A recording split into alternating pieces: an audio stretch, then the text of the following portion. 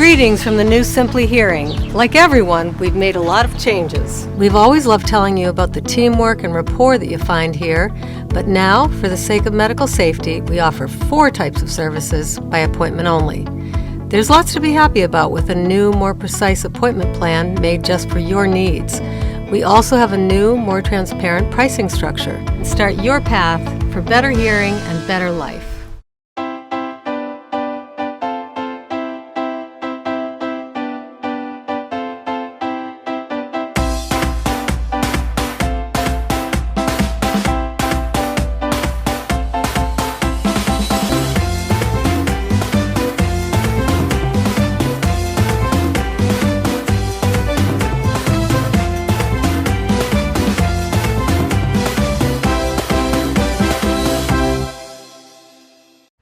Welcome to the Falmouth Chamber of Commerce.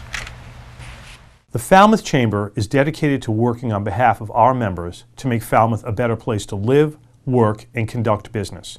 We are committed to developing the economic, cultural, educational, and civic interests of our community and welcome the support from all organizations to achieve our combined goals. Whether you call Falmouth home, are a summer resident, or a visitor, we hope you take advantage of all that the Chamber has to offer. Hi, I'm Bob from Crane Appliance. Since 1983, as a family-owned company, our goal has been simple: to give our neighbors of the Cape and Islands a great shopping experience. Rest easy knowing our professional team will listen to your needs and help you pick out the perfect appliances. We'll take care of everything throughout the sale, delivery, and installation process.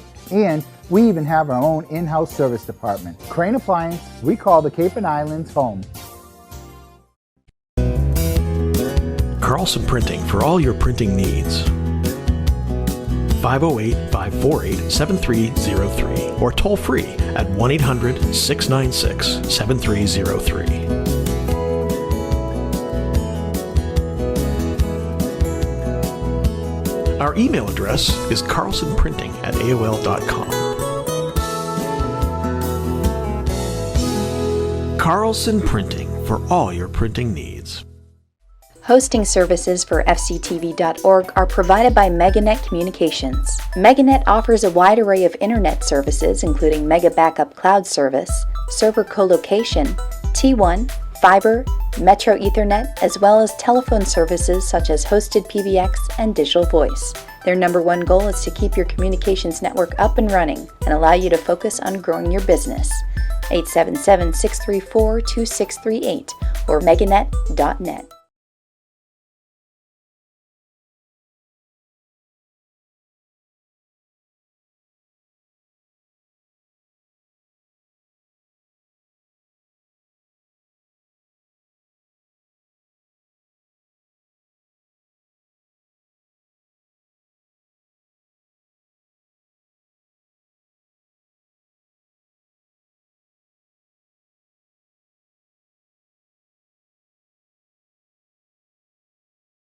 This meeting to order, October 26, 2021, Select Board meeting, and I'm going to declare that we're going to enter into executive session to discuss collective bargaining, the vote to affirm ratification of union contract renewals for DPW and AFSCME Unit B under Mass General Laws, Chapter 30A, Section 21, Article 3, related to collective bargaining. Second. And I declare to not enter into executive session would put the town in a untenable position due to negotiation of contract. Patterson, second. All those in favor? Aye. Taylor, aye. Brown, aye. Aye. Patterson, aye. Very good. I'll close the door.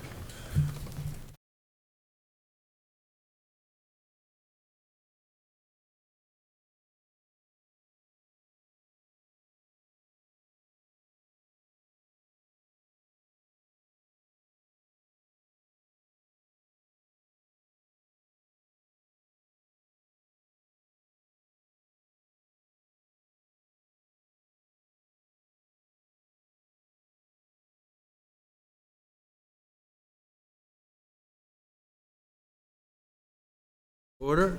Calling to order the October 26th Select Board meeting, the Falmouth Select Board. And I'd like to begin the meeting by Pledge of Allegiance. All join me.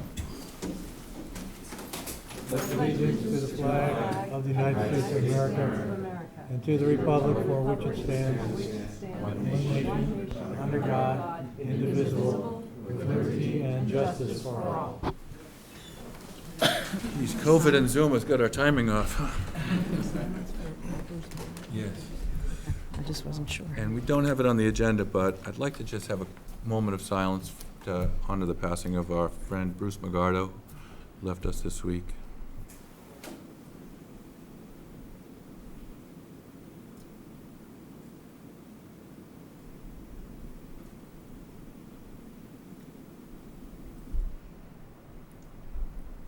Thank you all, appreciate it. Bruce worked for the town for 58 years and certainly going to be missed.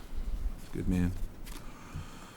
Next we have proclamations, an Eagle Scout proclamation for Samuel Thrasher. Mr. Patterson, would you like to do that? Well, we're going to split, I think. Okay, I'm going to read this one. Okay. So, whereas Samuel Thrasher of Boy Scout Troop 38 has successfully completed qualifications for the rank of Eagle Scout, a rigorous and demanding process that teaches patience, perseverance, teamwork, and requires strong goal setting. And whereas Samuel Thrasher met these challenges with aplomb and shall be recognized as an outstanding representative of his family, his troop, and his community. And whereas the Boy Scouts of America, long acknowledged for building fine citizens, calls for a special court of honor to award its highest symbol of achievement to those who complete this rank. And whereas Samuel Thrasher is now an Eagle Scout with all its rank and privilege.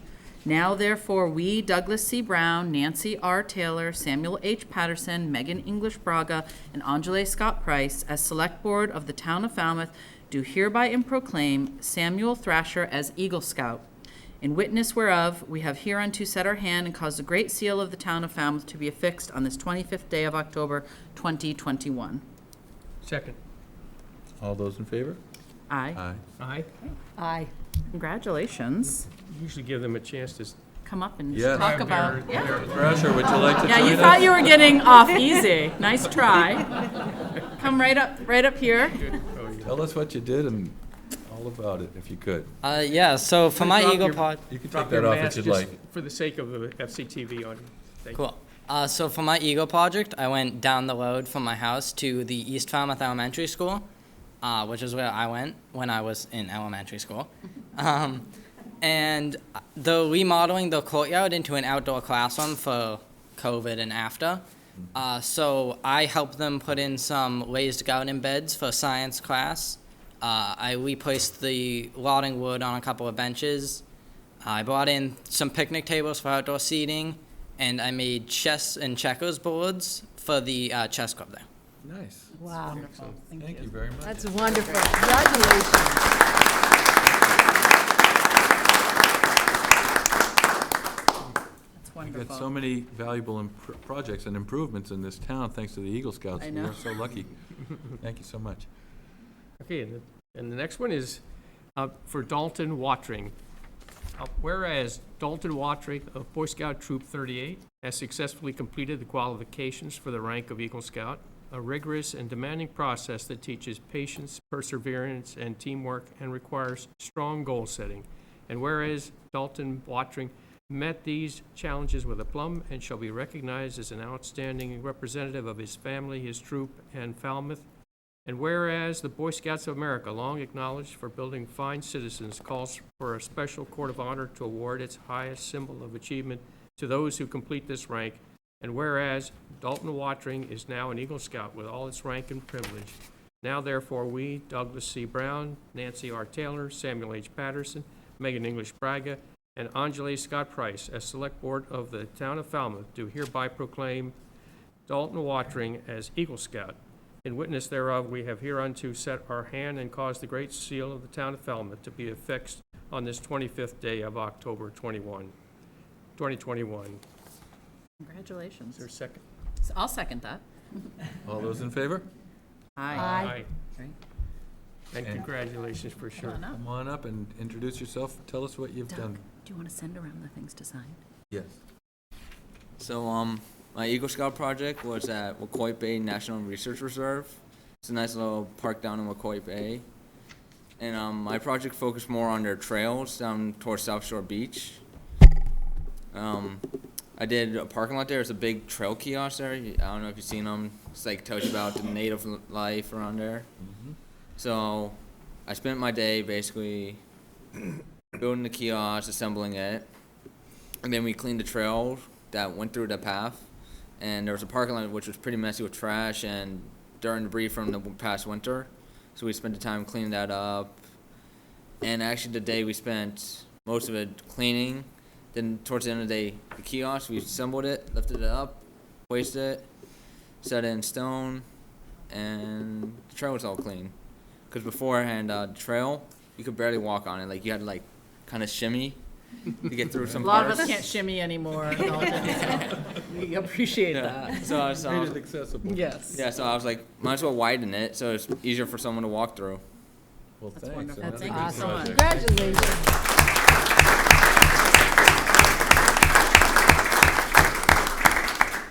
So the Falmouth Scouts extend beyond Falmouth. Yes. And we next have a proclamation for Native American Heritage Month. And if there's not a volunteer to read it, I can happily do that. Okay. Okay, that'd be great. And Select Board Member Angela Scott Price is ill this evening, but she's joining us at home. She's watching on her computer and commenting by phone, thanks to our relatively new adopted policy for remote participation with boards and committees. So go ahead, Angela. Thank you, Mr. Chair. Whereas Native Americans, including the Herring Pond Wampanoag Tribe, Mashpee Wampanoag Tribe, Aquina Wampanoag Tribe, have inhabited the land now known as the town of Falmouth, and many additional tribes such as Quistit have inhabited Cape Cod and the islands, the Commonwealth of Massachusetts, and the United States since time immemorial. And whereas American Indians, Alaska Natives, and Native Hawaiians are a special part of the tapestry of our nation's history. As keepers of a rich and ancient cultural heritage, Native Americans share with all of us the beauty of their art, the power of their songs, and the grace of their people. As individuals, they have distinguished themselves in virtually every field, from the arts to the sciences, from the world of sports to the world of commerce. And whereas November is recognized by the United States as Native American Heritage Month. And whereas we celebrate the culture and contributions of the first Americans to all areas of life, we also remember with sorrow the suffering they endure because of federal actions and policies that have long-term and often devastating consequences for Native Americans and their culture. Whereas while we cannot erase the tragedies of the past, we can create a future where all people share in America's great promise. The month is a time to celebrate rich and diverse cultures, traditions, and histories, and to acknowledge the important contributions of Native people. Heritage Month is also an opportune time to educate the general public about tribes, to raise a general awareness about the unique challenges Native people have faced both historically and in the present, and the ways in which tribal citizens have worked to conquer these challenges. Whereas the Wampanoag Nation once included what is now the town of Falmouth, along with all of the southeastern Massachusetts and eastern Rhode Island, and we honor those who are still here and the sacrifices of those who are not. Whereas while many communities no longer have the connection to their land's Native people, Falmouth is fortunate to have the Herring Pond Wampanoag Tribe, Mashpee Wampanoag Tribe, and Aquina Wampanoag Tribe still present to enrich Falmouth's diverse culture, invigorate our community, and strengthen our economy. Now, therefore, the Falmouth Select Board does hereby proclaim November as Native American Heritage Month, and we call on all residents of the town of Falmouth to observe this month with appropriate programs, ceremonies, and activities. Second. Thank you. All those in favor? Aye. Aye. Aye. Scott Price, aye. Excellent. Thank you. Thank you very much. That was well done. And so that's the end of our proclamations for today. And next we have recognition. And Miss English Braga has something. I just wanted to, I know we had a moment of silence for Bruce, and I just wanted to recognize Bruce, and right before he passed, the Friday before he passed, I was able to spend some time with him, and I just, I felt this was such a Bruce thing to say. We were just sort of talking about life in general, and he said he never really apologized for anything he did because he always had a good reason for it. And I just thought about that, and what he meant was not that he always thought that he was right, but that he had thought really long and hard about something before he made a decision. And, you know, I think it was very telling of the level of commitment that he had to our community. And there was such a great outpouring, and I just wanted to thank everyone who sent messages to him. So many folks sent messages through Facebook and on other platforms, and it really was something that was very meaningful to him and to his daughter. And I hope that we recognize just that level of service and how lucky we are that someone wanted to give that many years to our community. And really, even until the very end, he was obviously incredibly ill this summer. And it was so meaningful for him to be able to stay in that position. So I also just want to extend thanks to management and staff, because I know that that meant a lot to him. And Maggie certainly was a great partner with him this summer. And it was, the last couple of years, of course, were really challenging, even if you were in the best of health. And for somebody who was struggling, it was especially challenging. And I think everyone just stepped up to make that experience as good as it could be for him. So just grateful to everyone in the community, and hope that we just think about that legacy that he's passed on for us. Certainly. Bruce certainly was a very thoughtful and careful speaker and did think carefully before he spoke, and something I should take a lesson from. So now we have recognition for Betsy Gladfelter. I think at least three of us attended the dedication of the Kuna River Restoration Project this afternoon. And Doug spoke there very nicely and talked about his own childhood experience on that river and how much of a difference it had, how much it had changed over the years, and then how this was really moving it back to what it was. I won't say how many years ago, but back in the 50s. So it's a remarkable project. I know, as being a town meeting member for a long time, it went through lots of political discussions and controversies to turn it back into a conservation effort. But Betsy Gladfelter has shepherded that project over the last 15 years, soliciting grant money at the state and federal level, and here in the community through the Community Preservation Act money received in our Community Preservation Committee. And it's a remarkable outcome. And I would just invite all of you to drop by there. Now they've completed this walkway. They'll take you out literally to give you a perch view of the valley. And there are kiosks along the front of it that give you some history both of the Native Americans and the European settlement, and then the evolving rewilding, if you will, of this river. It's an impressive place, and Betsy gets just a world of thanks from all of us for her efforts in making this happen. It's pretty impressive. And believe me, she hasn't stopped, because there's more valley upriver of this project, and she's already well on her way to trying to figure out how to make improvements up there as well. So huge effort to help us basically restore the natural balance of that river after we've perturbed it in so many ways and degraded its quality. And it's beautiful, so I hope people take advantage of it. It's a beautiful place to go. It is, and it's teeming with wildlife. And as usual at these ceremonies, Betsy spends the time thanking and congratulating everyone else when she did more work than anybody in that project. Incredible amount of grants and resources that she's brought in. And and she promised us that if we did the project, she would find funding, and she found almost, I think it was a little more than $3 million to fund all that work in there, so pretty incredible. Okay, next we have up announcements. I have two announcements. One is that tomorrow night the Planning Board will be taking up the discussion of the recodification of the zoning bylaw. So if anyone's interested in, commenting on that, tomorrow night's a good opportunity for that. And tonight we were going to have a presentation by the Solid Waste Advisory Committee, but for two reasons they've deferred to a further meeting. One is because this meeting is pretty packed. It's a big agenda, so thankfully Alan was thoughtful enough to offer that. And second is it's also timely that next Monday night the Board of Health is going to be considering recycling regulations and taking public comment on that. We're going to have to do a lot better with recycling, and I think they're going to put some regulations in place that are going to give us some guidance regarding that. So if you want to hear about that, Monday night at the Board of Health meeting, I believe, do they meet in this room? You meet downstairs, Downstairs. still the fence room. Okay, thank you. And other announcements from the board? I don't have any. Mr. Johnson-Stott?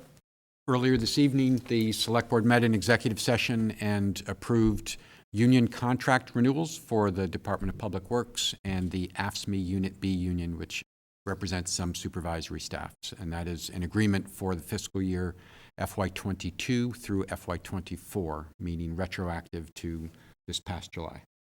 And recognition for staff for taking the initiative to do a study of our pay compared to other towns to find out if we were competitive. Realizing we were maybe a little behind, they made a nice offer to try to get back on track, and our employees, I think, will appreciate that. I certainly do. Thank you for that. And other announcements? No other announcements? Okay. Public comment. Is there anyone here that has public comment that's not related to agenda items that we have here tonight? Because if it's on the agenda, we'll accept the comment during that period. Okay. Seeing none, and let's see. Oh, we have one. Oh, certainly, go ahead. The West Falmouth Fire Station, we're talking about that later on? Yes, ma'am, we will. Thank you. Okay. I don't think I had any emailed requests for... I didn't. No, for public comment? Yeah, I don't I think didn't so. either, no.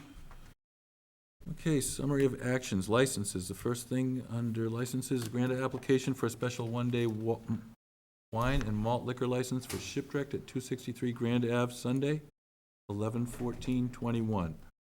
And before we begin, I would just, is it appropriate to comment that we had comments today regarding the operation? I think it is, Mr. Chairman. Thank you, Mr. Suso.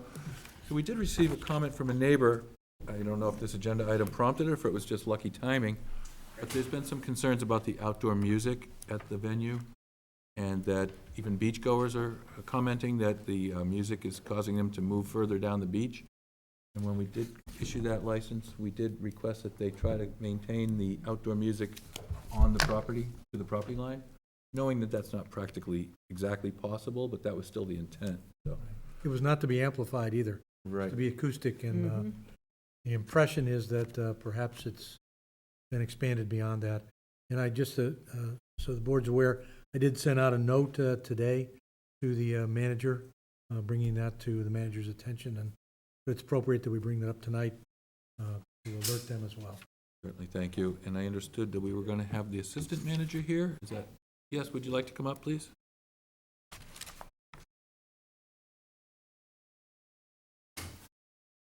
Hi. How are I you? hope we didn't surprise you too much with that. I don't imagine No, you... that's okay. I was not aware, but it will definitely be addressed, and we are preparing. Just state your name, Oh, please. Jennifer Murphy. And you're the assistant manager. I'm the assistant manager. Thank you. There. Yep, absolutely. So that will absolutely be addressed, and nothing that I'm aware of is planned for that day so far for the licensure for the back parking lot of the area. And I don't think we received any negative comments on the actual event or from any of butters or neighbors regarding the event. So I don't think we have a particular problem with the event, just General. lucky timing to give you the notice about the Absolutely. Thank you. noise. Thanks. Okay, is there any questions about the event? No, I would move approval. I'll second that. Any other thoughts or comments? Mrs. Scott Price? No, thank you. Okay. Then I would entertain a motion to approve if there is one. You just did. Oh, you I did? Yep, Excuse we me. have a second. You just need to vote. Did you second? Yes. Okay. And then all in favor? Do we need Aye. roll call, or can we Do we, just do aye? I don't think we need a roll Do call we need roll anymore. call No. when we have somebody No, on? not when you're in person. Good. You may I didn't clarify. know if it- But is Good it question. because we have remote, do we need it? The new Just policy. thinking about that policy, and Does it say Let's we just do it. Frank is nodding his head. I think we do need a roll call vote. Is that correct, Frank? I thought so. Okay, very well. Please do. So, Ms. Scott Price? Okay, Taylor, aye. Patterson, aye. English Braga, aye. and Brown, aye. Thank you for coming in. Thank you so much. Appreciate it. Thank you. And next we have administrative orders. Approved grant of license to Adele F. McDermott, trustee of the Adele F. McDermott Revocable Trust, to place, erect, and maintain a fence to be located within the layout of a public way known as 30 Harrington Street. We had the map and the approval. I don't I don't know if we asked Mrs. McDermott to be here, but I think she needs to be. Yes, welcome. Thank you. If there's any questions, we'll let you know, but we saw the map. I believe it's an existing fence, right? Any questions or concerns from the board? No. Is there a motion to approve? I would so move. Patterson, second. All those in favor, Ms. Scott Price? Taylor, aye. Patterson, aye. English Braga, aye. And Brown, aye. Thank you for coming. Thank you. I think you skipped that one. Oh, did I? No? Mm-mm. Oh. No, he's on the next. He's on B. He's good. Okay, next is B, naming request to consider naming the new senior center the John V. Mignani Senior Center, and that the old senior center building named after John DeMello retain its name. Mr. Chair, I need to recuse myself from this conversation. Okay, thank you, Ms. Taylor. And is there comments from the board? I'm going to wait till Miss Taylor leaves to really talk about that John Mignani. No, I think it's a wonderful idea. I think we are all familiar with how much Mr. Mignani meant, really to the community, particularly around this issue, the senior center and programming. So I think it is. It's always tricky when we name places, and then we move a building and you sort of aren't sure what the right, protocol is. But I think this is really fitting and appropriate, and I would certainly be in favor of it. Okay. And as some folks must know, not everybody, we have a policy for naming a building where if it's proposed this year, we take the recommendation under advisement. If the board votes to endorse the idea, there's a whole year that we wait while the public can comment or any issues may arise that may conflict the naming. And then 1 year from the date of initial proposal, we take it up again and finalize it if there's no significant objection. Is that the same? Because I've actually not been involved in the naming of a building. So is that the same? Because I know that's our policy for like special plaques and things like that. Is that, we have that policy for the buildings as well? Yes, I believe that's how it evolved. Okay, great. Yeah, just to clarify, Mr. Chairman, at the end of the 12 months, then there's a subcommittee of 2 selectmen that further deal with that and solicit public input, et cetera. That's right. We and come back to the investigate board. to see if there's been any So at the end of concerns. 12 months, there is a process following that takes a bit longer as well. Right, thank you for that. Uh-huh. So is a motion required at this time, or is this just an announcement? I think just an announcement, just acknowledging that request. And starting the made, time tolling. And the clock would start. Okay. And I'll second Megan's sort of announcement, I guess, of this process. And we'll acknowledge it, and then this is sort of like a public hearing for it, I guess, even though it's not posted as a hearing. Okay. It's a notification that we're considering naming it, okay? Yep. Right. Very well. All right, then we won't vote it, we'll just put it on the docket, and 1 year from now, we'll take it up again and investigate whether or not there's been any concerns about it. And then the same thing with the John DeMello building, which is now going to become a veteran center, but it was the old senior center. And I would agree with that suggestion that we consider continuing that name. I don't know if there's the same amount of waiting required, because it's already named for that. It's already named, so I'm presuming that would be status quo. Okay, and we don't need to vote it because we're not voting a change. Right. Okay, it's just something that's noted. All right, next is, Michael, could you tell Dr. Taylor that we're finished in here with that item? She's probably around the corner.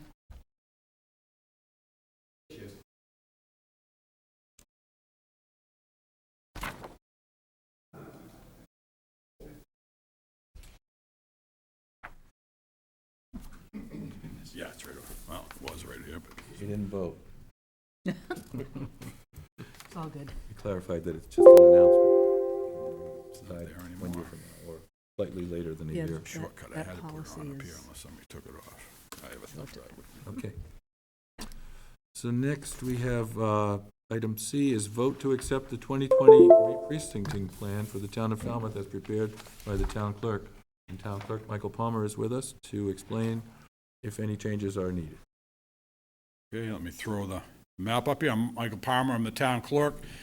every 10 years, the U.S. Census is completed, and it involves the vote of the Board of Selectmen to accept the layouts of the, I don't know what I'm doing here. Accept the layouts of the precincts. So actually, in this case, although the population in Falmouth went up by about 1,000 residents, and this map is based on residents, not on voters, all the precincts, and there are some variables that are involved. No precinct can be more than 4,000, and the difference between precincts can be no more than 5% plus or minus the total. So in our case, all the precincts are remaining the same. The initial figures that came out had every single precinct changing. I was very concerned about that, but when the final numbers came through, the precinct lines remained exactly the same. So this is the plan put out by the Secretary of the Commonwealth's office, and in Falmouth, it's the exact same precinct boundaries as there were in 2010, so there wouldn't be any changes to that. So I just need your vote, or I can certainly answer any questions on how they came about this. But I just need your vote to accept this re-precincting plan from the Secretary of the Commonwealth. Okay, other questions from the board? I just have one. We had previously thought that all the town meeting members would have to get re-elected. Is that no longer the case? When you have a change, then precinct members, any precincts that were affected would have to rerun, because somebody could be dropped from one precinct, added to another precinct, so everyone would have to run. Because these boundaries are remaining exactly the same. We don't need to do that. We don't need to do that. Okay, very good. Thank you. The only other thing that is happening here, and just a little update on this, is the legislature came out with their own plan, because they're really pushing up against the wall of residency requirement for the November 2022 elections. So they are really concerned about having something in place, so if somebody was in a particular district, not a precinct, they would be a resident of that district, so they could run for office next November. So it's kind of a hybrid model of they used the 2010 precinct lines plus the census blocks information, and they came up with redistricting throughout the state. Now, originally, when I thought we were going to change, that could have a big impact if they did that first before we set the precinct lines, is that we could have split a precinct in half. And this because our precincts aren't changing, that won't happen in Falmouth. But there are towns throughout the state where they're going to have a precinct 1A and a precinct 1B. So the confusion comes if when somebody goes to vote in precinct 1, you have to give them a ballot for A or a ballot for B. It's confusing, but it is happening. Right. In our case, none of our precinct lines changed, so we're not going to have that. The only thing in their plan that has changed is that I believe the islands picked up a significant amount of population. Mm-hmm. So Dylan Fernandez had to lose some population from his district, right. And David Vieira slid and picked up some. So I believe in their plan, I'm not sure if they voted to finalize it. Some parts of North Falmouth. Well, he picked up all of precinct 5, so Dylan would lose 5 and David picked up 5. So that's the only really difference between our plan of precincting and their redistricting plan. Well, thank you for explaining that. Appreciate it. Is there a motion to accept this proposed districting as remaining as is? So moved. Second. All those in favor by roll call? Taylor, aye. Patterson, aye. English Braga, aye. And Brown, aye. Thank you, Mr. Okay, Palmer. thank you very much. Did you need to explain it? Remotely? Well, I did that earlier. Excuse me, I missed it. And so now, retroactive authorization to apply for a state community compact IT grant to assist in funding the proposed fire station alerting system. I'm certainly in favor of retroactive grants. I know how quickly they have to be filed. Yes. May I just ask if we were able to have the grant, does the Finance Committee still have their grant subcommittee, Mr. Sousa? They do have the subcommittee. I was not able to consult with them. They've concluded their meeting process for an upcoming town meeting. Okay. And the retroactive nature of this made it, unfortunately, a little awkward, but I can certainly alert them if it's agreeable to the board, that we're proceeding. This is a, just as a reminder, this is a project in the board's existing capital plan, so this is an adopted capital plan project for which $425,000 in total funding would be diminished if we're fortunate enough to get the grant amount, and it's not a new concept. Great, thank you. And I can see that it doesn't have a matching component, so that's usually what the finance committee is making sure it's not the free puppy scenario, so, great, thank you. I know that town manager is very careful in not taking grants that cause problems later, so thank you for guarding that. Certainly. I would move approval if there aren't any other questions for the retroactive authorization. Taylor, second. All right, all those in favor? English Braga, aye. Patterson, aye. Taylor, aye. And Brown, aye. Thank you for Thank you. that. And next we have vote to approve a water main extension agreement and a wastewater main extension agreement for the Kendall Lane Chapter 40B project off Worcester Court. Have some information in our packet. Is there anyone here to represent this project? Town Council Frank Duffy developed these two agreements, and he's with us, and I assume would be available to comment, make a few comments to the board, and answer questions. All right. Are there questions from the board? No, I'll just mention, this is a project that's really been on the docket, so to speak, for probably at least 5, if not 6 years. It's been through the Conservation Commission and through the ZBA, so there's a long history behind it. And it's been held up because of Concerns. suits by local property owners, and now has gotten past all of those appeals and is available to actually start development. And it is in the sewer planning area, so it is eligible to be considered. Whether or not we feel it's a priority and needs to have the sewer line extension, it'd be up to us at our discretion, but I am personally in favor of it, because I think if it's in the sewer planning area, it should be connected. Well, I think Helmus Circle, before this project was proposed, was included in that Little Pond Sewer Service area. However, the density has increased with this particular development. So we'll probably have to take a look at that, but I quite agree with you. All the more reason to include it. Right. It's amount setting up above the White Cedar Swamp that we're concerned about. Any other comments or concerns or questions from the board? No, I think it looks like I would move to approve it.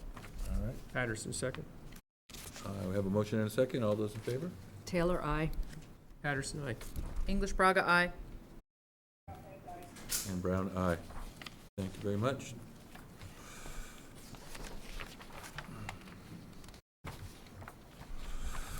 Next, we have recurring events, special events, Jingle Jog 5K, Falmouth Chamber of Commerce, start and finish on Main Street, Saturday, December 4th, 2021, 2 p.m. to 4 p.m. I'd move approval. Patterson, second. Mr. Chair? Yes. I want to make a note, real quick. It says under known prior events on this date and weekend, it says none. I just want to make note that St. Barnabas has their Christmas fair on that day from 9 to 2. So Okay. it should end around the time that this event begins, and just to make sure that St. Barnabas' driveway will be free for patrons to exit. All right. Thank you very much for that. That's a good point. We do need to be a little more careful with the scheduling of these events and make sure they don't conflict. Can everyone in the audience hear Select Person Scott Price? Okay, thank you. Well, any other questions or concerns? Mr. Suso, can you clarify that? Would you touch base with St. Yeah, I'll Barnabas? certainly confirm that. I just want to indicate that both of those events have traditionally been held every year. Yes. So this is not the first year that the two have been on that same date, and but it is an excellent point. We want to make certain that they don't overlap in any way, and Or just that they're advised that both are happening? absolutely. Okay. Thank you very much. So then, do we want to vote that event? I don't think we voted. I moved to approve it. All those in favor? Taylor, aye. Patterson, aye. English Braga, aye. Scott Price, aye. And Brown, aye. Thank you. Next, we have Falmouth Village Stroll, Falmouth Chamber of Commerce, closure of Main Street between Post Office and Shore Street Extension from 1 p.m. to 10 p.m. Saturday, December 4th, 2021. I would move approval. This has traditionally been, the last few years that they've done it, a great event, and, in general, especially with the space, it's a pretty safe way for folks to kind of be out visiting the shops, and they have other activities, and, having the whole street, it's just safer for children, for families, and also with COVID, safer for folks to kind of spread out. Patterson, second. All those in favor? Taylor, aye. Patterson, aye. English Braga, aye. And Brown, aye. Thank you. And the next, we have the 58th Annual Christmas Parade, Falmouth Chamber of Commerce, Main Street, from Dillingham Ave to Village Green, Sunday, December 5th, 2021, 12 noon. And then the rain date is Sunday, 12/12/21, and also 12 noon. And it's been working out well, staging on Dillingham Ave. I think it's less of a hassle than it was walking up from the mall, so I like the way it's going, and I'm willing to accept a motion to approve if there is one. I move approval, and boy, it feels like we're getting back to normal. Yeah. Taylor, second. All right, all those in favor? Taylor, aye. Patterson, aye. English Braga, aye. And Brown, aye. Thank you. And Michael Kasparian sends his regrets that he had another engagement this evening. He couldn't be here to Well, he has the endorse most these. beautiful handwriting Yes. that I've ever seen, so he should just have things approved on the fact that it's almost looks like it's been printed from a computer. No, that's. Oh, he's handwritten. His handwritten. It's scary, actually. Okay, well, now we have a new recommended event. It's called Women Run Cape Cod 5K, Falmouth Running Club, and the start and finish is at Town Hall Square on Sunday, May 8th, 2022, at 7 a.m. to 10 a.m. So I don't think there'll be any conflicts. They're planning ahead. That's pretty good. I move to approve the Women Run Cape Cod 5K for the Falmouth Running Club on Sunday, May 8th, 2022, at 7 a.m. to 10 a.m. Is there a second? Second. All those in favor? Taylor, aye. Patterson, aye. English Braga, aye. And Brown, aye. Thank you. Mr. Chair, before we move on, I just want to ask the board a question or put out a thought. If you read the Enterprise on October 15th, there was a comment in there by Dr. Peter Clark, and he was basically speaking to some recommendations from the Charter Commission. And so in developing an agenda, which is obviously the responsibility of the board and the power of the chair, I'm just asking that when we are creating an agenda, that we can think about what state statute or town bylaw puts this particular issue on the agenda. I think moving forward, I'd really like to think about how we can use these meetings really effectively and really get into the heart of some of our priorities. We only meet once every other week, and I'm just wondering if we could tighten up that agenda so that we had time to really delve into our priorities. We'll put an agenda item on to address the concern of, taking up that. I think that would be great. Streamlining. If we could do that, I think that would be great. And also added into that, taking some of the suggestions that Dr. Clark made, which I read them and I thought they were really good. And the other piece, thinking about whether we can have a commission that also would hear liquor licenses. Other towns do that, and I think we'd have to be guided by Attorney Duffy through that process. But I'm just wondering if we could use the meetings more effectively and put some of the ideas from the Charter Commission into place. So we might want two agenda items, one dealing with the liquor license issue and one dealing with special events. Or one just bringing into focus the recommendations that came out of that committee's work. I think spending some time talking about that would be really important and perhaps give us more opportunity to talk about policy and some things that might help us move things forward. And I think that was their intent when they sent the recommendation. Agreed. Thank you. Okay, next we have a shade tree hearing. Want me to read the notice? Yes, please. Notice of a public hearing, removal of public shade trees, Town of Falmouth, Department of Public Works. In accordance with Massachusetts General Laws, Chapter 87, a public hearing will be held on Monday, October 25th, 7:30 PM in the Selectman's Office at 59 Town Hall Square, Falmouth, Mass. To consider the removal of the following public trees. Locations: 187 Main Street, removal of 2, I'm not going to get this right, Acer platanoids, or Norway maples. Reason, entrance for new development. And number 2, 89 Mira Vista Avenue, removal of 2 Quercus alba, white oaks, 1 Quercus velutina, black oak. Reason, sightline restrictions from driveway. The trees identified above have been posted for public inspection. Any objections to their removal must be submitted in writing to the tree warden prior to or during the hearing. And then it gives a mailing address. And I don't know what date it was published, but that would have been a notice that was published in the Enterprise.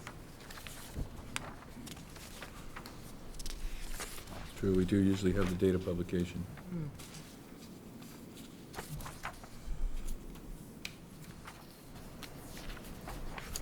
Welcome, Mr. Pearson. Jeremiah Pearson is the tree warden. Good evening, Or Jeremiah Pearson, superintendent. tree warden for Town of Falmouth. So the first 2 trees were 2 Norway maples at 187 Central Ave. This area is going to be developed, so the developer wanted to know if they could remove the 2 trees to pretty much make an entrance into the development. Both trees are in poor health. They're Norway maples, they're invasive, and they probably in the near future will pose a risk to failure. And so the developer will replace the trees with Yes, more suitable? as soon as they're removed, once everything's done, I have asked the developer to plant 2 trees as a setback planting, Okay. and I will make sure that they're planted correctly and the right species will be planted. Thank you. And another question? Yes, I'm not trying to be difficult, I just want to clarify. The notice I read says 187 Main Street, but this says 187 Central Ave. Really? Yes. That's, So I just want to make sure that we No, dot our i's and cross our t's. it's definitely Central Ave. Okay. It's not Main Street. So I just want to make sure that, So the notice to the paper said Main Street. yes, that's what I Yeah. think. So I think maybe town council is here, but my guess is that we probably have to renotice it Yeah, for that I particular. did not realize that. Well, you've had a lot of you did have the Yes. ones on Main Street that we still haven't been able to take down yet, so. Right. I have Main Street on the mind. Yes. So. So, Mr. Suso, could we correct that Certainly. so that we can do the 187 Central Avenue? And renotice it? Yep, that's All right. fine. That's all right. It's right on this page. Yeah. It's the notice, you Yeah, cut yeah. and paste and you, That's important, so I guess we better yeah. back. But we can do the Mira Vista Avenue, Okay, right? That's the right? Yep, That's right. that is the correct address. Once again, I apologize No. for that. that's okay. Lot going on. So, Oh, wait a oh, minute. you're gonna read the, No, I read it. Nope, you're good. so there's 3 trees situated on 89 Mara Vista Ave. There are 3 oak trees. They pose some pretty serious issues to the homeowner. There's no line of sight. I actually have a picture here, just to put it in perspective. Generally, I don't remove trees for line of sight, because everyone can complain of a line of sight issue exiting their driveway. But I visited this property several times, and the resident of 89, it's right by that radius getting right onto Mara Vista Ave, and you have no line of sight backing out. So the homeowner's here, actually, Mr. Larson, and he has agreed if we were able to remove these, that he would donate 3 trees to T-Ticket School. Oh, nice idea. Yeah. Great. Would you like to speak? You'll have to please come up to the thing and identify yourself, sir.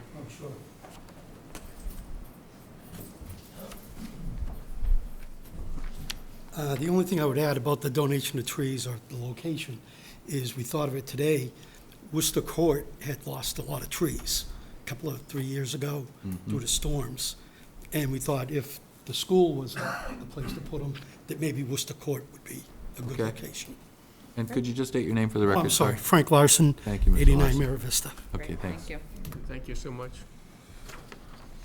Yes, thank you for your generous offer to donate some trees. And so can we just include the motion as being at the discretion of the tree warden? Yes. And so I would entertain a motion to accept I think we the just need to recommendation. Ask for, since it's a public Oh, hearing. I public think we hearing, should yes. see anyone in Any favor or any against. comment from the public? In favor or against? I would Seeing none. move that we close the hearing. Second? All those in favor of closing the hearing? Taylor, aye. Patterson, aye. English Braga, aye. And Brown, aye. And I would move approval Second. of the tree removal at 89 Mara Vista Avenue. Okay. And all those in favor? Taylor, aye. Patterson, aye. English Braga, aye. And Brown, aye. Great. Thank you, Mr. Thank you. Pearson.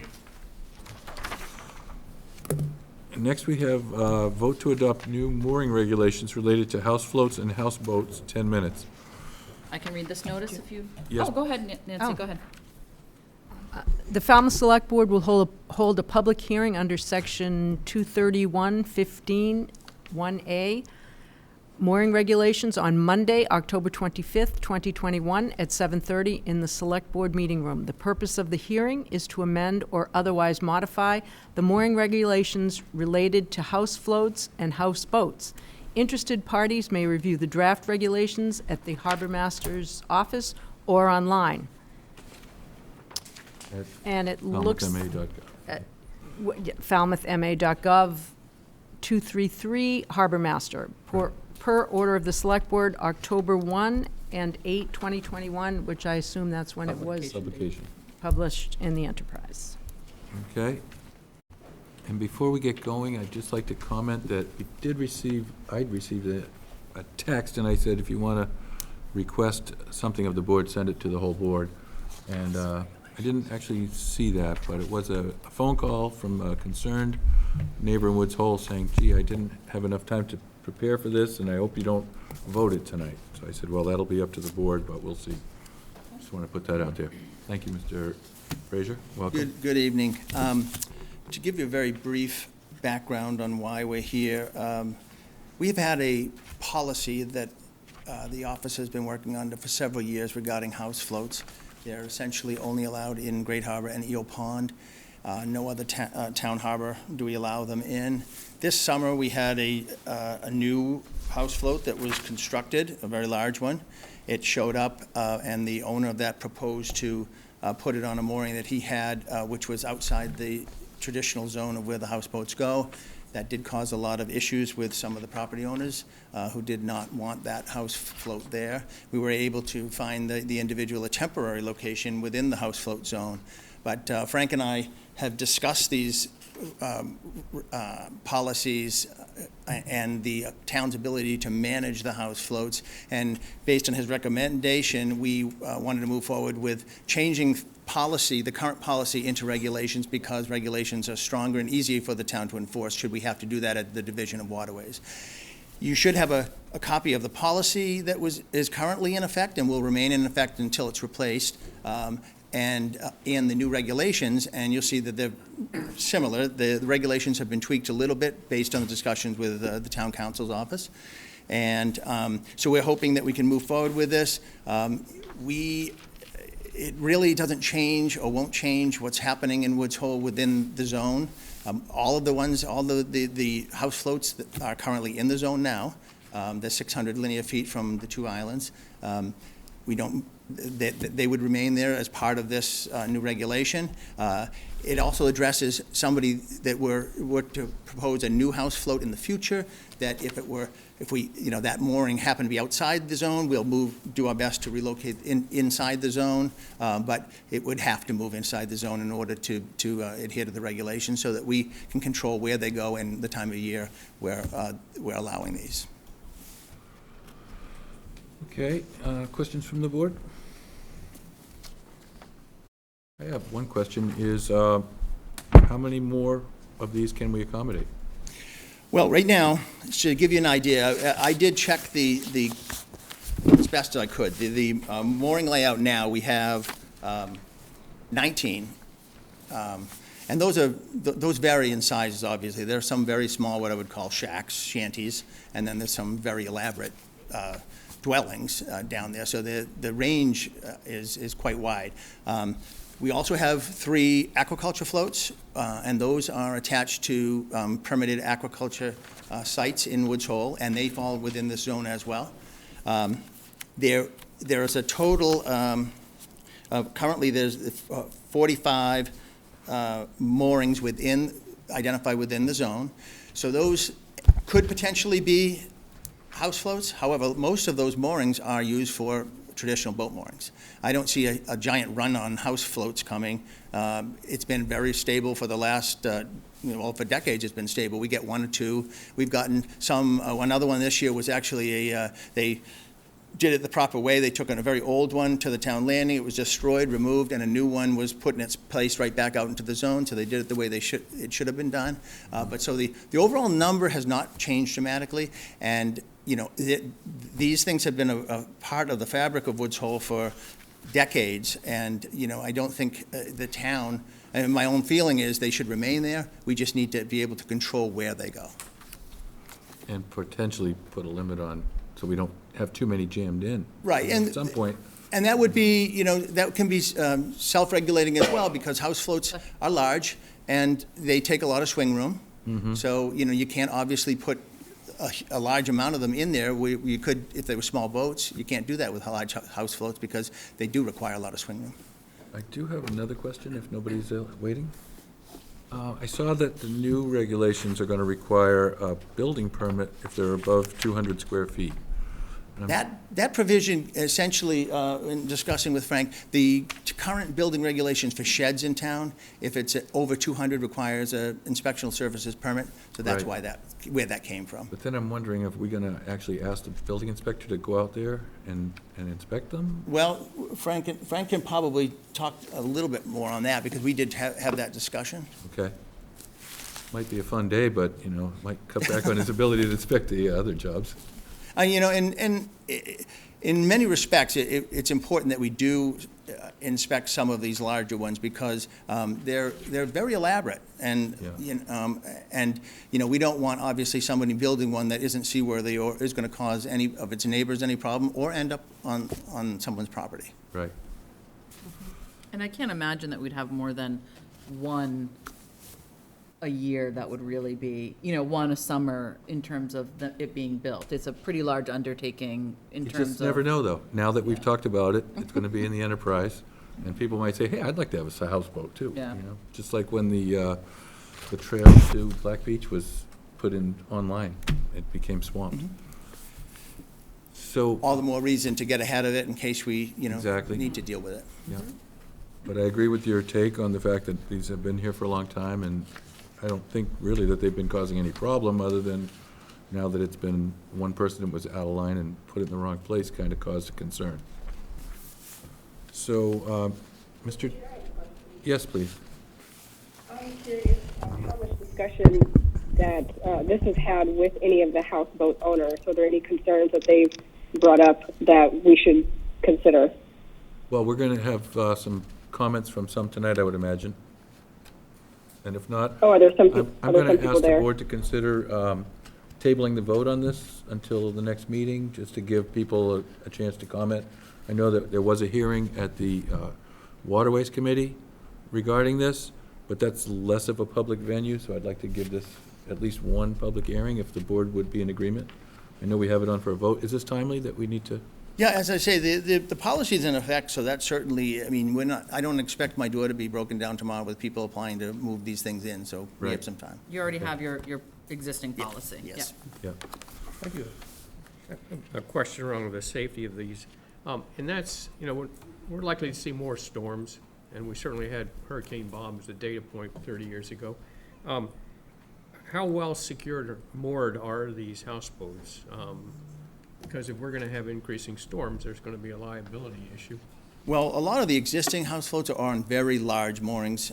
Those are old, leftover concrete blocks, so substantial anchor systems. We did address that in the new regulations for any new one, to bump that up to 3 times the vessel size for that very reason. These structures have a lot of windage, and are affected by storms. Now, fortunately, the people that have these are very careful with them, and in the past, if we're really going to get a storm and they have time to, a lot of them will actually move if they're going to be exposed into Great Harbor, into Eel Pond for protection purposes. Right.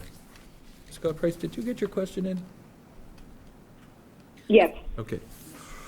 thank you. And then the other question that was raised over email, we had quite a few email comments, and one of them I thought was good was, will there be insurance required? Yes, we're proposing that the last section is $100,000 of general liability and environmental protection. Okay. In case of oil spill or whatever. Any kind of pollutant, yes. Right. Could I ask a question? Does that pertain to the floats that are just, is it for all of it? It would be for... Because I know there's a big difference, and I see how you noted it, in your mooring list. Like, some are just sort of a flat float, right, that people kind of go out, Right, it would not be sunbathe on. for that kind of float. It would be for a dwelling. Okay. Right, for new. Anyone that wants to put one in is going to have provide the insurance coverage. And then, as far as existing floats, will they be subject to inspection, or is that also for new? It's for new. Okay. And the reason we didn't include those is because right now, even in the regular boat mooring regulations, insurance is not required. Okay. Okay, well, at least going forward, we'll have a tighter policy. So is the board in agreement that we leave this open for a couple of weeks and come back to sift through the public comments that we received? Sure. I would just suggest that if Yeah. we do have some folks here tonight, maybe we just hear from Oh, absolutely. anyone tonight, but I would agree that I don't think it sounds like it needs to be voted tonight. I agree, it would be nice to leave it open. And I think we're at that point. Is there anyone here from the public that would like to comment this evening? Come on up, sir.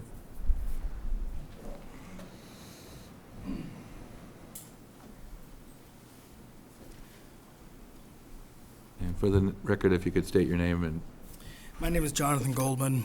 I live at 12 Sydney Street, Woods Hole.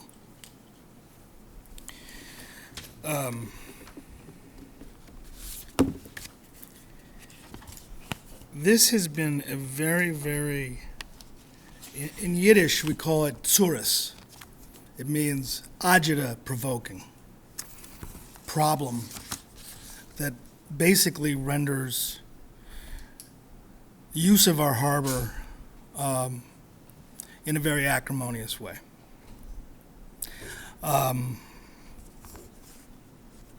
As far as I know, I'm the person who you're talking about who built the new one this year, so I can answer any of your questions specific to the process, the outcome, and future. I tried with my builder.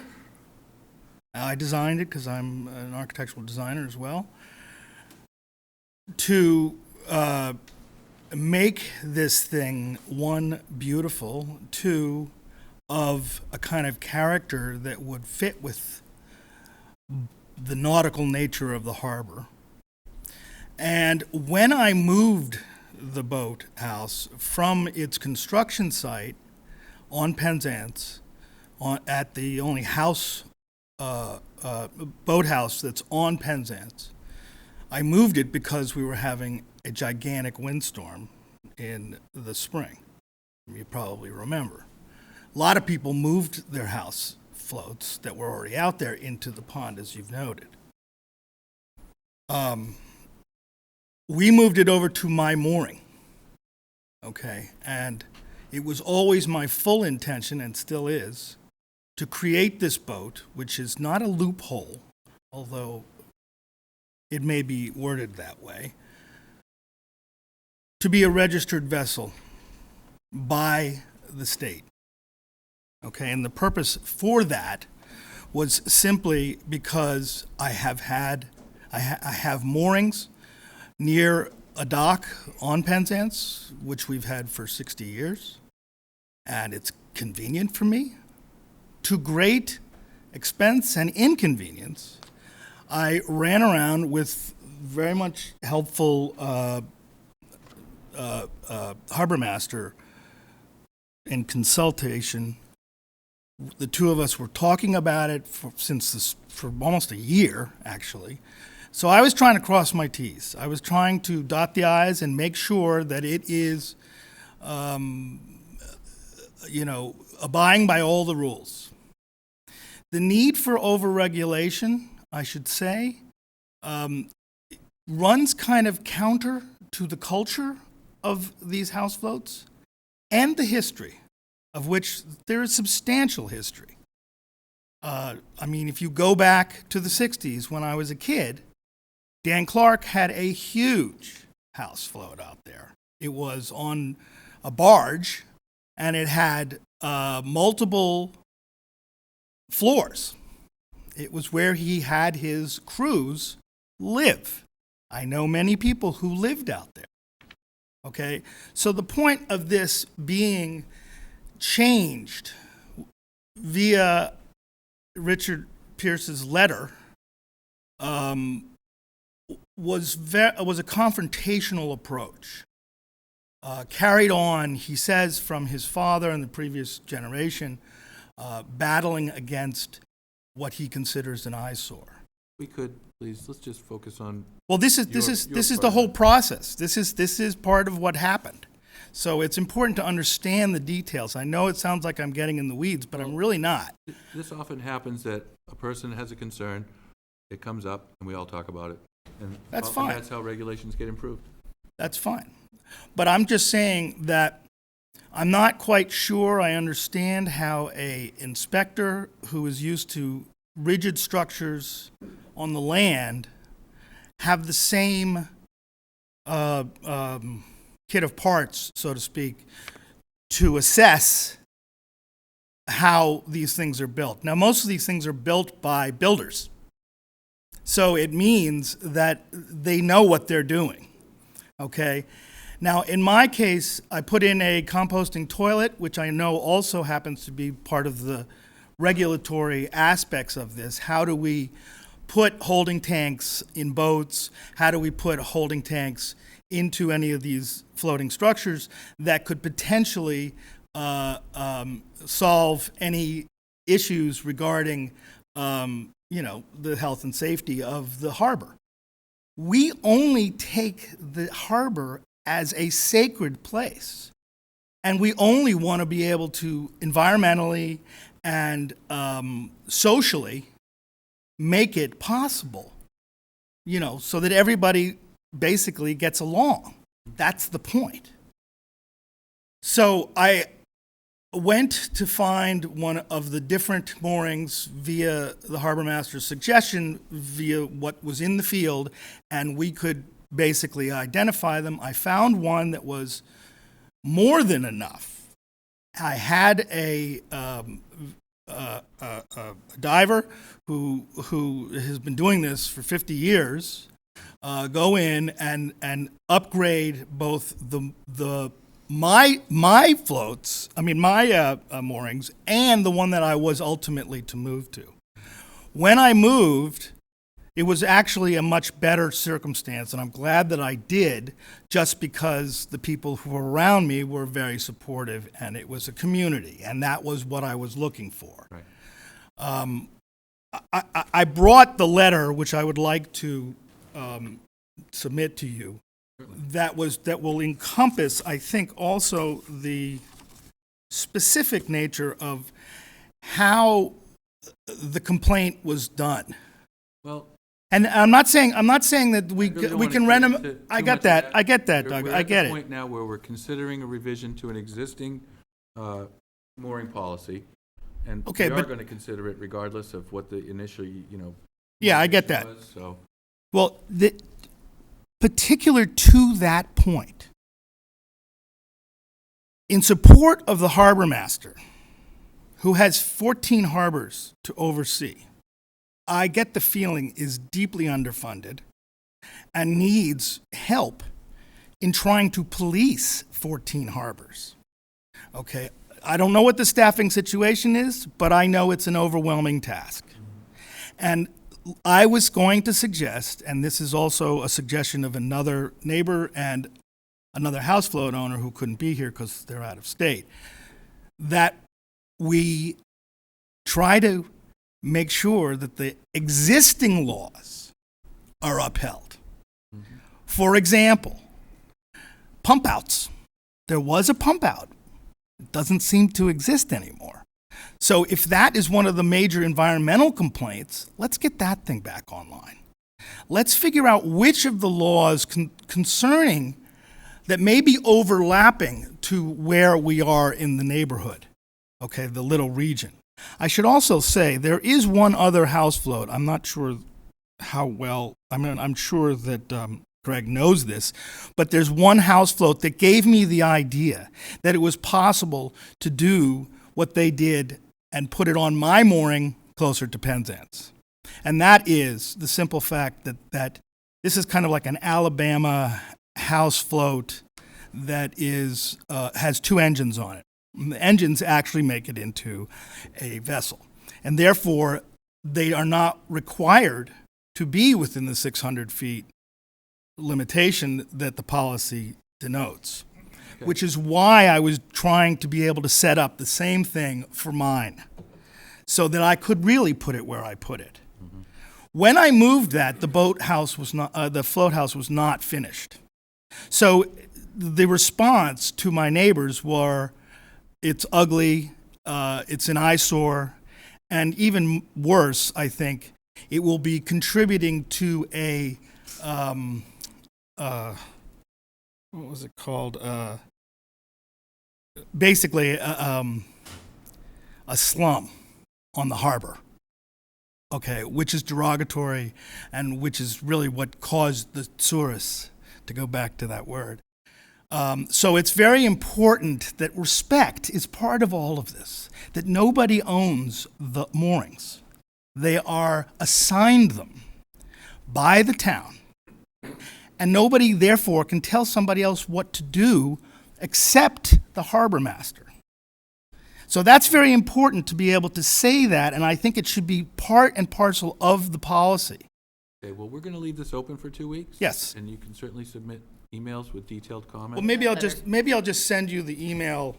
Either way, it will That become way. part of the, Either way, it'll be we can part of take it, it'll become part of it, and you're Right, welcome but this to- is actually I hastily printed this out. You can but- always send us yeah. a new one, whatever you prefer. I'll take it, thank you. If you change it, you can certainly And update if it. you want to supplement that with an email to clarify, that's fine. I think it's pretty damn clear. Okay. I think that's it. I have only gotten hundreds of drive-bys, incredibly congratulatory, and people really like it. Okay. So it's a very at least the people who are using the harbor.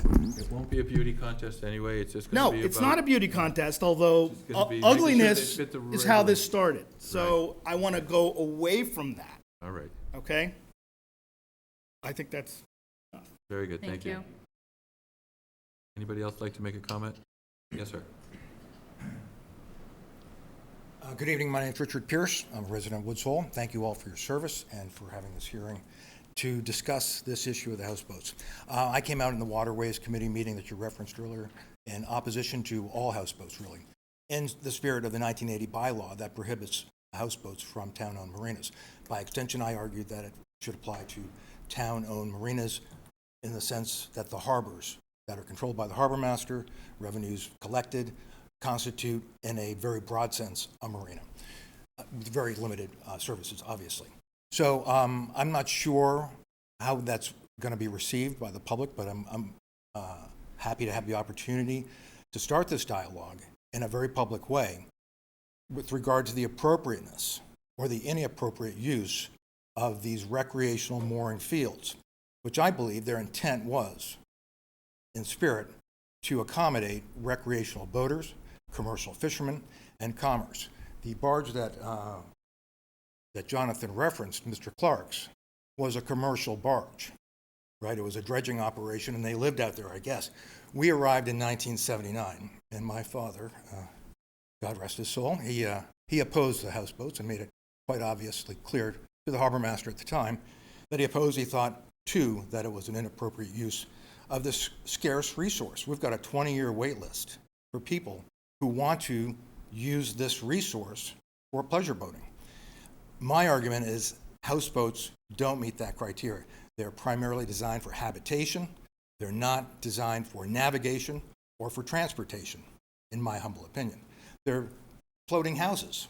You know, some have pontoons, but ostensibly, if you were to look at them, you could say they are houseboats, a house on a boat. And from an esoteric standpoint, I'm not in favor. I don't think they look particularly good. I didn't use any derogatory terms that Mr. Goldman suggested I did. I never said anything negative about them, other than I didn't think it was appropriate. So here we are 40 years later. Nothing's been done. We've seen a proliferation from a couple back in 1980 to, what's the count, 19, 14, so in the teens. Mm-hmm. So what do we do? You know, people have made substantial investments in them. I get it. I don't want to disenfranchise them nor alienate them, but I'm hoping that we can come to a reasonable agreement that these things need to be limited. I thank you for bringing up the idea that the number of them should be limited, if possible, right, to the number that we currently have, that I don't want any more of these things to be proliferating over the years. As Miss English Braga noted, that there are only 1 or 2 a year, but over 20 years, you got what you got. We've got 15 of these things now. And when Jonathan added his this year and decided he wanted to put it much closer to our frontage, I thank him, because that really sort of galvanized a number of people to spark this discussion and this meeting that we're having tonight. So and I won't take up too much more time other than to say that there are a number of issues with regard to Greg Frazier's proposition that we have concerns that we haven't been vetted. We haven't really sort of fully understood. A houseboat is they're now, and some of them have floats attached to them. Some of them have boats that are permanently affixed to them. I mean, they're like floating marinas out there in some cases. And it just seems like it goes on and on. And then when we have the parties and the who knows what goes on out there. But a few times a year, there are these big raves that go on with loud music. You know, we've had an incident of a drug raid by the DEA. I think that was in 2008. We had a drunk fall off one of them in 2005. That was in the papers. And that cost a fortune to go and try and find this guy that fell overboard. It's all in the papers. You can read about it. There are a lot of issues around this. And before we put it in ink, before we ink the steel, I think there are a lot of details that needed to be gone over, such as the height, such as the size of these things, and the number. Okay. And so I thank you for your consideration. All right, and as I said, we're going to have a couple more weeks to accept comment, and I don't know if Mr. Frazier and the Waterways Committee want to revisit, or if they feel like this is the final product. We'll leave that for discussion. Did you have any comment on that? Jeff Thomas, the chair of the Waterways Committee. Mr. Chair, I'm Jeff Thomas. I am chairman of the Waterways. We did put this on the agenda because there was no other forum for public comment phase. Mr. Goldman wasn't able to make that meeting. So his side really wasn't discussed that well. I mean, we could always put it on our agenda again if everyone deemed we needed more public comments to surface on it. But right now, we haven't taken any action because we didn't really, as a committee, we don't own mooring and mooring regulations. Right. I mean, if I may, I think this forum, we've talked about it for quite a while tonight. It's been in the paper. I think your committee has sort of kicked it off, and so you've had a meeting, so it just raises the awareness, and now we're leaving it open for a couple of weeks. So, I mean, I don't think that your committee has to return to public comment, because ultimately it's going to be the vote of this board, and if people have comments and concerns, they're going to share that, you know, with this board, with Mr. Frazier, who will inevitably pass them on to us, with your committee if they want, and so that will all be part of the public record. That's just my opinion. I think they've done, your committee has done sort of your piece of it, you know, to the extent that we're looking for more public input. Okay. But that would just be my. And I have a question for Mr. Frazier, if I could. Mr. Frazier, do you feel like that this is just a regulatory issue, or do you think there may be a zoning component to it that we might need to consider? Well, Frank and I haven't talked about zoning issues. I think it's more, excuse me, regulation. Okay. You know, Chapter 91 allows the harbor master and the town, by extension, to come up with regulations to handle different mooring issues, and this is certainly one that we have the authority to regulate. Okay. Mr. Duffy, could you just weigh in a little bit on that? I'm just curious if there's a bigger picture issue here, or if we feel like this is a simple matter of regulation. I think, Frank Duffy, Town Council, I think this is primarily an issue of regulation within the purview of the Harbor Master and the Waterways Committee. Falmouth does not zone out beyond the shore. I know some communities have experienced or experimented with that. We have not. I'm not really familiar with it, but I'm looking at it, and my assistance to Greg so far has been primarily regulatory. Okay, thank you. All right, anything else from the board or the public? Yes, sir.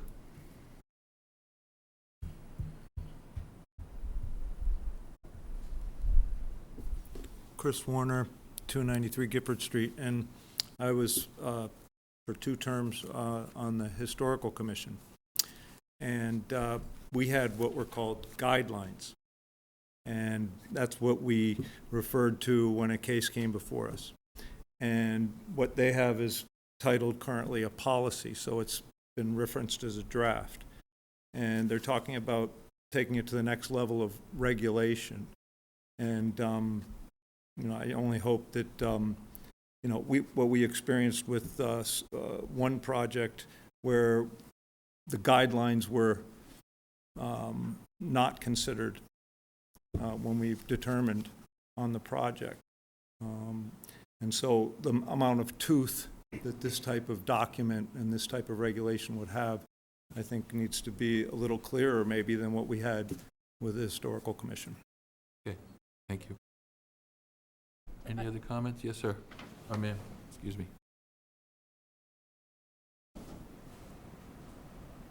Hi, my name is Cricket Warner. I just want to say that I'm a housefloat owner in Woods Hole.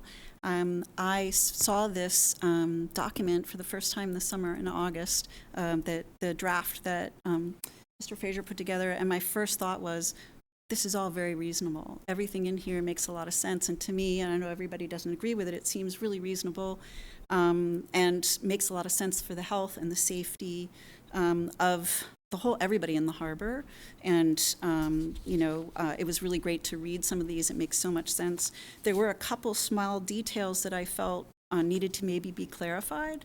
And I would say, I don't know if this is the forum for that or if I should email somebody, but very simple things like, just for instance, the 200 square feet, some of our house floats have 2 floors. Is it 200 square feet on the first floor, second floor? So just a few details on that. But amount of square footage of living space. So anyways, there were just a couple other little things that I think need to be clarified. But in general, I just want to say, I feel like Mr. Fraser, Mr. Duffy did a great job putting together some regulations, and I just wanted to applaud what they've done.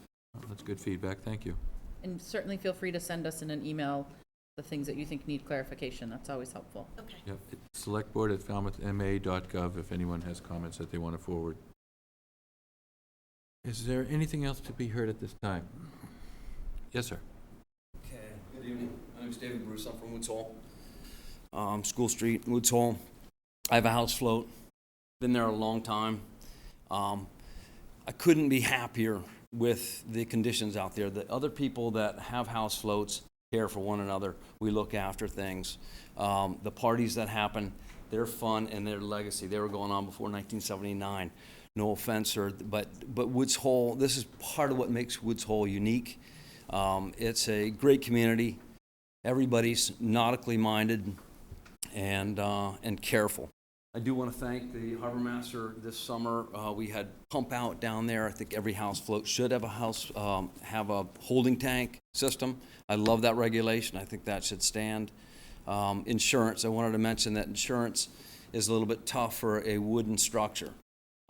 Try calling Progressive even. It can be tricky, so before you make that a regulation, let's look into how that pertains.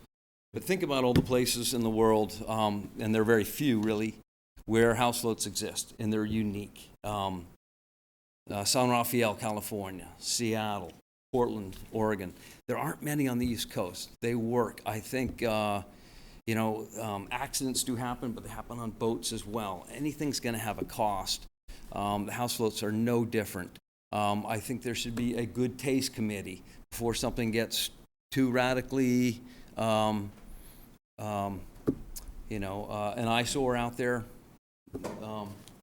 Maybe there ought to be a corrective measure for that. But yeah, I mean, the houseboats have been there a long time, sir. And we enjoy it every day. So I just want to thank the committee, thank the harbor master for pump out, and thank you. Okay, thank you. Anyone else? Very good. I was just going to move to continue the hearing. Yes. Do we have a date? 7:30, next. November 8th? 7:30 on November Monday, 8th, November 8th. 2021. Okay. Second. All those in favor? Taylor, aye. Patterson, aye. English Braga, aye. Scott Price, aye. And Brown, aye. And Thank you. maybe if I could just add just a little commentary to just say, I hope we all keep it in perspective how privileged that we are, that we're arguing about houseboats and moorings. I've lived here my whole life for many generations, and I don't own a boat or a houseboat, so we are talking about a rarefied space. So I hope we think about that and come to this discussion with that spirit, that this is positive for anybody who's discussing being on the water and enjoying that beautiful space. Yeah, it's a far cry from arguing about removing tents on Main Street, right? Yes, it is. Yes. Okay, next we have, let's see, Public hearing, do we have, is this here, the Wetlands Dog Hearing? application for a pool table license for AMVETS Post 70, 336 Palmer Ave in Falmouth. And I do have the Yes, sir. public hearing notice. Please go ahead. He's going to speak to it. Okay, notice is hereby given under MGL Chapter 140, Section 177, that AMVETS Post 70 has applied for a pool table license to be exercised at 336 Palmer Ave in Falmouth. The Select Board of Falmouth will hold a public hearing on Monday, October 25th, 2021, at 7:30 in the Select Board Meeting Room, Town Hall, 59 Town Hall Square in Falmouth, on the above application. Licensing Board, Douglas C. Brown, Nancy R. Taylor, Samuel H. Patterson, Megan English Braga, and Angele Scott Price. Publication date, Friday, October 15th, 2021, in the Falmouth Enterprise. And sir, did you raise your hand to speak to this? If you could, please come up to the microphone and introduce yourself. Thank you. I'm Jeff Bader, Commander and Manager of AMVETS. We are applying for a pool table license, a single pool table, just a form of recreation for our post. Nothing threatening, just a pool table. There won't be any more. I don't know, it could be some mean games of It's pool. it's a hard act to follow after the last I know, you gotta last make, you agenda gotta item. make it juicy, or. Sorry. That's all I got. What's the wager limit? It's a harmless crowd. They don't even wager, probably. We don't even have Keno yet. Okay, there won't be any fighting with pool sticks. No. Any concerns or questions from the board? I move to approve We the just have to- application. I'm sorry, Nancy, I don't mean to interrupt you. Did you? If it's a public hearing, Well, she read the notice. You have to ask for. Yeah, we have to ask for public. Oh, excuse me, right. Public comment before we Close close the it. Public comment. Is there anyone who would like to comment for or against this approval? Then I would move that we close the hearing. Patterson, second. English Braga, aye. Taylor, Patterson, aye. Brown, aye. Scott And Price, aye. very good. Sorry. Hearing is There you go, closed. Nancy. Now we Yep. can discuss if we want to approve it. And I would move to approve the application for a pool table license, AMVETS Post 70, 336 Palmer Ave in Falmouth. Patterson, Scott second. Price, second. Hey. You got it, Angela. Hey, got one in. English Braga, aye. Patterson, aye. Taylor, aye. Scott Price, aye. And Brown, aye. Thanks for Thank asking. you. Okay, thank you very much. Yeah, Enjoy. And next we have a Wetlands Dog Hearing. I can read this one if you want me to. Okay, well, I just want to, okay, go ahead. Sorry, no, go ahead. I was just going to say, it's a Wetlands Dock Hearing for T.I. Campbell, reconstruct pier, ramp, and float on the same general footprint as the existing dock in and over the waters of Rance Canal located at 147 Bay Road Extension. Thank you. The public hearing notice. The Falmouth Select Board will hold a public hearing under Section 247.7 Wetland Regulations of the zoning bylaws of the town of Falmouth on Monday, October 25th, 2021 at 7:30 PM in the Select Board Meeting Room, Town Hall, Falmouth Town Hall 59, Town Hall Square, on the application of Teague I. Campbell for permission to reconstruct the pier, ramp, and float on the same general footprint as the existing dock in the waters of Rand's Canal located at 147 Bay Road Extension, North Falmouth, Mass. Area affected is Rand's Canal. Interested parties may review the file on this hearing at the Office of the Select Board, and this was published October 1st and October 8th in the Falmouth Enterprise. Yep. Yeah, you can use the mouse. Excellent. Hello? Just gonna step to the ladies' room. Okay. You want us to wait for you? My name is Jeff Ryther. I work at BSS Design, and I'm here in front of you tonight to represent Teague Campbell.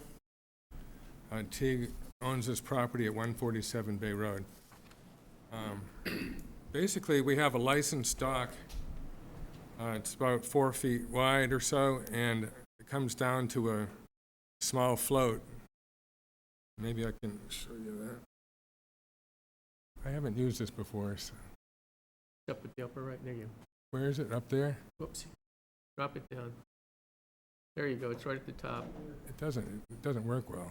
Now it goes, it just kind of disappears when it gets to your drawing. Like, woo, all right here.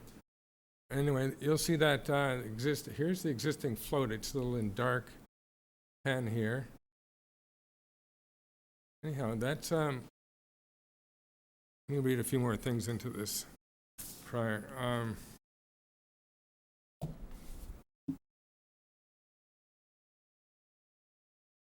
So the waterway here, by the way, is Rand's Canal. And there's like a cul-de-sac down in this lower end of Rand's. There's a few boats back in here. T. Campbell wants to rebuild this area here, from here to there, and that last 9 foot is what we need for a little better water depth. It's basically, I just said 9 feet, so yeah, 9 feet.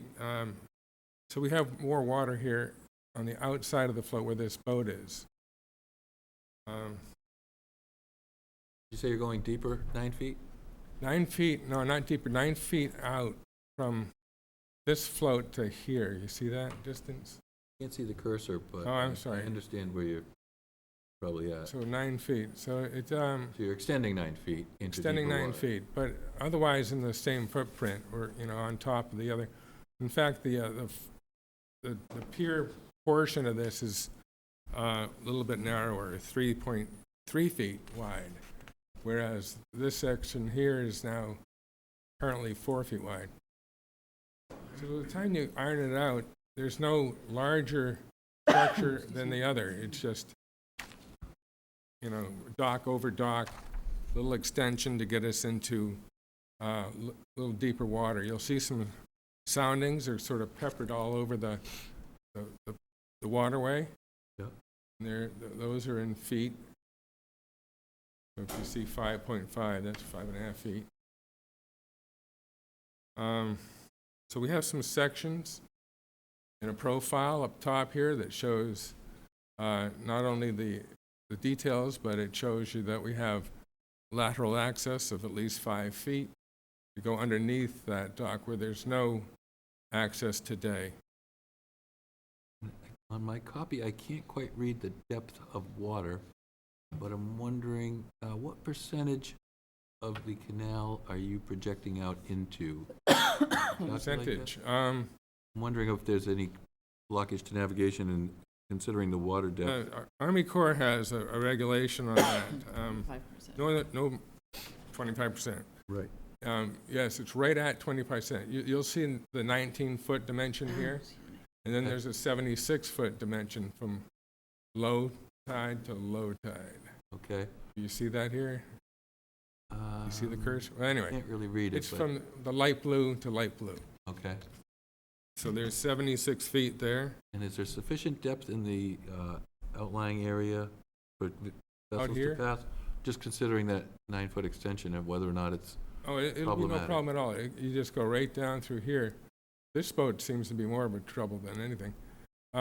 This is where Teague moors here. And he has plenty of room to get by. Okay, And this one would have plenty of room. You see further on down, yeah, you know, that's as far as we went with our survey. But there's plenty of width. And there's no shoals or anything, there's plenty of depth. plenty of depth all the way down. If you look at those spots there in your paper copy, I don't know if anybody has it. Yeah, but I can't quite read them, I'm sorry, it I didn't see. print well. Well, they're in the 5s and 6s through here, Okay, the soundings, that is. So going again back to the Army Corps reg, we call it the 25% rule. yeah, And we made it right to the numbers. So. all right. All right? Any questions from the board? So that's about it. Any concerns? Any questions or concerns from the public regarding this? Yes, sir.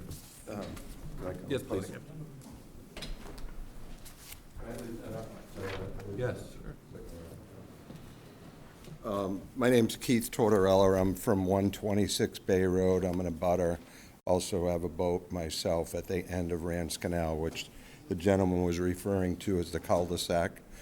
In looking at a one-dimensional drawing, it makes it difficult to get a real grasp and feel for what you're looking at. Okay. So I went out in the channel yesterday with my wife, and currently Mr. Campbell's boat is a 31-foot boat with a 10-foot beam. He's asking to extend out another 9 feet into the meat of the channel. Mm-hmm. Then what happens if he gets a bigger boat? Because his dock's going from approximately 20 feet now to 29 feet. So say, for instance, he got a 38-foot boat, he's going to extend westerly another 9 feet, directionally going out into the channel that way. Mm-hmm. This boat on this drawing is not depicted accurately. It's actually closer to here. So that you have to, when I come out in my boat, I have to come around and cut that way currently. So if it's allowed to move out another 9 feet and say another boat of another 3 feet of beam, now I'm looking at 12 more feet pushing us into the channel. Secondly, like most waterways in the town, our waterway continues to fill with silt. Adjacent to my property on this side is a town herring run. Lake above, every time it rains, the water turns brown. There's so much silt coming from the upper pond or lake. So this far bank on this side, which I would call the southerly bank, is starting to fill in, as well as it is at the corner of where Mr. Campbell's dock is. So myself, there's another neighbor here, concerned that this is going to create a challenge for us to navigate our vessels and enjoy the waterway as a public person as much as he does. We're not here to debate whether he should put a new dock in. We're questioning the extension of the 9 feet into the main channel, which is narrowing as it is, and then should there be a larger boat, that would create another problem. Whereas also, what if I desired to get a larger boat? It's going to be even more, or my neighbor. So those are the immediate challenges. I've brought some photos of where this boat actually is. And you know, if you look, anyone that looks at this picture is going to say, wow, you could drive a Freightliner through there. Not so much. It's a lot narrower than it is. Okay. So my recommendation to the board would be, or asking the board to consider, would be not to extend out 9 feet, or if the board wants to grant the additional 9 feet extension, why can't he move his platform to the northeasterly portion of his property? So basically over towards this gentleman's dock. That's his property line. Why can't he move it over here where there's much more room versus coming out right into the main channel and limiting our ability to navigate potentially. I did take some images. I'm going to leave them with the board just as reference points. And I also this morning went onto the Noaa Coastal Services Center guidelines. It has all the Massachusetts, all the New England state guidelines for waterways and docks. And the restrictions in Falmouth are probably the most restrictive in the Commonwealth, which is a good thing. We believe that as well. But it clearly states on page 9 of this document, under the town of Falmouth, dock location, docks cannot prohibit or unreasonably impede legitimate passage along a beach or navigation over waters for recreational or aquacultural purposes. And that's our concern. So I think that consideration for the extension out, again, no issue with them doing a new dock. We're neighbors. We all look after each other. We have a good neighborhood. He's my direct neighbor. We boat together. We do what neighbors do. But I think in this case, if Mr. Campbell's allowed to proceed as drawn on this drawing, it's going to impact our ability to enjoy the waterway, which is a gift to all of us, and it's our duty to maintain it, which we all look after it. So that's my point. Okay, thank you. And Ms. We can Braga take- had a comment? No, he answered the question.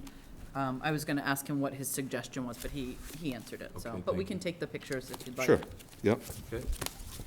And then I saw you had your hand raised, sir?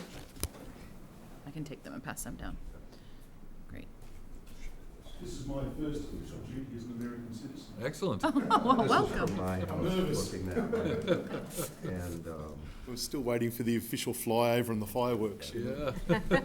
My name's Brett Barton. Okay, just 1 second. We'll let him finish up with his photos. Okay. so, and then if this comes out, that's another boat width, Mhm. 9 feet, and then if it's a bigger boat, and this side of the channel at low tide becomes challenged with depth. So if we're forced to get over there, boats may not be able to pass. Great. Okay, thank you. Appreciate it. Pass this over to the chair for the. Thank you. We'll add that to the record. Thank you for Thank it. you, Mr. Chairman and the board. And your name, sir? My name's Brett Barton. My wife and I own a house at 145 Chester, which is at the end of this cul-de-sac of water, Rands Canal. We're about here. Okay. There's only two other residents that have docks on this canal, and I'm one of them. Right. The house has been in the family 62 years, and over the years we've met many challenges to maintain the waterway, as we know as Rands Canal, for the benefit of everybody. It involves dredging and getting surveys done and things like that. And as a community, we get together, the hat's passed around voluntarily, and we get things done. And I've been a part of that over the last 20 years.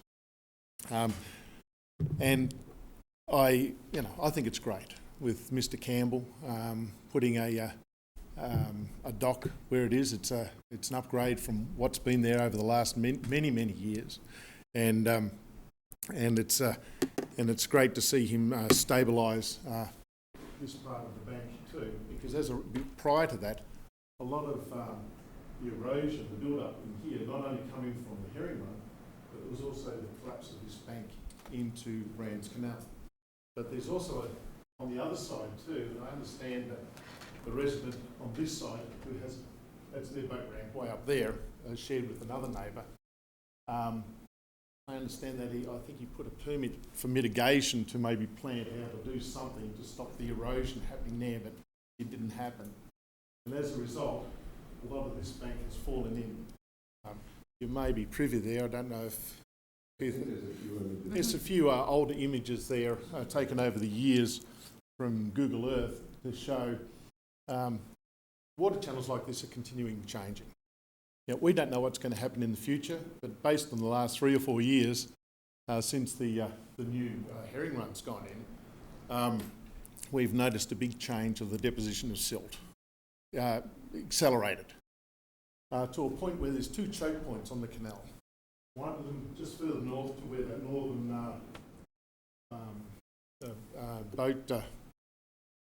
boat is up on the dock, And here's the other choke point just here.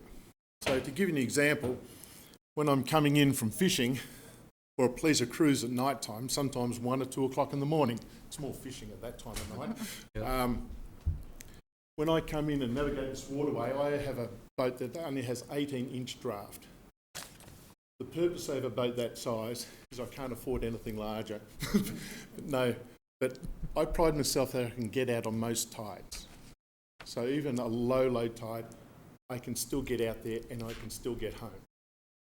When I come into low tide, like a mean low tide, currently, if the boat is positioned where my finger is, currently, I'm coming around here and I pass within 2 or 3 feet of that boat now.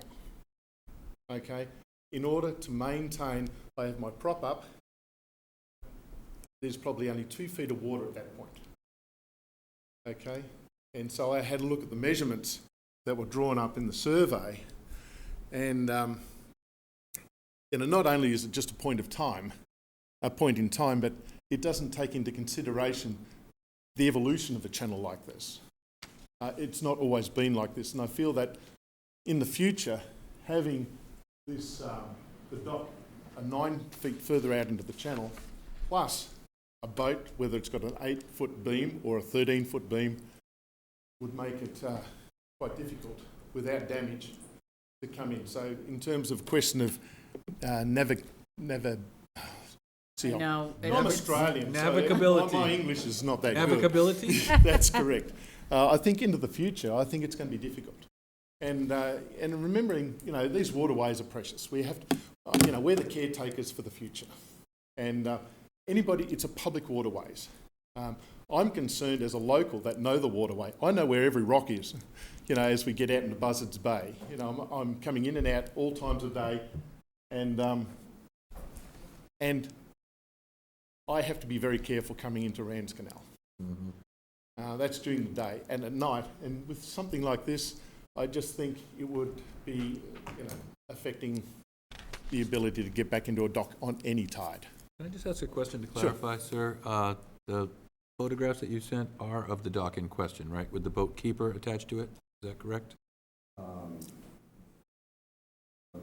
Yeah. I want to make sure I'm understanding what I'm looking at there. Keeper. That's the proponent. That's the current boat. That's the dock as it exists. Current dock. And this is viewed from different angles. Coming through yesterday. Yeah. And then there's another few photos that just kind of give you an idea of proximity to that buoy, which that's close to what that drawing depicts. I see. That's even better. Very good depiction. Thank you very much. Yep, sure. Thank you. Anjali, can you see that okay? So just in... Not quite, and sorry. Just to let you know, I am about 30 seconds behind on what I can see on the screen. Well, we'll have to forward these to you digitally, I guess. So just in summary, Mr. Chairman, my concern is the ability to navigate with the new dock as proposed, and then consider a larger boat. Now, sorry. No, so let me just ask this, because it is one of the things that we can do and so let me ask this of the applicant.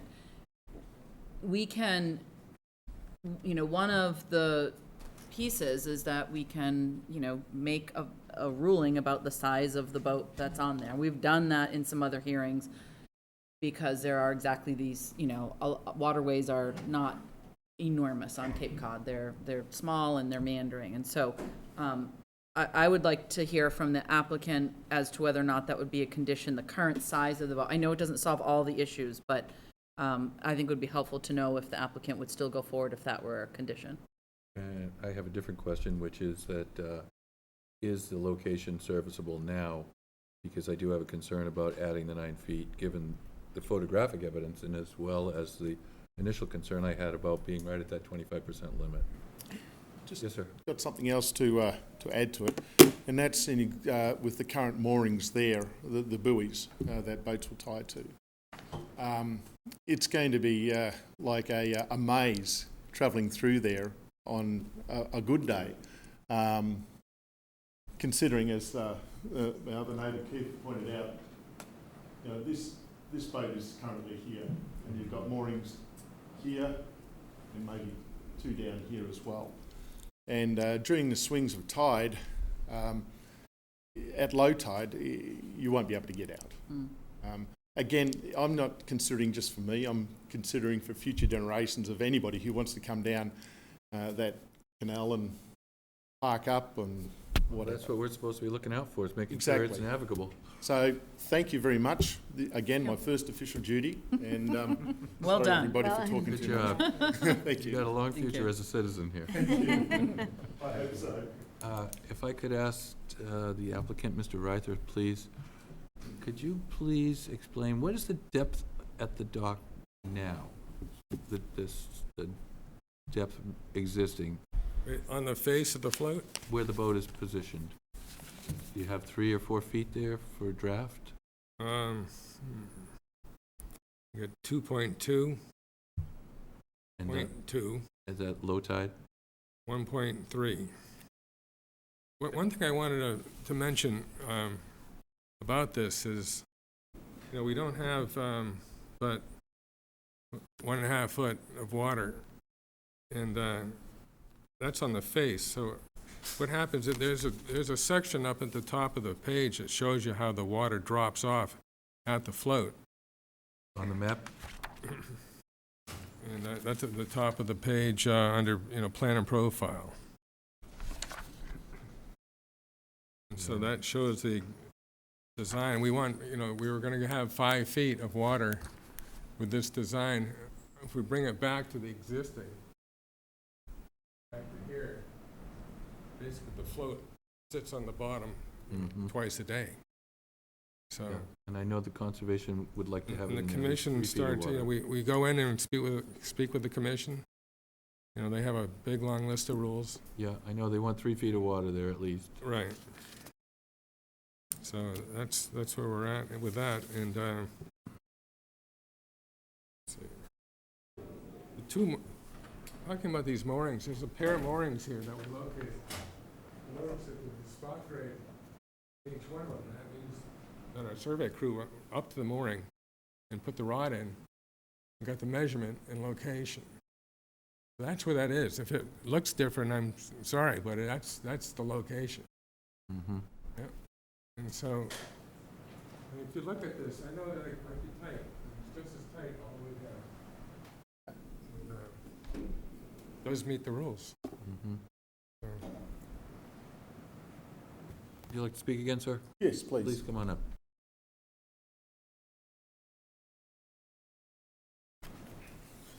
Brett Barton, 145 Chester. Just to comment on the gentleman in regard to, again, a reminder of the choke points. There's no issue going up the canal. There's plenty of water up there. You could travel down 4 boats wide down that part of the channel. In terms of the amount of water under the float, this whole area here has silted up that much that most of our docks are sitting on mud at some time during the day. Mm-hmm. And or a portion of the dock is sitting on mud during part of the day, and during that 1 hour or 1.5 hour, that's when I can't get out or I can't get in. So, but you know, we know what the tide's going to do. It's going to come in, so we can work with that. So I just wanted to just to remind, you know, this is a choke point. So it looks all familiar. The markings are there, but I then challenge the board and what's this going to look like in 1 year, what's this going to look like in 2 years, particularly at the choke point. Mm-hmm. Yeah, so thank you very much. Mr. Reither, I have another question if I could. There was some suggestion that maybe the owner might have considered moving the dock a little further toward the wider part of the canal. Was that considered? Yeah. Well, currently there's a 32-foot dimension from the float to the extension of the lot line, meaning here, at 32-foot Okay. extension. So you can go to 25 feet with the state, but to me, it would almost, when you rotate that, it would just be the same thing, if not worse. And so, you know, Teague, Campbell, and I, we looked at this in 5 different ways, at least, you know, and this is what we came up with. So, Do you see any advantage? It seems to me there would be some advantage to move 7 feet to a south, wider section. What detriment would that cause for your project? I don't know yet. I'd have to look at it with the Teague, and Given the I mean, concerns that have been it's raised, about would the you be same willing thing, that to? we'd have to cross more salt marsh. Commission wouldn't like that. I don't know what the grades are all in that marsh area, but it looks like it's less than 1. So, I see. It wouldn't be a matter of pivoting the structure. It would be a relocation of the start of the ramp as well. right. Yeah, we have an existing license With what that, you have. you know, starts with that, Mhm. that boulder that's there at the shoreline. So that's our starting point, and we go from there. Would you be willing to consider whether or not a slightly lesser extension, less than 9 feet, might be functional? I know you said that if you go out to 9 feet, you'll be 5 foot of depth, but now you're at about 2. Is there some, It just drops off so quick. It was dredged at one point. And I'm just afraid if I do that, it's, we're gonna have, you know, that float sitting on the bottom. right, as the other gentleman testified, that's the case for some of the folks in there already. No, that's not a best scenario. I mean, this is just mean tides, not the moon tides. Right. Yeah, the moon tides to it, it does sit on the bottom. There's another foot each way, at least, you know? More feedback from the board? I guess, oh, sorry, no, I was gonna say that I would, it would be helpful to know whether we make a decision tonight or not, but it'd be helpful to know if the applicant is, willing to agree to a limit in the size of the, it may not change the board's vote, but I would like to know that, Okay. limiting to the current size. Well, that's one question, and the second question is whether or not the applicant is also willing to consider any reduction or positioning of the float. We do have 2 questions and concerns. Would you like to consult with them over the next couple of weeks and come back to us? Whether there's Sure. any leeway there? Yeah. Because I think we That'd are be fine. kind of at the limits of, That's a good idea, and I'd be happy to do it. I don't want to waste your time and money, but I think it might be worth considering if you could. Then, Great. oh, sorry, Mr. Chair, you have a. Yes, one. All right, please come back up. I have to use the mic. Believe it or not, we have viewers at home. Earlier, I just got to make this comment. This gentleman here came up and walked along the front of the board. First time I've seen that, Well, so just to give us these photos, there was more to it. submitting okay. evidence. Actually, he just walked back to his seat. He just dropped them at the end of the table, really. And it's just one set that we're all looking at. Would you like to look at them? Sure.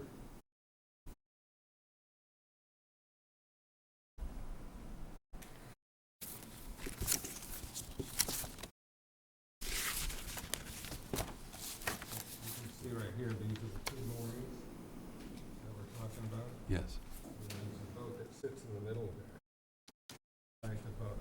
Right. Do that way. Yes, sir. This is Teague's boat here. Right. And there's a few different angles of the same dock. This is as they're approaching, and then a little closer on the same approach. And I'm assuming that's just from another angle. Other angle, so just anecdotal, you know. Well, looks like we could probably, match. Okay, well, take some time and talk it over with your client and see if there's any, Conservation. certainly. Okay, thank you for your consideration. Keith Tortorella, 126 Bay Road again. I have a couple more aerial Google Map photos starting at 2007 up to current to give you an indication on how the silt is affecting the turn at Mr. Campbell's dock and how it's affecting the bank on the other side. And one last thing that I forgot about earlier. In this illustration, you can see both Zodiac here, based on the bylaws for the town, one boat per one dock. So I'm not sure, and I can't speak for him, I wish he was here so we could ask, but is, in addition to trying to get into deeper water, is there an effort to get another boat on the dock? Okay, Because it's listed by the architect as another boat there, so. thank Wanna you. do that. And I'll leave you with these Google map photos as well. Thank you very much. Thank you. Okay, so if it's the will of the board, we're going to continue this hearing to at least November 8th, and we'll leave it up to the applicant to determine if that date is suitable or if a later date is required, and you can Well, we'll notify us. Yeah, we'll just have to, I think we have to pick a date now. Do, date and Because time. we're continuing it, and it's a public hearing. If they choose, it'll have to go on that date. If they Right. choose to ask for a continuance, it would still, we would then be able to continue at that hearing. Is there any window for them to notify us over the next few days if that date is acceptable? Not once the board's voted. If you Oh, vote for right. 7:30 PM Monday, November 8th, that's what we have. Mr. Ryther, would you like to go for November 8th or possibly a later meeting? Is it 2 weeks? Usually it's every 2 weeks. Do we have a tentative That's 2 weeks schedule from that we can tonight. propose? I know it's 2 weeks from tonight, but I mean, is there other dates that we might offer a little further out? We got town meeting in there. Mm-hmm. Yeah, we have town meeting on the following week. 15th. Yep. Well, we can start with 2, and if I need more time, we can continue. It'd be the 22nd. Okay, either the 8th or the 22nd is the two that we have next up. I have to tell you tonight. Only because we have to vote to continue it. Okay, I'll take the 8th. Okay. I'd move to continue the hearing to November 8th at 7:30 PM. Second, All those in favor? Taylor, aye. Patterson, aye. English Braga, aye. Scott Price, aye. And Brown, aye. Thank you. Well, thank you for that. Okay, next we have application for renewal of Shellfish Aquaculture license issued to Daniel Ward of Ward Aqua Farms LLC, 51 North Falmouth Highway, for a 2.6 acre site in the waters of Meganet Harbor outside the mouth of Rance Canal. I will quickly read this public hearing. The Falmouth Select Board will hold a public hearing under Section 24077 Wetland Regulations of the zoning bylaw on a request for the renewal of Shellfish Aquaculture Permit A11-05 by Daniel Ward of Ward Aquaculture LLC, 51 North Falmouth Highway, North Falmouth, Mass. 02556 for a 2.6 acre parcel in the waters of Meganet Harbor outside of the mouth of Rance Channel. Said hearing will be held on Monday, October 25th, 2021 at 7:30 PM. And this was published in the Friday, October 1st and Friday, October 8th Falmouth Enterprise. Welcome. Thanks. I mean, this should be relatively quick, I think. I mean, just, Identify yourself. oh yeah, Daniel Ward, North Falmouth, 51 North Falmouth Highway. Yeah, this is just a standard renewal.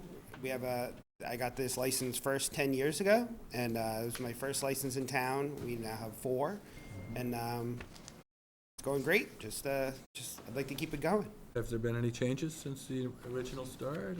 Or? So this one was in October 2011, and then I actually emailed Diane Davidson today to ask when my next renewal is coming up, because then we expanded it to 10 acres.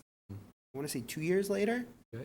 So I'll probably be back in 2 years. And then there's a nursery that we have in Fiddler's Cove, the marina adjacent to it, that we got in between there. So I think I'll probably be back next year and then the year after. But Okay. but this no project- changes to the actual. Project hasn't changed. No different species or no different culture methods. Everything's the exact same.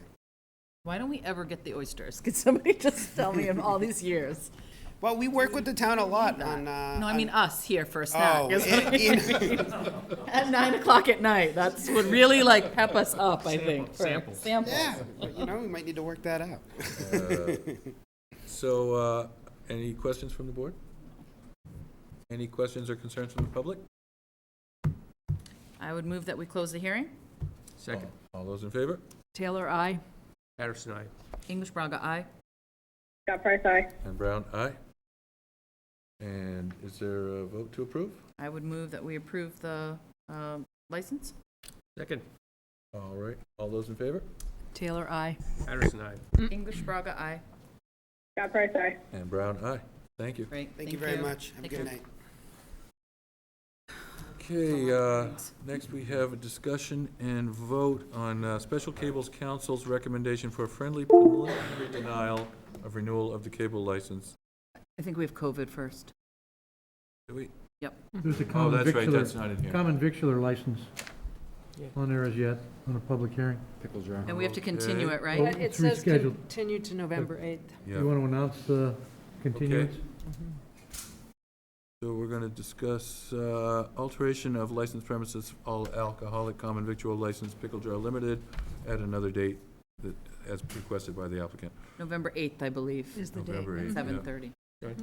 So I move we continue this hearing until, at the request of the applicant, to November 8th, 2021. Second? Does that serve as a public notice? Yes, Excellent. yep. As long as you vote on it. All right, good. all those in favor? Taylor, aye. Patterson, aye. English Braga, aye. Scott Price, aye. And Brown, aye. Thank you. Next is update on COVID-19 issues. Hey, everybody. Hello. Almost time to quit doing these, Scott? It's up to you guys. I'm here to serve. Suggested I should that have gotten couple a, weeks ago. you should have gave me a little punch card like when you get the coffee shop. And then maybe I'll get a free bottle of water redeemable in Mashpee. Yeah. Not for long.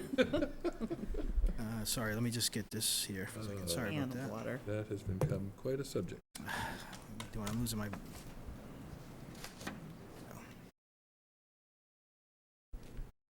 How come I'm not seeing where I need to be? But just while Scott is loading that, in all seriousness, we should maybe think about, and it's really the call of the chair, but think about when we maybe aren't going to have Scott giving updates at some point, or, you know, if it'll be sort of more as needed if something significant Suggesting that a changes. I couple found it, weeks Peter. ago, I got so it, Peter. We're almost done with it. Sorry about that. You let me know. I'll come whenever I'm told. You know that. So, Let's pick a number that, when it drops below a certain number, that's it. okay. You let me know. All right. So, just to talk about a case count, it's 2,056. We had the last couple of weeks have been in the 40s, which we were on that downward trend for 3 weeks in the far right hand. We were down into the teens. We jumped into the 40s, but this week we have 11, and we're 4 days into our 7-day week when I call the number. So we've had a better week this week. There's no real rhyme or reason or age bracket or a particular thing that's occurring that makes these cases. It's You don't notice evenly distributed. There's been some clusters, but not large clusters. Clusters of 4 or particular 5. events that you can No, identify? there's been some a couple of churches that may have had some things here and there, but not where it's been, you know, like some of these where a long-term care had 50 or 40, so nothing like that. Okay. It definitely goes through a household, especially an unvaccinated household, relatively quickly. So you might get, if you got 4 people unvaccinated, you're going to get 3 out of 4, roughly, or 4 out of, you know, you can get all of them. That, you know, you get 10 of those and you're at 40, right? It Yeah, doesn't right. take a lot, right? So it's been relatively random age groups. It's been random, vaccinated and unvaccinated. And if you look at the county numbers, you can see sort of that up and down swing. So if I go up, and so it's sort of been in that sort of, we've been following sort of that trend. Now, you notice that we don't have this big spike that went up and came down, and that's because we're vaccinated. For that, by and large, we did well. That was sort of cut that spike that you saw in the green and you see in the blue. So these are all county numbers since the beginning of the pandemic. So I think I've said that before, that that's where the vaccines really helped. It's kept the cases, and when I talk about hospitalizations, it's kept the hospitalizations down. When you look at our incidence rate, you see Falmouth at 19.7. That's based on daily cases if Falmouth had 100,000 population. So divide that number roughly by 3, you're at 6 or 7 cases on average per day, which puts you in the 40s. That's where we've been for those the 2-week average. You can see we're sort of middle of the road. Throughout the pandemic, we've been slightly better to average each week, roughly. We've had some of our problems. Like you see, Wellfleet's had an issue over the last couple of weeks. Their incident rate is pushing 50. So we're doing, you know, sort of where everybody else in the Cape, roughly, so to speak. And also on our positivity, all the numbers are slightly up. Most of the towns we are seeing, we were at 2.88. I think the week before we went up to 3.73, so we went up about 1% in positivity. Been averaging about 1,200 tests per week, so we're still pretty robust in this town for testing. Again, in hospitalizations, the 1019 is the last number I have. Falmouth Hospital had 2. Week before was 2. Those could be the same people. because, you know, unfortunately, especially if if you're a weakened immune system or you haven't been vaccinated and it's hit you pretty hard, you might be in there for a while. But we're not at surge capacity, and we never have been pretty much throughout the pandemic, maybe except for the beginning. This I find interesting. So this is all the cases in the state that have been breakthrough cases. There have been slightly under 48,000 breakthrough cases, which is 1% of all vaccinated people. Okay, you see that there's been 1,566 hospitalizations among the 48,000, which is about 3.7%, give or take. So that hospitalization is way lower than it was earlier in the pandemic without a vaccine. And the deaths was 0.77% among those cases. If you look at the far right, only 0.008% deaths among all fully vaccinated individuals. So it tells you, that just tells me that the vaccine's highly effective. When we talk about mitigation, I do get calls for mask mandates, and especially in specific instances. When the state guidance went away on the 29th of May, we looked at the CDC, and the CDC said in areas of substantial or high transmission, which would be to the right of that orange line, you would consider mitigation in addition to how your hospitals are doing and how your vaccination is doing. So we checked 2 out of the 3 boxes because our vaccinations are great. You can see that we're 90% of all eligible residents in Falmouth have had at least 1 dose, and 81% of all eligible residents are fully vaccinated. And those numbers, as we get into talking about vaccinations for 5 to 12-year-olds, that number would go down once they become eligible, obviously. But, we'll get that back up. But right now, that's of the eligible 12 or older, that's where we are in Falmouth. So 2 out of those 3 that we've hit as, in our favor. And we haven't hit an area of substantial or high. We were starting to get close when we were in the cases in the 70s, but we're in the low to moderate for transmission, according to the CDC. So that's all good, and so that's why we've stayed with the advisory. The Board of Health, when we meet every 2 weeks, we talk about COVID when we meet at our meetings, and this is what usually comes up. Again, specific vaccination, again, we're at 74% vaccinated. If you take the entire population, 81% of those that are eligible, that's pretty strong numbers. We've been averaging around 200 doses administered per week between first and second doses. But what I really want to talk about is booster doses, because this is all brand new. So we've been hearing a lot about boosters, and I've been trying to keep my eye on it. So anybody who's interested in a booster, Pfizer and Moderna are the same in terms of your eligibility. 65 and older, 18 and older who live in long-term care settings, 18 and over who have underlying medical conditions. And you can go to the website for that, just as a click on there. There's a long list of it. And 18 and plus who live or work in a high-risk setting. And that's for both Pfizer and Moderna. So if you have to have at least 6 months after your full your 2-shot regime that you had probably in the spring or the summer, and if you meet one of these conditions, you can get a booster of either Moderna or Pfizer.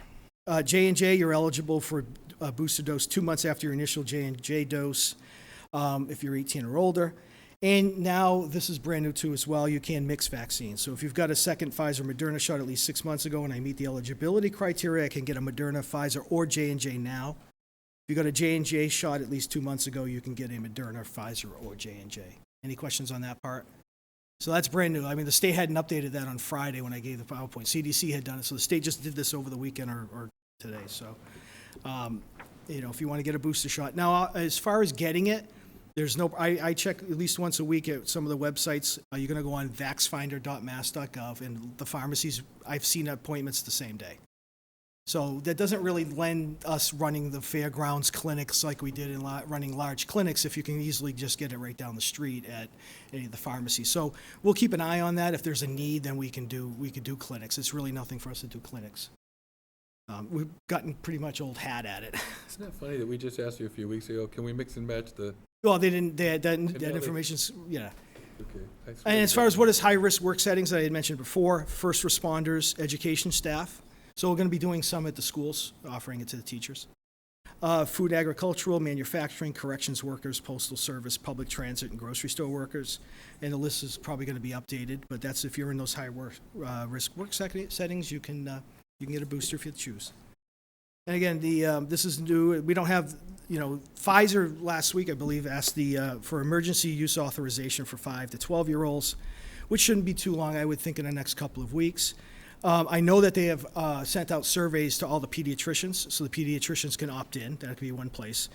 And, not everybody has, their, pediatrician may be set up, especially if you're new to town and so forth. So we plan to do some school-based ones using the Barnstable County nurses. We've done 4 COVID clinics there already, so it's not, we've kind of got it all figured out. So if we need to, we can just run them for the younger kids because we've been doing it for the 12 or 18-year-olds.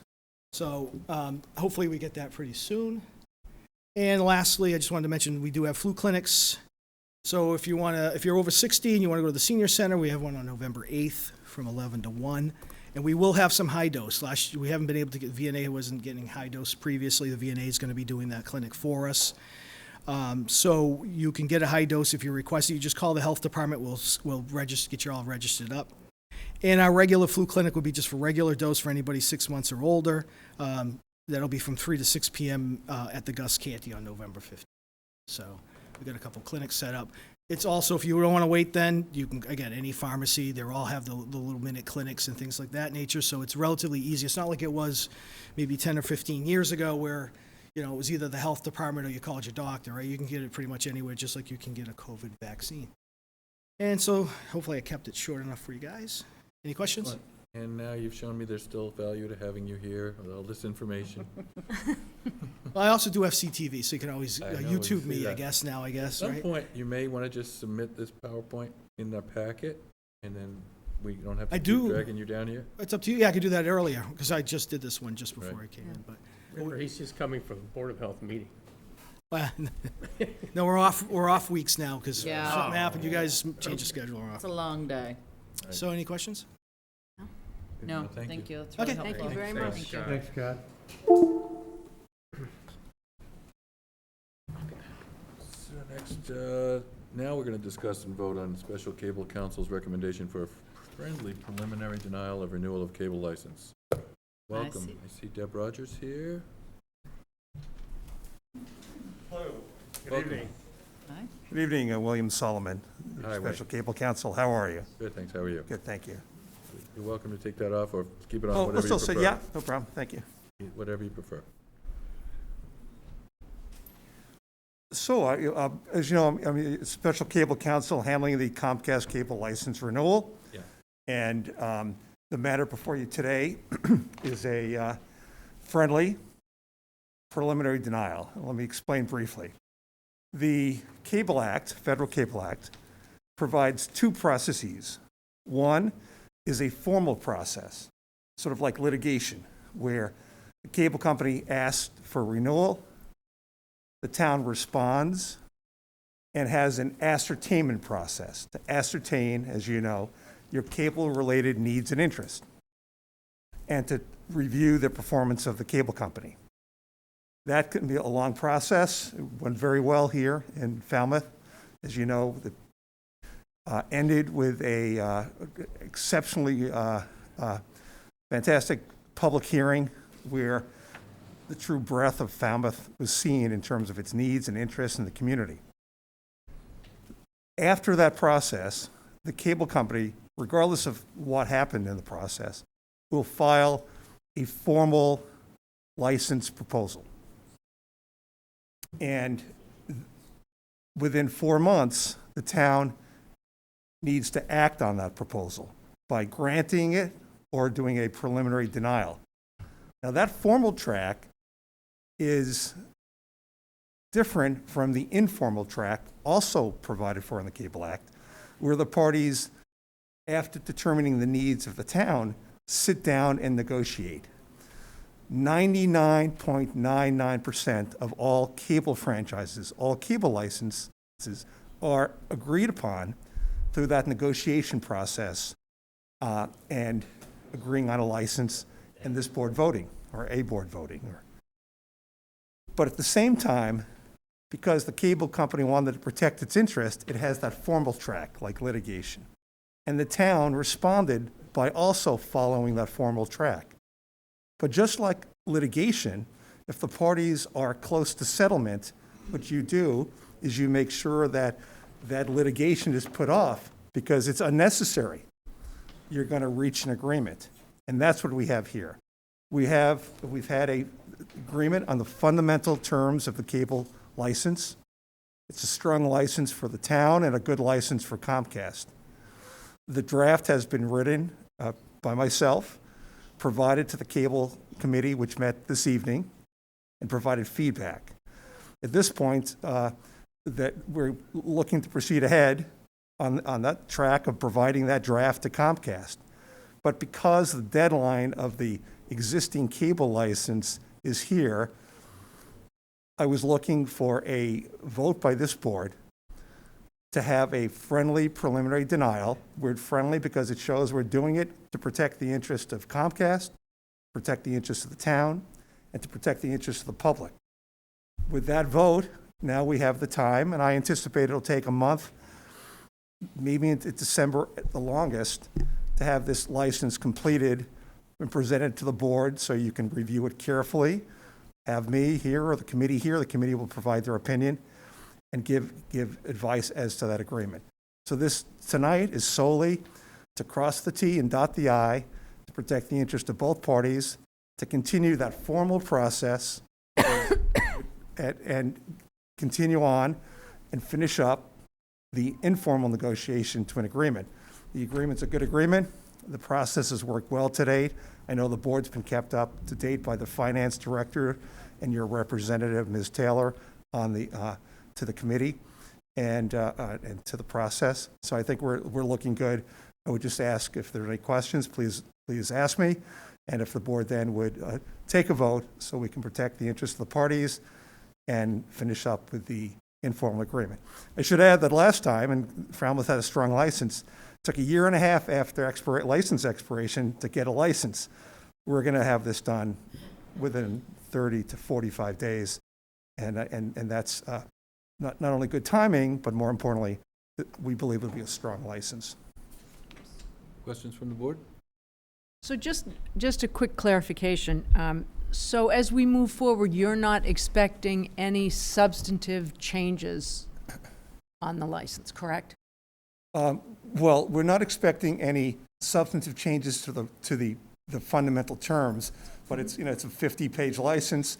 That said, Comcast and I, because since I work with other communities, are at a good equilibrium on the license language. The Comcast Government Affairs Manager, Mike Galler, and I have done 10 licenses this past year. That there's some Falmouth-specific provisions here and a few provisions that we think are in the interest of both parties.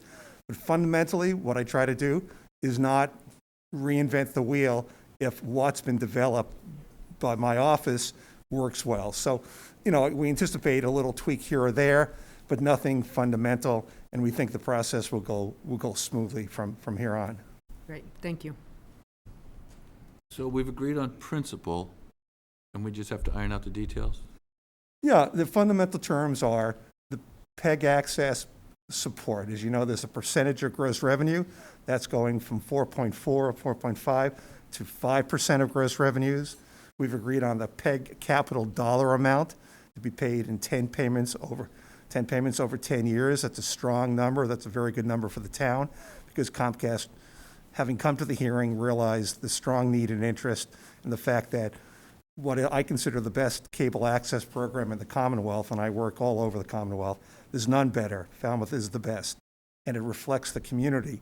And that hearing gave Mike Galler and Comcast a chance to see what those needs are and interests are, and realize that it would make Comcast a stronger company if it continues to make Falmouth Community Television a strong company. So that those terms, the video return locations are agreed upon. The customer service office, strong provision for the town, quite unique in the Commonwealth, but balancing the interests, but recognizing the need for a local connection or a convenient connection. All those terms are agreed upon, and now we're at the details of the definitions and the policy and the legal provisions. But as I said, I think I'm at a good equilibrium with Comcast and they with me. So that has been drafted, reviewed by the committee. I'll be providing it to Mike Galler with the understanding that when it's completed between Comcast and myself, it'll go back to the committee for their review of the final document before it can be approved. The committee will give its recommendation to the board. The board would then, I believe, should have a hearing, believe it or not, one more time. Quick, same night you vote, and then vote that evening and approve it if you so deem it in the interest of the town. And if there are substantive changes that you're not expecting, you'll explain it to us then. Absolutely, yeah. Yep, I'll give a red line copy from the draft I provide. I'll provide to the committee and to yourself the draft I provide to Mike Galler, Comcast, in a day, and would explain any of those changes. We don't reinvent the wheel, and I ask them not to reinvent the wheel, and I think we're at a good place here, and but I don't anticipate that, but you can never be absolutely certain. Okay, thank you. Thank you. Anything else? No, I'm happy to read the motion if you would like me to. Certainly, thank you. Okay. Whereas the town of Falmouth Town is desirous of completing the cable television license renewal process and finalizing the cable license renewal agreement with Comcast Cable Communications Management LLC pursuant to the informal licensing process set out in Section 626H of the Cable Act.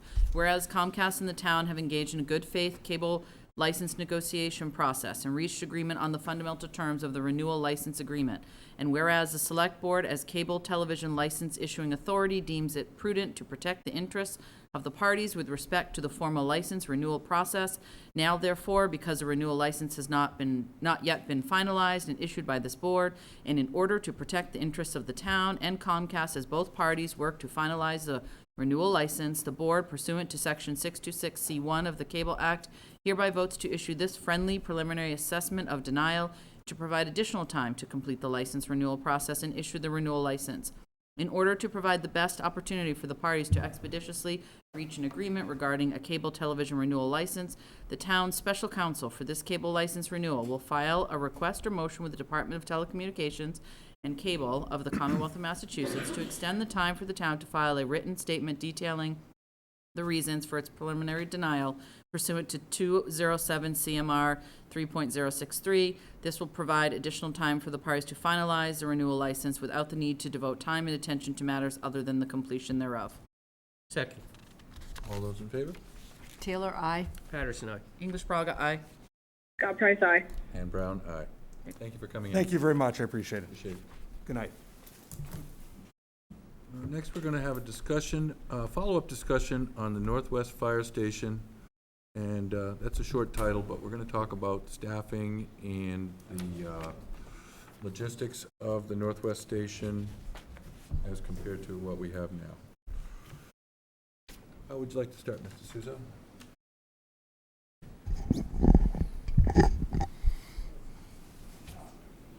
Fire Chief Tim Smith has provided in the board's packet a summary, two-table summary of staffing as it's been consistently projected to be occurring and will be completed in April, May of the coming year.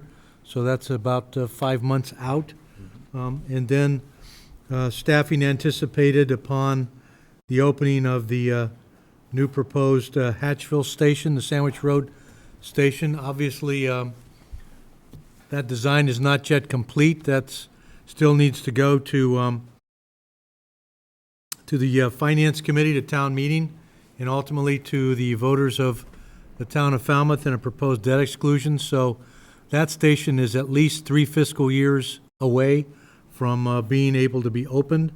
But the staffing that Chief Smith has projected here is the anticipated staffing at the time that station is open, 3 fiscal years hence. And again, the first table indicates, as has been represented from the earliest proposals on the projected override, and I know Select Board member Megan English Braga was chair at the time this was developed, along with Fire Chief Small at that time, and union representations. I know our union representative Mike is here as well this evening.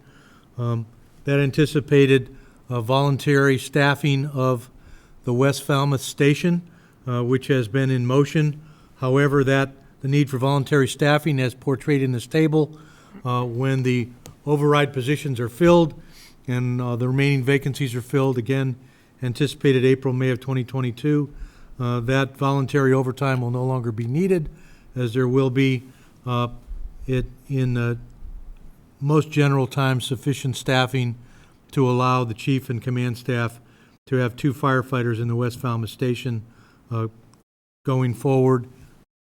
And again, Chief Smith and Deputy Chief Thrasher are both in attendance tonight to, again, to present this table to the board and to answer questions that you may have. Thank you, Mr. Suso. And Chief Smith, did you want to kick us off with the staffing plan to accommodate this? I mean, I'm curious how many firefighters we have projected into the future budget to accommodate this. Are you okay? Is this somebody else's? Probably, yeah. All right, good evening. Good evening.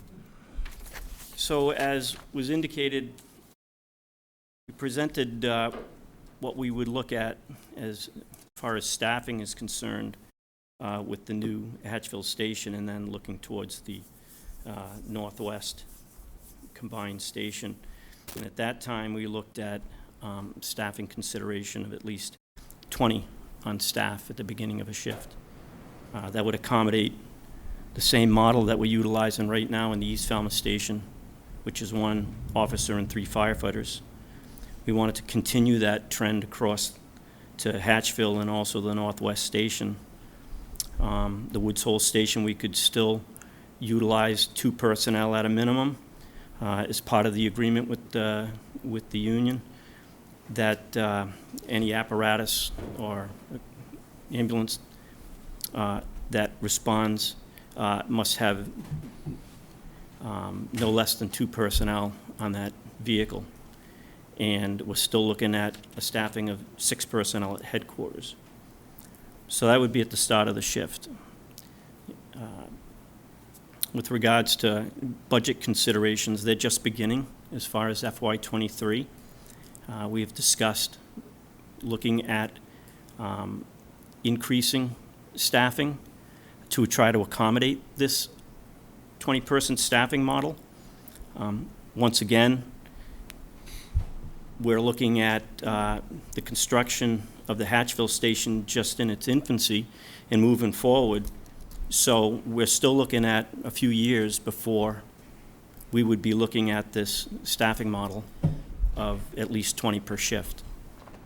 So there's still room to discuss our staffing as it is outlined and worked on through the finance director and through the town administration. And going forward, we hope to continue to have some earnest discussions on staffing and what we can do to accommodate additional staffing. As you know, the department has been advocating for staffing for many years, and I think at this point, based on the override of the 8 additional personnel, the 2 additional that were budgeted as of 1/1/21, I think we're on, a positive trend to continue to provide, adequate staffing for our stations and provide safety for our personnel, and again, to keep up with some of the demands that we're currently seeing with EMS and fire responses. So that is what we're looking at right now, and I hope to have good positive and progressive discussions with the town administration towards staffing and how we're going to achieve that. I'm not the bean counter when it comes to the town's finances, so I hope that we can make some headway for staffing. Okay, if I could, if we don't have any first questions, I just have the first one I have is just an understanding of better where we're at. I think we're starting with 14 at the start of shift now, is that correct? Correct. And so when we have the finished completing, getting the people online from the override with the 8 positions, plus the 2 that we've staffed in the budget, we'll have the capacity then to go to the 18, you believe? Is that correct? So at the levels that we've discussed based on the override and the 2 additional, that'll put us at a level of 74 line personnel, which would give us 2 shifts of 18 and 2 shifts of 19, which is, we've passed along. We're currently still in the phase where we've currently had 6 of our hirees that have just completed the fire academy. That's, again, moving forward with, increasing our shift strength. We have 4 in the academy right now. We have an additional firefighter that's going to be going into the academy in November. And we had 1 additional position that was going to also be available in November, but that individual withdrew their name at the last minute within the last 2 weeks. So we're in the process already of addressing the opening with civil service. We obtained a list, and we are actually going to have interviews scheduled the first week of November to try and move quickly on that. And then at that point, our vacancies are all filled. Okay.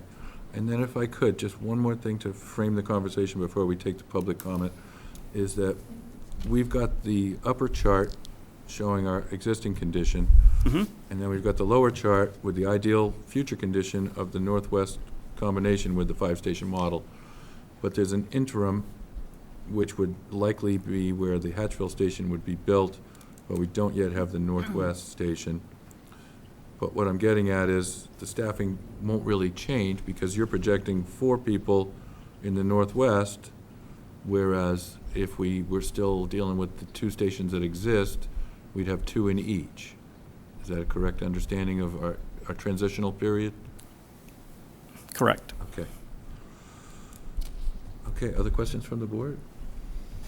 No, and forgive me, you may have said this, so I was filling my water, but did you say that based on the new hires that we just talked about, that you just outlined, that you do believe that 18 to 19 per shift is going to start in April or May of 2022?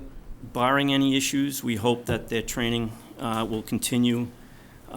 We've gotten off to a great start. We have a very enthusiastic group of firefighters, and we hope that based on the current academy cycle, that the individuals that are that currently started now will be graduating at the end of December and will continue. Okay. What we see is about a 2 to 3 month, depending on the individual, about 2 to 3 months before we actually have that confidence that that individual could be added to our shift strength. So projecting out, I'm hopeful that by April, May, that all of our training will be completed.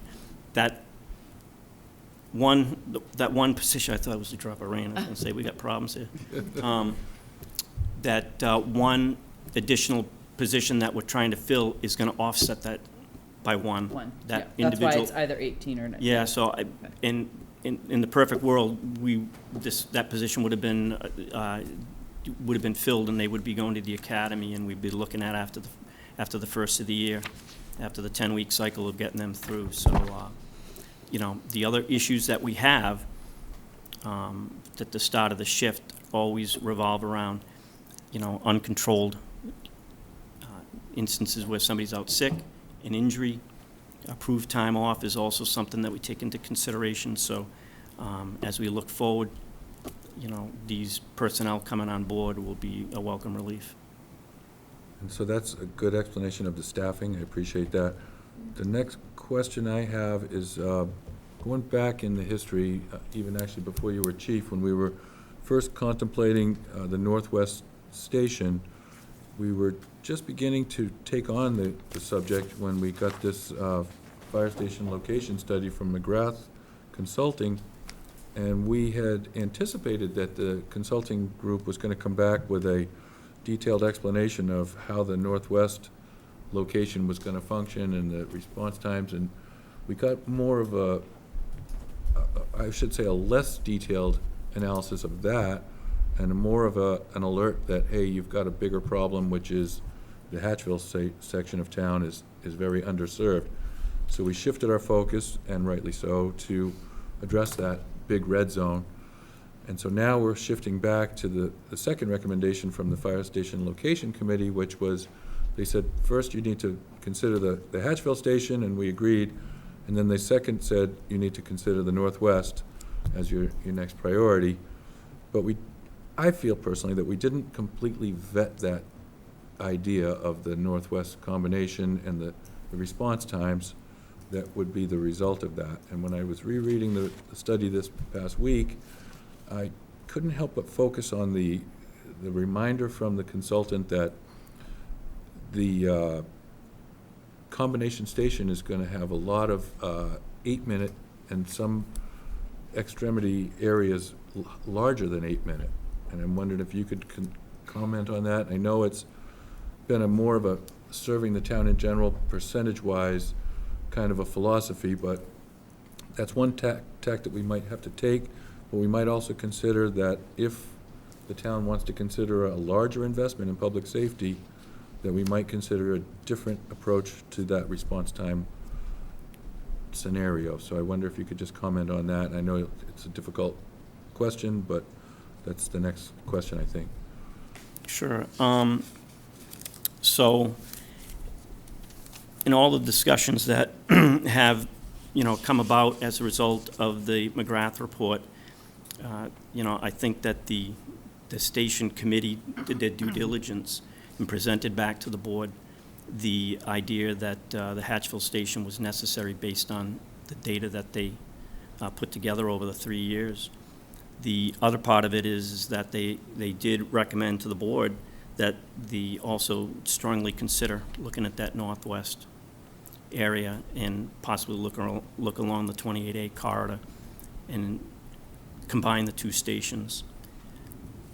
And again, response times, when we're looking at the response times throughout the town, it's very difficult to look at the entire town being as large as it is and trying to maintain a specific response time.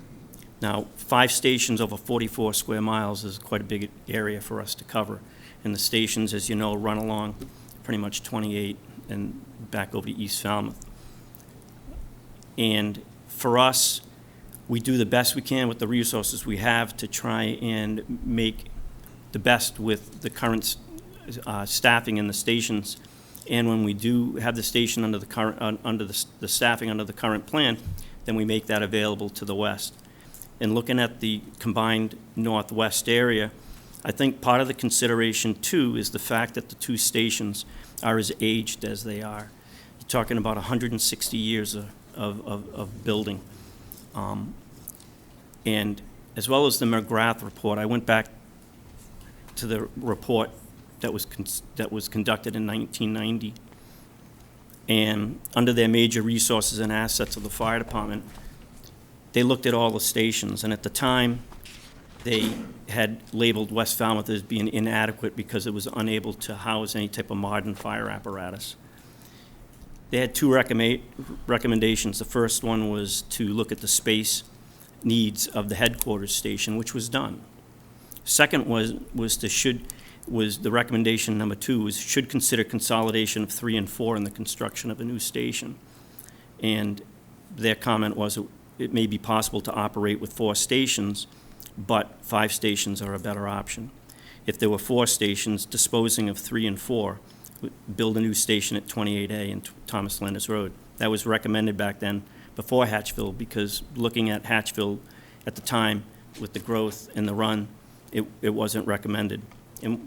But they also look at the fact that the advantage of having one adequate station with combined manpower, plus the proximity in that area, would be a better fit. And I think based on the fact that we're looking at our staffing plan the way we are, we're trying to staff adequately so that we do have that secondary response should we need it in one of those areas. So if we are able to get 4 personnel in the Hatchville station, we're doing what we're doing in East Falmouth right now, which is we have an ambulance that goes out and we have a crew that's there to pick up the slack.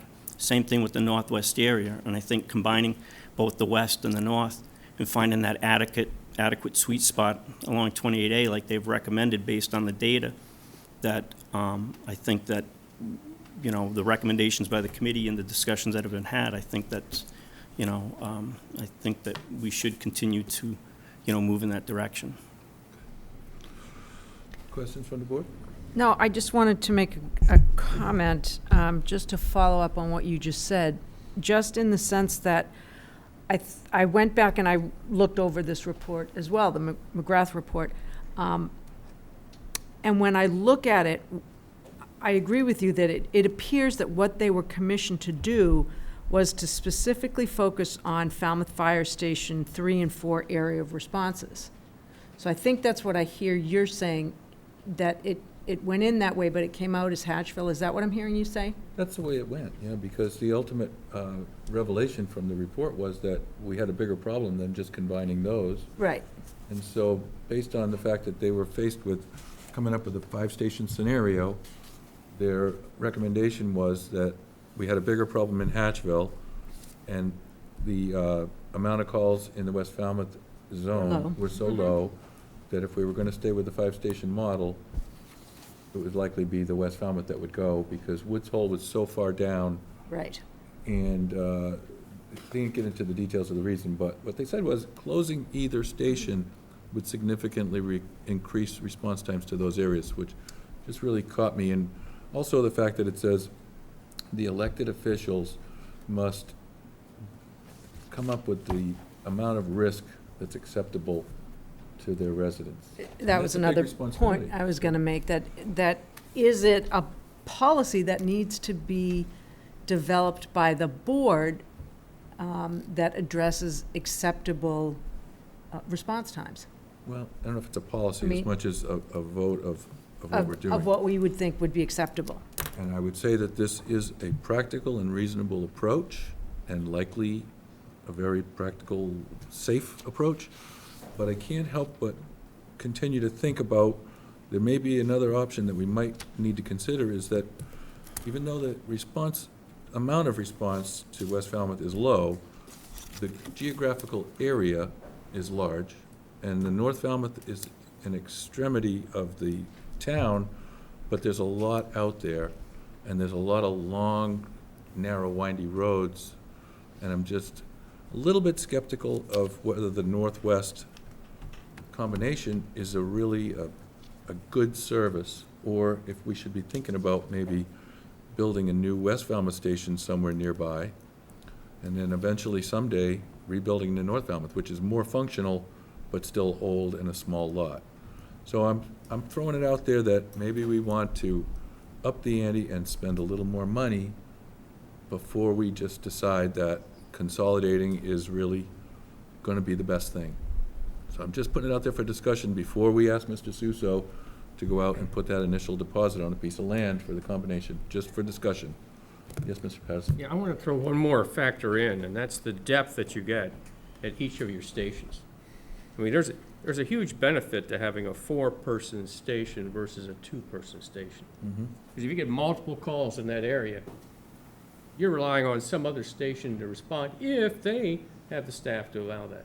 So one of the things that impressed me with the long-term option of the 5 stations was that basically you only had one station with 2 firemen in it at the same time, and that's the Woods Hole station. Everybody else, what would be the combined Northwest, the Hatchville, and the East Falmouth stations all have 4 firefighters in them, and then the headquarters has 6, and that kind of acts as a reserve to move between all the other stations whenever there are multiple calls. So I think we have to look at it as a dynamic model, not just as a static model, in terms of just time to go from that station to any particular call. And that's part of the mix, I mean, it's not going to be static all the time. And in fact, you look at the frequency with which, firefighters are called out for ambulance calls.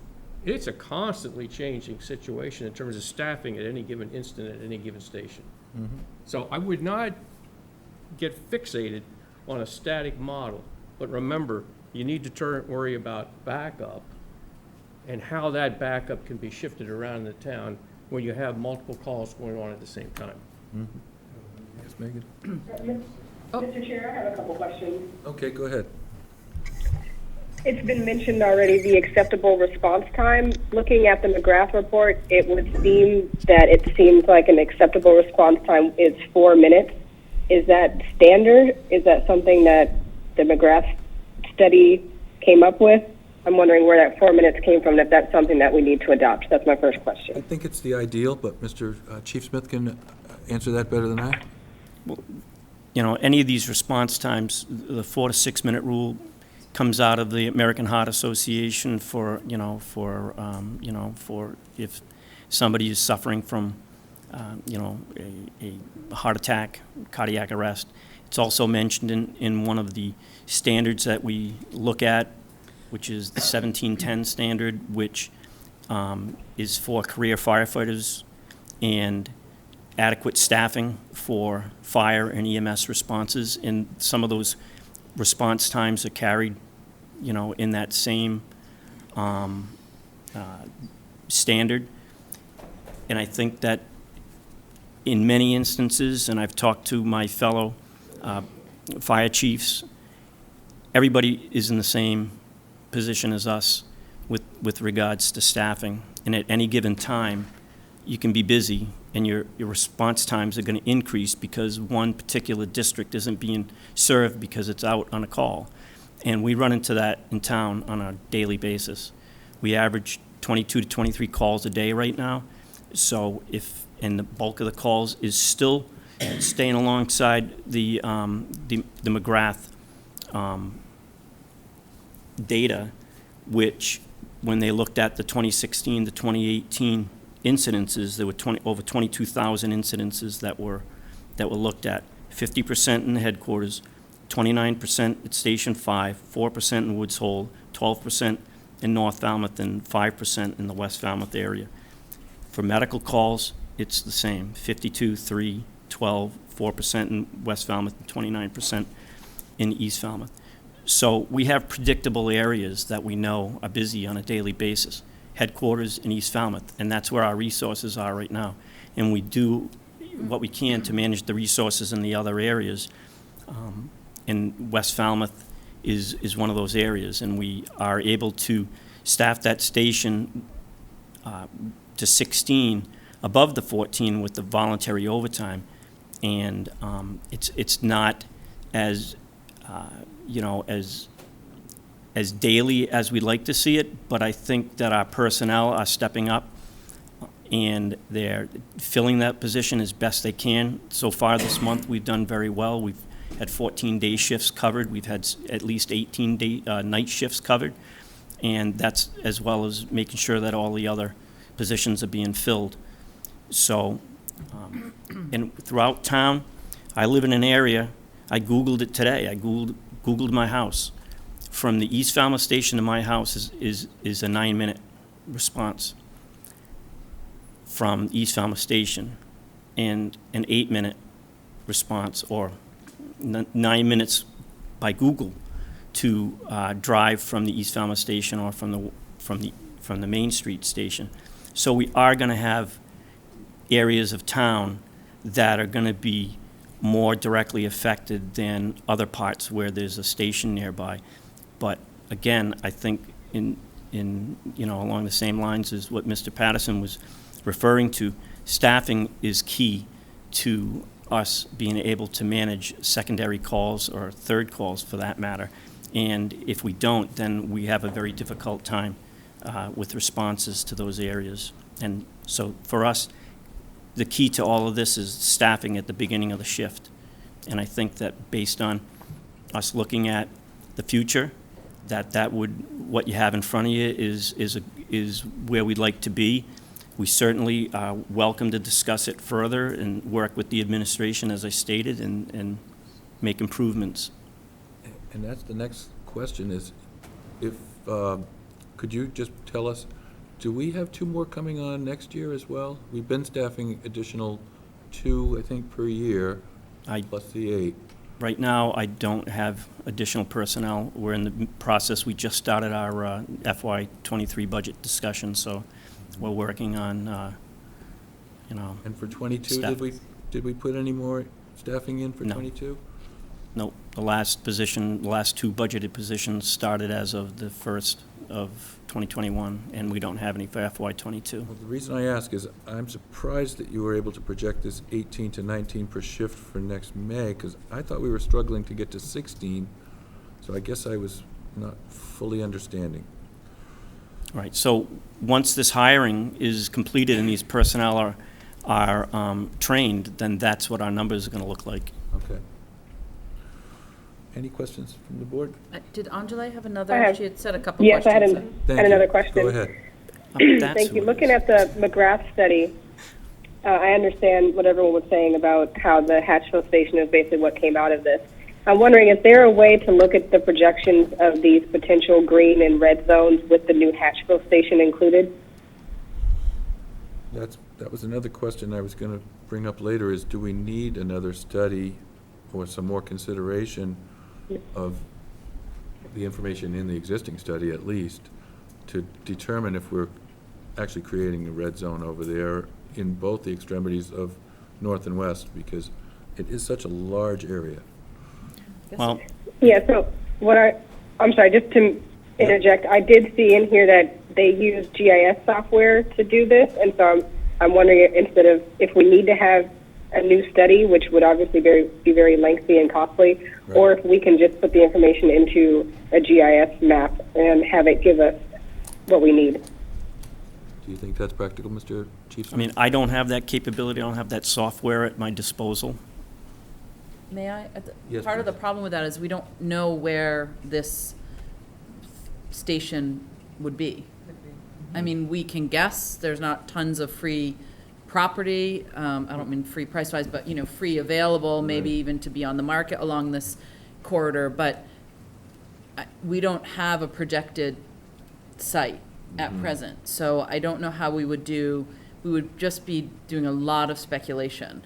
And I think the other piece that we have to really consider, and that we would have to really, if this is a policy, whatever policy this board undertakes, at the end of the day, there's another, component, which of course is the financial piece of it. And so this is a conversation that Finance Committee has to weigh in on, and ultimately it's gonna be a conversation that town meeting weighs in on, and in all likelihood, it's gonna be a conversation that the entire town is gonna vote on, because it's going to be a significant project, and we're gonna be voting a debt exclusion or whatever, however this might be. So as we play this out, I think we will not be doing whatever decision we choose on justice if we don't really do the homework about sort of numbers, and that's part of what this conversation is about. And this is part of why the chief has given us some of this, staffing projections, because you can't pitch a project, we can't sell this project, whatever, if it ends up being just a new Northwest, which is still gonna have to go through all those steps, or if we're talking about a 6-station model long-term. We have to understand how that impacts the budget of the town as a whole, or else people are not going to support it and vote for it, because there are so many competing, expenses and priorities that we hear about from, obviously, there's a passionate group of people that are in this room, and then next week, if there's something else on, there's a passionate group of people about climate change mitigation and what's gonna happen on Surf Drive, and so I think, we have to really look at those numbers if we're gonna go down that road. I completely agree, and I think before I could ever make a decision, I would have to see both pieces planned out, right? So to make an intelligent decision, what does it, cost to make a northwest station? What does it cost to, if you were going to just say rehab north and west? It's very hard for us to speculate what that would look like without some kind of a plan, without some kind of numbers laid out ahead of us. Okay, Whether right. it's capital in terms of buildings, or it's personnel. I think we have, it is both. Yep. But what I'm saying is that it looks like the chief has a personnel plan. So I'm not as worried about that piece. But I don't know anything about buildings and cost of buildings, and coming up with those two plans really well delineated so that we could make an intelligent decision or recommendation, because I agree with you, it will go back to the town. I just don't have enough information or plans. I feel like we do for the Hatchville station. I'm not worried about that moving forward. But in terms of making a decision around northwest versus northwest, I don't have enough information. Can I just clarify? Yeah. I was talking about the proposed location for the Hatchville station, if there was a way to put that into into a system to see how that will affect the red areas, not necessarily making up a location for a Northwest Station and trying to play with it that way. I realize that there's too many variables in that. And so are you suggesting then that to run the go numbers? ahead. I'm just trying to clarify your question. So then you're saying that you'd like to project the numbers for having the Hatchville station open and, for instance, the West Falmouth closed? Is that what you're getting at? If there is a way for us to see what would happen if we kept all the stations that we have and then added the Hatchville station, what would our green and red areas look like? If we had the Hatchville station but then closed the West Falmouth station, then what would the areas look like? Because the proposed location of the Hatchville station is in an area that we know is a red zone, but how far out towards West Falmouth or North Falmouth would it keep that green or yellow? If that makes sense. Like No, that makes sense. Once it's part of the system, how does that, because it takes relief, it relieves other stations that would be going out on other responses. Yeah. Right, and I think seeing all that information would be helpful in deciding what to do. For example, likely not, but if we had the Hatchville station and it showed all the way into West Falmouth, things were still green or yellow, that would be really important information to know, rather than assuming that the Hatchville station would not accommodate homes that far out. Right. That's good point. That's a good point. So then the next question I have before we turn it over to the public is, the reason we got started with this conversation is that Mr. Suso was been asked by this board to investigate properties suitable for this Northwest Station. And so he's looking for $25,000 to appropriate to use as a deposit on a potential piece of property. So the question for us is that, do we want to spend that $25,000, have a piece of property brought back to us and really analyze it, then potentially figure out that it might not be the best for us, and then just give that $25,000 to the person? That's an investment that we'd be making to get information to determine whether or not it's really the best for us.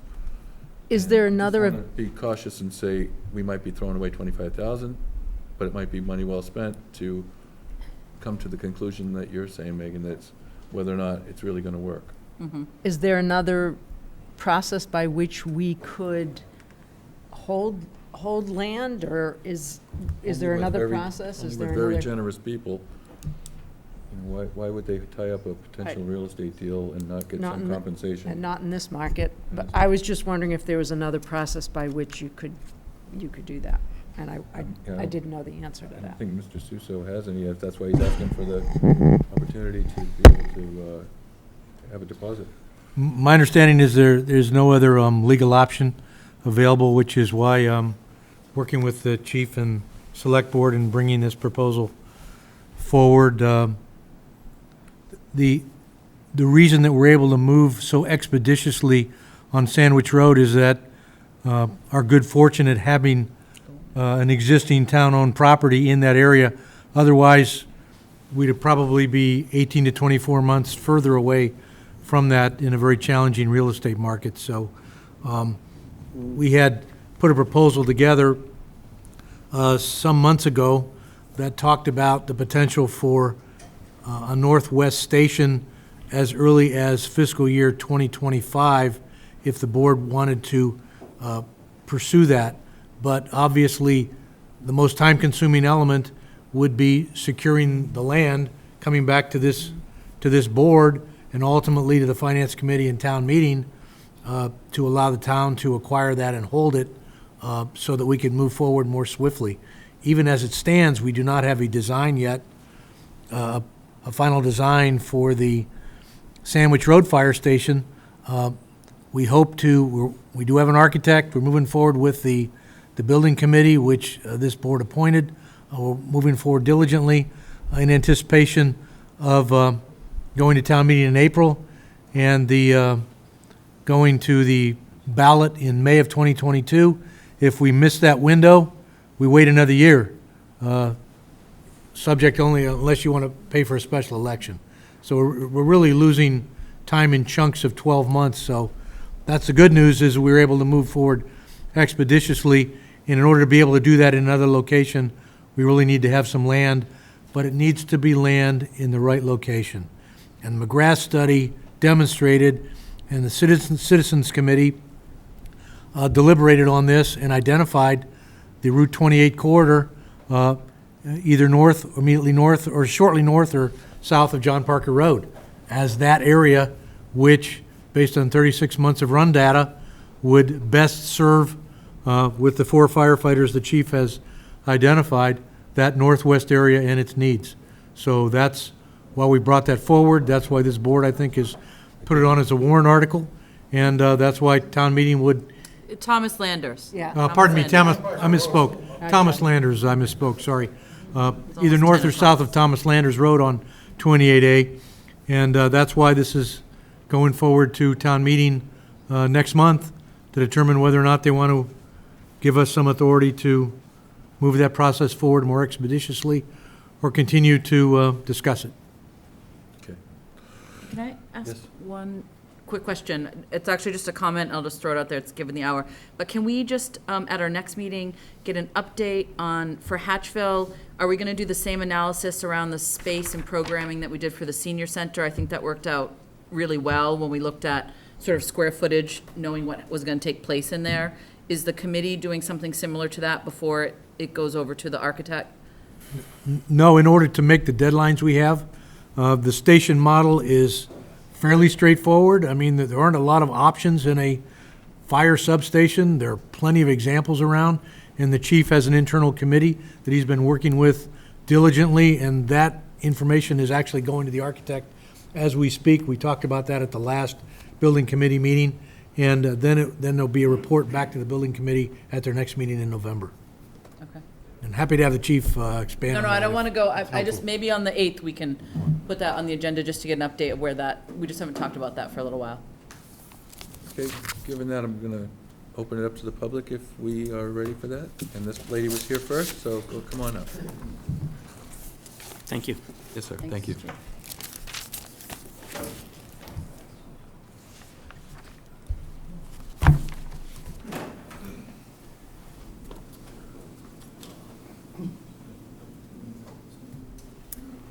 My name is Marcia Murphy, and I live on Charles Lane, West Falmouth. I'm here to beg you not to get rid of the West Falmouth Fire Station. There is land on the back side of it that it could be fixed and raised up to house the new trucks. I think my biggest bugger about this is the town lets people put in, an auto park, and all the building that's going up is for multiple families, and that's bringing in a lot of tax dollars, because we're in West Falmouth. We get to see this water. Well, I've been on my street since 1951, my house was built, and the trees grow up, and I don't really have a water view anymore, but I'm still paying for it.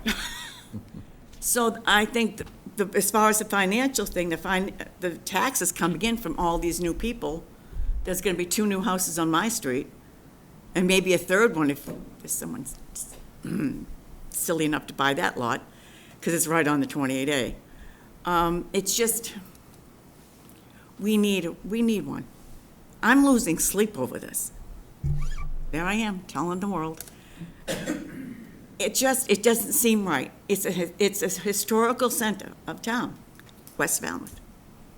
We have houses there that are hundreds of years old. We have just lost one of the facilities in West Falmouth that was taken out, and now they're going to build multiple families in there. So Emerson House is like gone. That helped women and children get on their feet. I don't think that was right. But nobody asked me. Okay. They should have. So that's why I'm here pleading for West Falmouth. It can be fixed. There is room in the back of it and on the side of it to add on. And with all the people that are coming down, visiting, especially during the pandemic, to Falmouth and West Falmouth and all over, but the glamping ground is just added it because they have fires down there. We have fireworks in West Falmouth from May until, what, about 2 weeks ago, I heard them going off again. And it's the air, you know, it's without the rain, it's dry and everything, and it's a fire hazard. I've had the ambulance go down my street a few times to get someone. And I just asking for you to give it consideration. We need it. We need our fire station. And it can be fixed. All right, thank you. Thank you. Okay. Yes, come on up.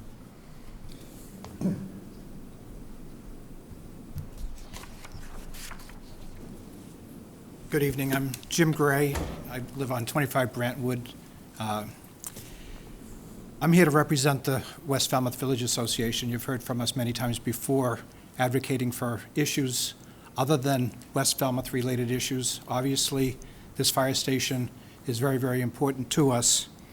And we're very pleased that you're coming forward and looking analytically at the issues that were in this report. You know, when we were briefed on this report back in October 2019, when Mr. Suso and then Chief Small came and told us that West Falmouth Fire Station was going to be closed, we had a lot of questions about the validity of a lot of the assumptions in that report. And the kind of questions that you're raising tonight, I think, are hitting the nail on the head in shining a light on questions that need to be asked and that we've been asking. You know, what's the status of the fire truck that's been approved? You know, when will that be purchased? When will it be brought in? Obviously, there's been a lot of discussion about staffing tonight, and I think that's terrific. And obviously, the complexity of this issue, and we're talking about human lives at the end of the day. And so when you start talking about buildings and staffing and budgets and everything else, you're coming back to a very complicated issue, and I think one of the most weighty issues that this board has to deal with. And we thank you for addressing it and shining a light on these issues. So from a West Falmouth perspective, you know, it's human life, it's property, it's elements of what you've all been talking about. So thank you for doing this, and thank you for adding transparency into this discussion so that we all can understand what the plans are as we go forward. So thank you. Certainly. Since you brought up the truck, I will say that I've been, you know, following closely, and the fire department has been searching and trying to find a truck to no avail. And I've kind of resigned myself that it's maybe not the most practical solution to our immediate problem. What the fire chief has done, though, is bought another size vehicle that will fit in at the other stations, which will be a reserve vehicle that will preclude the need to move that vehicle out. So in the interim between when we have the Hatchville station up, we can continue to use that station, because by next year, we'll likely have the reserve vehicle and not need to come borrow that truck all the time, so. And who would like to speak next? Yes, sir. Thanks.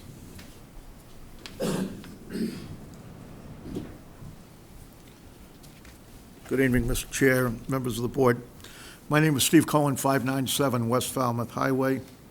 I'm the retired state fire marshal, spent 52 years of my adult life in the fire service, and very much am a supporter of each and every firefighter in the Commonwealth and what they do to protect our communities. And I'm clearly not here tonight to do anything other than continue to show my respect to them. That being said, a lot has happened over the last few years that raises our concern as residents of West Falmouth.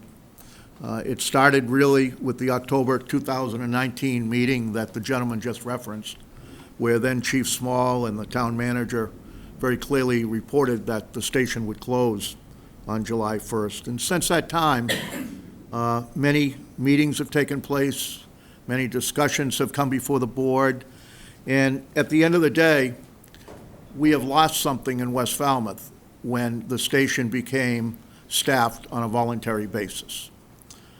I've tried to educate the board and anyone else that would listen to me over the importance of quick response, adequate response, how long you have to escape a fast flaming fire, what your survival rate would be based upon a cardiac event, depending on the time of intervention. And all of it leads us to the knowledge that we need to live within the standards. And the standards say that we strive to get to a scene within 4 minutes. We strive to get additional apparatus, in the case of a fire, to a scene within 8 minutes.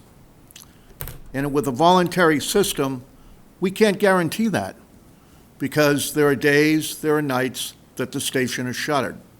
I'm not going to take the time to go through it, but I have some written comments for the board that talk about actual incidences that have occurred in West Falmouth and how the normal 2 to 3 minute response time in the past becomes a 10-minute or more response time.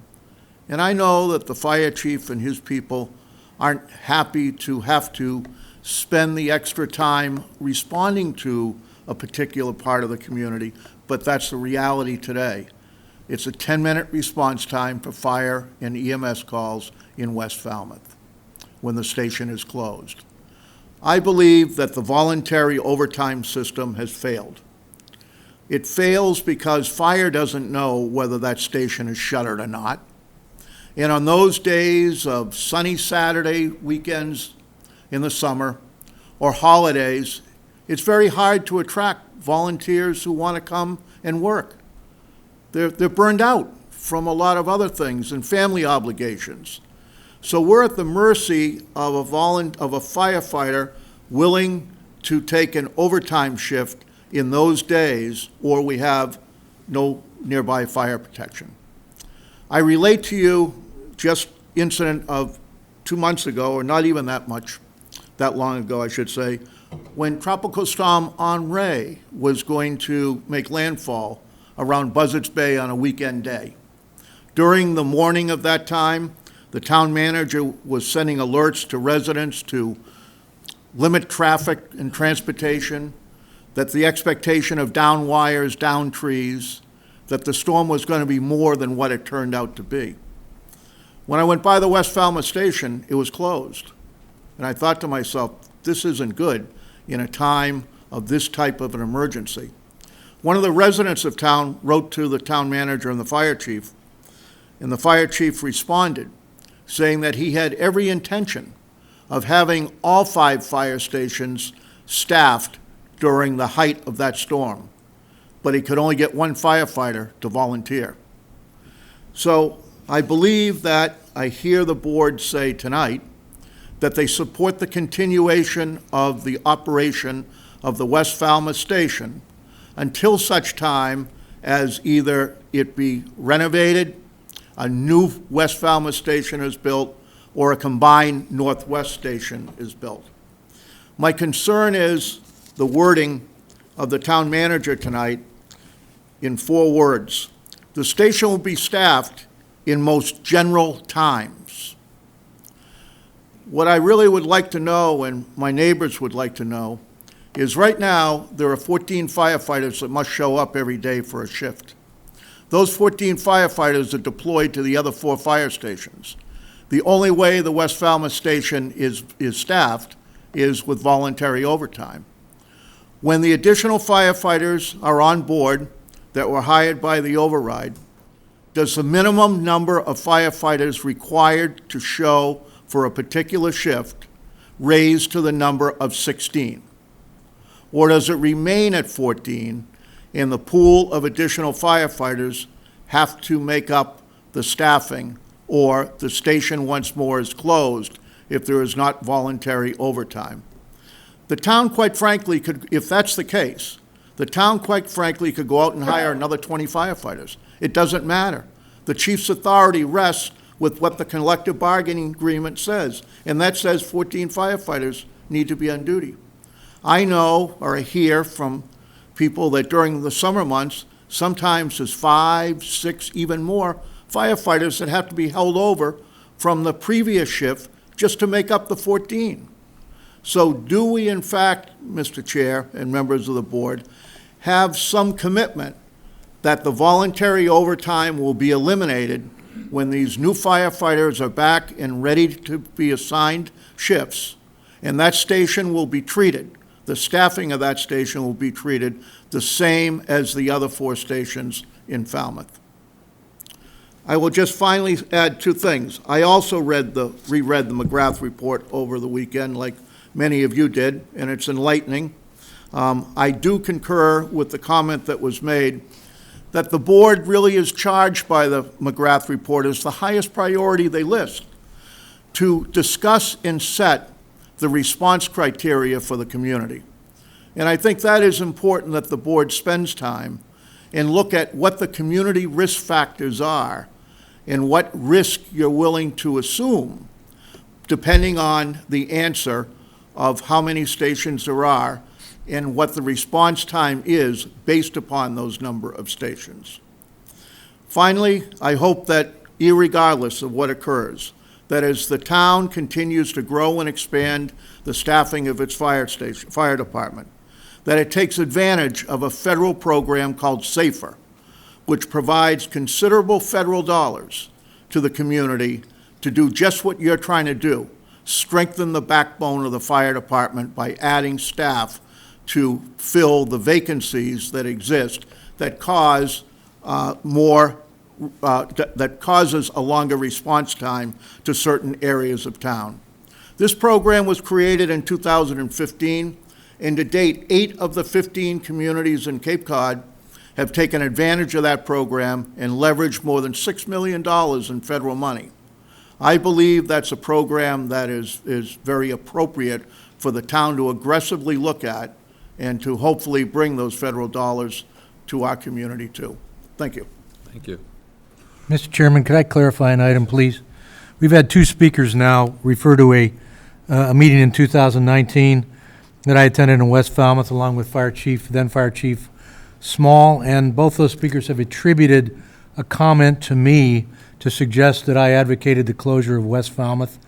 And I just want to point out the factual record is that was a comment made by then Chief Small. It was never made by this town manager, nor has it been advocated by this town manager. The town manager does not have the authority, we've stated that many times, to close a fire station. This select board has that authority and solely has that authority. And so it was neither advocated by me, nor was it brought and suggested to this board. And I just want to clear that up once and for all. That keeps coming up as a fiction to suggest that somehow, I guess, this town manager has some secondary intent regarding West Falmouth. Nothing could be further from the case. I also want to clarify, as this board's aware, the fiction about Hurricane Henri. And the majority of these shifts during that hurricane were indeed staffed at the West Falmouth station, as Chief Smith can confirm, and we've reported that to this board and responded to the individual in West Falmouth who wrote that letter and was unfortunately misinformed. We have had a reasonable response on that voluntary overtime issue, but thankfully, as the table from Chief Smith conveys, in April, May of next year, we will not need to rely on voluntary overtime to staff 2 firefighters in the West Falmouth station. That's the report that was made to the Finance Committee prior to the override. That's the report that was made to town meeting prior to the override. That's a report that was brought to this select board prior to the override. And that's the report that was made to voters prior to them going to the ballot and approving the override. So we're thankful that in April, May of 2022, we're going to be at that point, and that Chief Smith and his command staff can make those decisions about allocating additional fire staffing, which will include 2 firefighters on a regular shift at the West Falmouth station. So can I just make 2 quick comments, and it goes right along with what you just said. I think it's really important for the community to hear that it's on the shoulders of the board to decide whether a fire station closes or not. And that's really important. It is not your responsibility. If we keep them open, we tell you to figure out how to do that. But I think that's a very important point. The second point is, in an emergency situation, and this is actually a question, I would think that the fire chief, along with the town manager, have every authority needed to keep people over in a state of an emergency if it is declared. Is that correct? Certainly, if that's needed, the chief exercises that authority, and our colleagues in the union, firefighters, have been most cooperative with that, which we greatly appreciate. You can actually force them on the shift. I was going to say, If we don't have enough, Yes. and please correct me if I'm wrong, but if you have some emergency and people are out, you're not going to start your shift with less than 14, right? So you're going to force people over, and nobody wants to do that, but that's a reality, and that happens in every department because that's just life. That's, you have things that come up where people get forced. It's not a good practice. That's not how you want to treat staff. You don't want that to be a regular way that you staff your stations. You wouldn't want to do that with anyone. You wouldn't want the people at the hospital, and it happens with medical staff. You don't want a nurse who's been forced or somebody who has to stay over. That's not good quality. So the whole idea and why we advocated for the override and why we had public hearings and had the finance committee meeting was to try to get the public on board with the idea that we needed a major, just push for staffing. We could not keep doing it in the dribs and drabs that the regular budget allows. 2 people here, maybe in a really good year, 4 people. We needed a big push, and it always was, I know because I ran the meetings, the message always was, we are going to do this so that we can staff West Falmouth until we come up with whatever the next phase is for that whole area of town. And this board will have to figure out what that phase is. And there'll obviously be further public discussion, because at the end of the day, it's money out of, yes, it is an issue of safety, it's life, it's property, but at the end of the day, taxpayers make the decision. And if they don't feel that they're buying into it, then they're not going to vote for it. So we have to make a compelling argument for whatever the policy is. So we have always said that when we can get to that staffing, that West Falmouth is going to be staffed regularly. That was the messaging from the time of the override. That was part of the push for it, was let's get there. And it's taken longer to get those firefighters up and running. We ran smack into COVID. No one could do anything about that. And, I think the chief has done a really good job trying to onboard folks, even with that challenge. We're trying to address issues of civil service long-term to try to open that up and give some flexibility. So, this board, I think, has, and I know the conversation, I will just say it, and I think Chief Small's a great guy. He just spoke I was there that night. He made a comment off the cuff. I don't mean this in a negative way, but I don't think it was thought out. He was in the conversation and he was saying, July 1, everything changes, staffing changes, and we can't staff West Falmouth. And it was the wrong thing to say, and it was, again, I think he just put it out there, and it created a firestorm, and we keep, sort of going back to that. But the reality is that, I think he was pointing out we were going to have a radical departure with staffing and the implication it was going to have. But out of that, this board, I think, has tried very hard to try and fix a problem that has been many decades in the making. And so, just to be clear, that staffing that Stephen is asking about, that has always been the thrust of why we did this override. Mr. Chair, if I could just ask for clarification, because I hear what everyone is saying. Please come up, because You have to speak to the mic, please. I'm sorry. I would just quickly like to ask for clarification, because I hear what everyone is saying, and we agree that we're going to have more people per shift, meaning that the roster is larger. The question I have is, the chief has to abide by a contract, and the contract says there's 14 firefighters due to show up at the beginning of every shift. To have the 16 people that you need to include West Falmouth as permanent staffing, that contract number has to be raised to 16. Question is that happening, and will the contract mandate that there be 16 firefighters at the beginning of every shift? I was just about to ask that same question. Mr. Chairman, I can clarify that. The chief is not bound by the contract as to how many firefighters he assigns each day. That is fully within the chief's discretion. If there is contract language setting a minimum, there used to be a 10-person minimum. It was bumped to 14. That was a temporary measure to get us to the point that Select Board member Megan English-Braga has described. But going forward with the the staffing that we've described in these exhibits, it's fully within the discretion of Chief Smith and his command staff alone as to how many firefighters they schedule and they assign to each shift. That's their call. Doesn't need to be bargained, it doesn't need to be negotiated, doesn't need to be put down in writing. The chief has that authority. We have explored that in the past, and that's clearly the case. Yes, sir. Go ahead.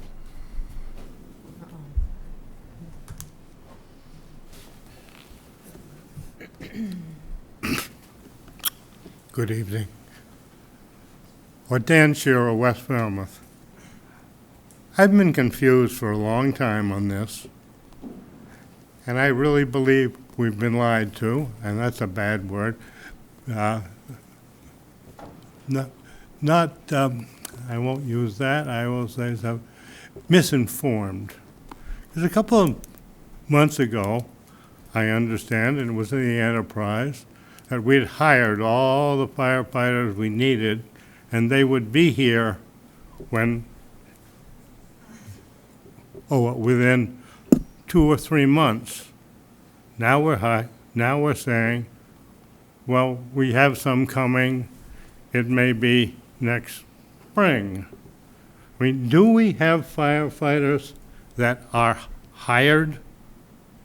That means they are going to come, they have signed a contract with us, we're paying them, or are we just hoping that these people in the fire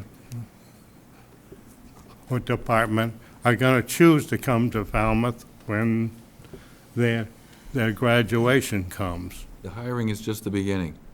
The hiring is just the beginning, and then the training begins, and then the apprenticeship begins. But it takes a while to get them online as firefighters. Do they have to come? I mean...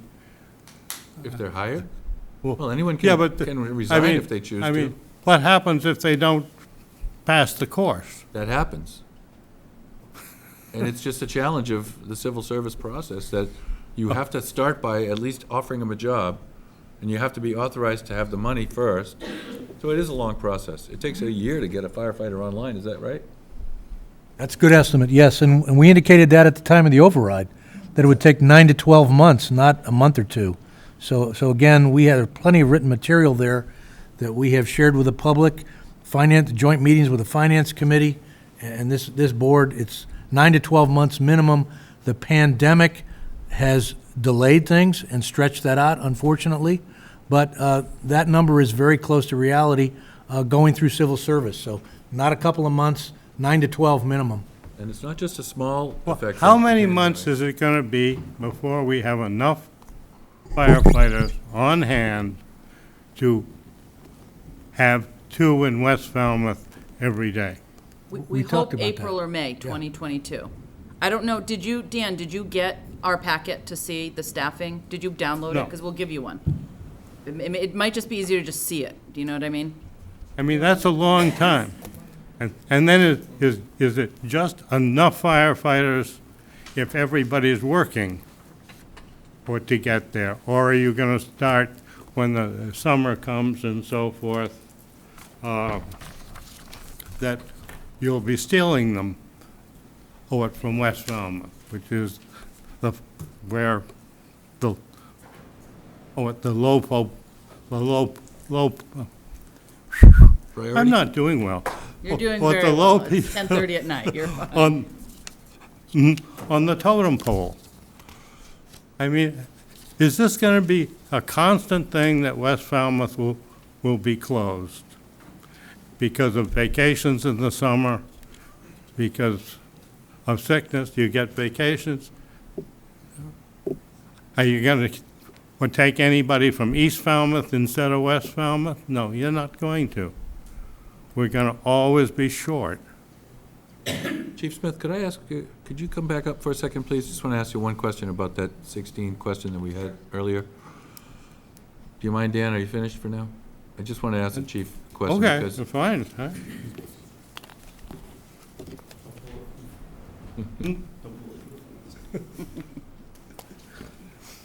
Could you please clarify, is there some contract negotiation that has to be undertaken in order to guarantee that we can staff West Falmouth?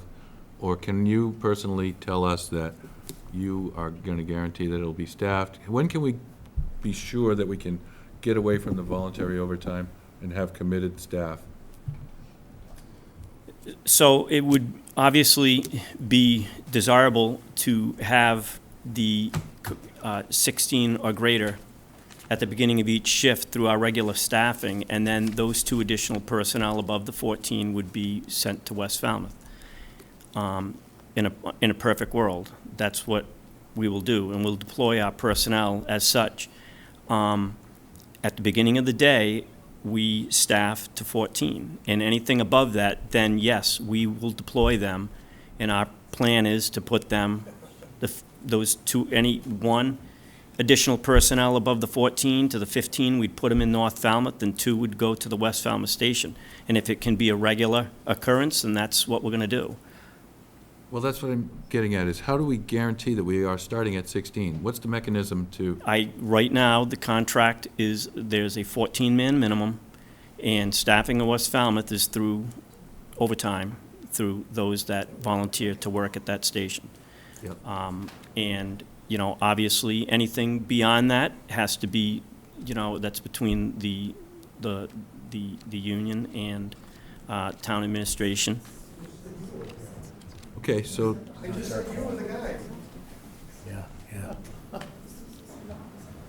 I staff my stations right now with the personnel that I have, and beyond that, we are utilizing the contract language to the 16-person level through voluntary overtime. I understand. I'm just wondering do we need to have the union to request the 16, or is that something that, how can we get to that guaranteed 16? Well, that would be something that would have to be done through contract negotiations. Okay. That's not my So I'm understanding. I need to confused. clarify. I'm confused. We've talked to Labor Council about that, and that's strictly within the purview of the chief and the administration. As long as the chief has adequate staffing, the chief can assign the number of firefighters at the beginning of each shift that the chief so determines is appropriate. Okay. So- Does not need to be bargained. And that is what we're working towards. Right. Is to be able to do that on a regular basis. But so it's not a contractual issue, and it doesn't need to be negotiated? Does not need to Is that be correct? negotiated, no. Okay. Right. But anything other than the language that I have right now, He can't do because he doesn't have any 'Cause I don't people. I mean, he Right. can't Well, force. So I am. That's the question. Right. Are we talking about bodies, or are we talking about contract language? And I think that's where it's getting confusing. Well, that's why I'm asking it this way, just to say, what will it take to get to 16? And I know you can't pick a date because you don't have your people out of the academy, but how can we So as these residents that we'll be at 16? Right. So as I've stated tonight, I've stated before, as these personnel that we have hired are all in the throes of some type of training phase. Either the 6, the upcoming 4, the one that's in November, and then the additional. That is going to give us that 12, and that's going to be added to our shift complement, and that's going to raise the level. And if, at the beginning of the shift, if I have 16 to 18 personnel showing up, 2 of those personnel are going to be assigned to the West Falmouth station. And is there a point where you set a policy that say, starting January 1st or March 1st or whatever date, that this department will start 16 at start of shift because you've decided that? And if that's the case, then you have the leverage to say, sorry, guys, this is not voluntary overtime. This is, if it takes overtime, it's mandatory, but you got to staff that station. Is there a point where we can get to that? I would hope in the future, we continue to, to go forward with this staffing plan so that we can increase the amount of personnel that we have at the start of the day to afford that. Right. But right now, anything over and above, as I get these personnel, we assign them. I understand. We just haven't, we have not reached that. There are some days where actually we have had 15 people at the start of the shift, and we haven't had to hire for 2 personnel there. So we're slowly getting there, but it's, we have to get to that point with these personnel being trained. I understand, and I appreciate that you've given us this projected staffing level so that in the spring we'll be there. I just really would like to nail it down and figure out how we can get that 16, because that's the big question that we have for, the residents are here waiting to hear. It's understandable, and, thankfully, there is a lot of support through the town administration, with the board, with the community as a whole.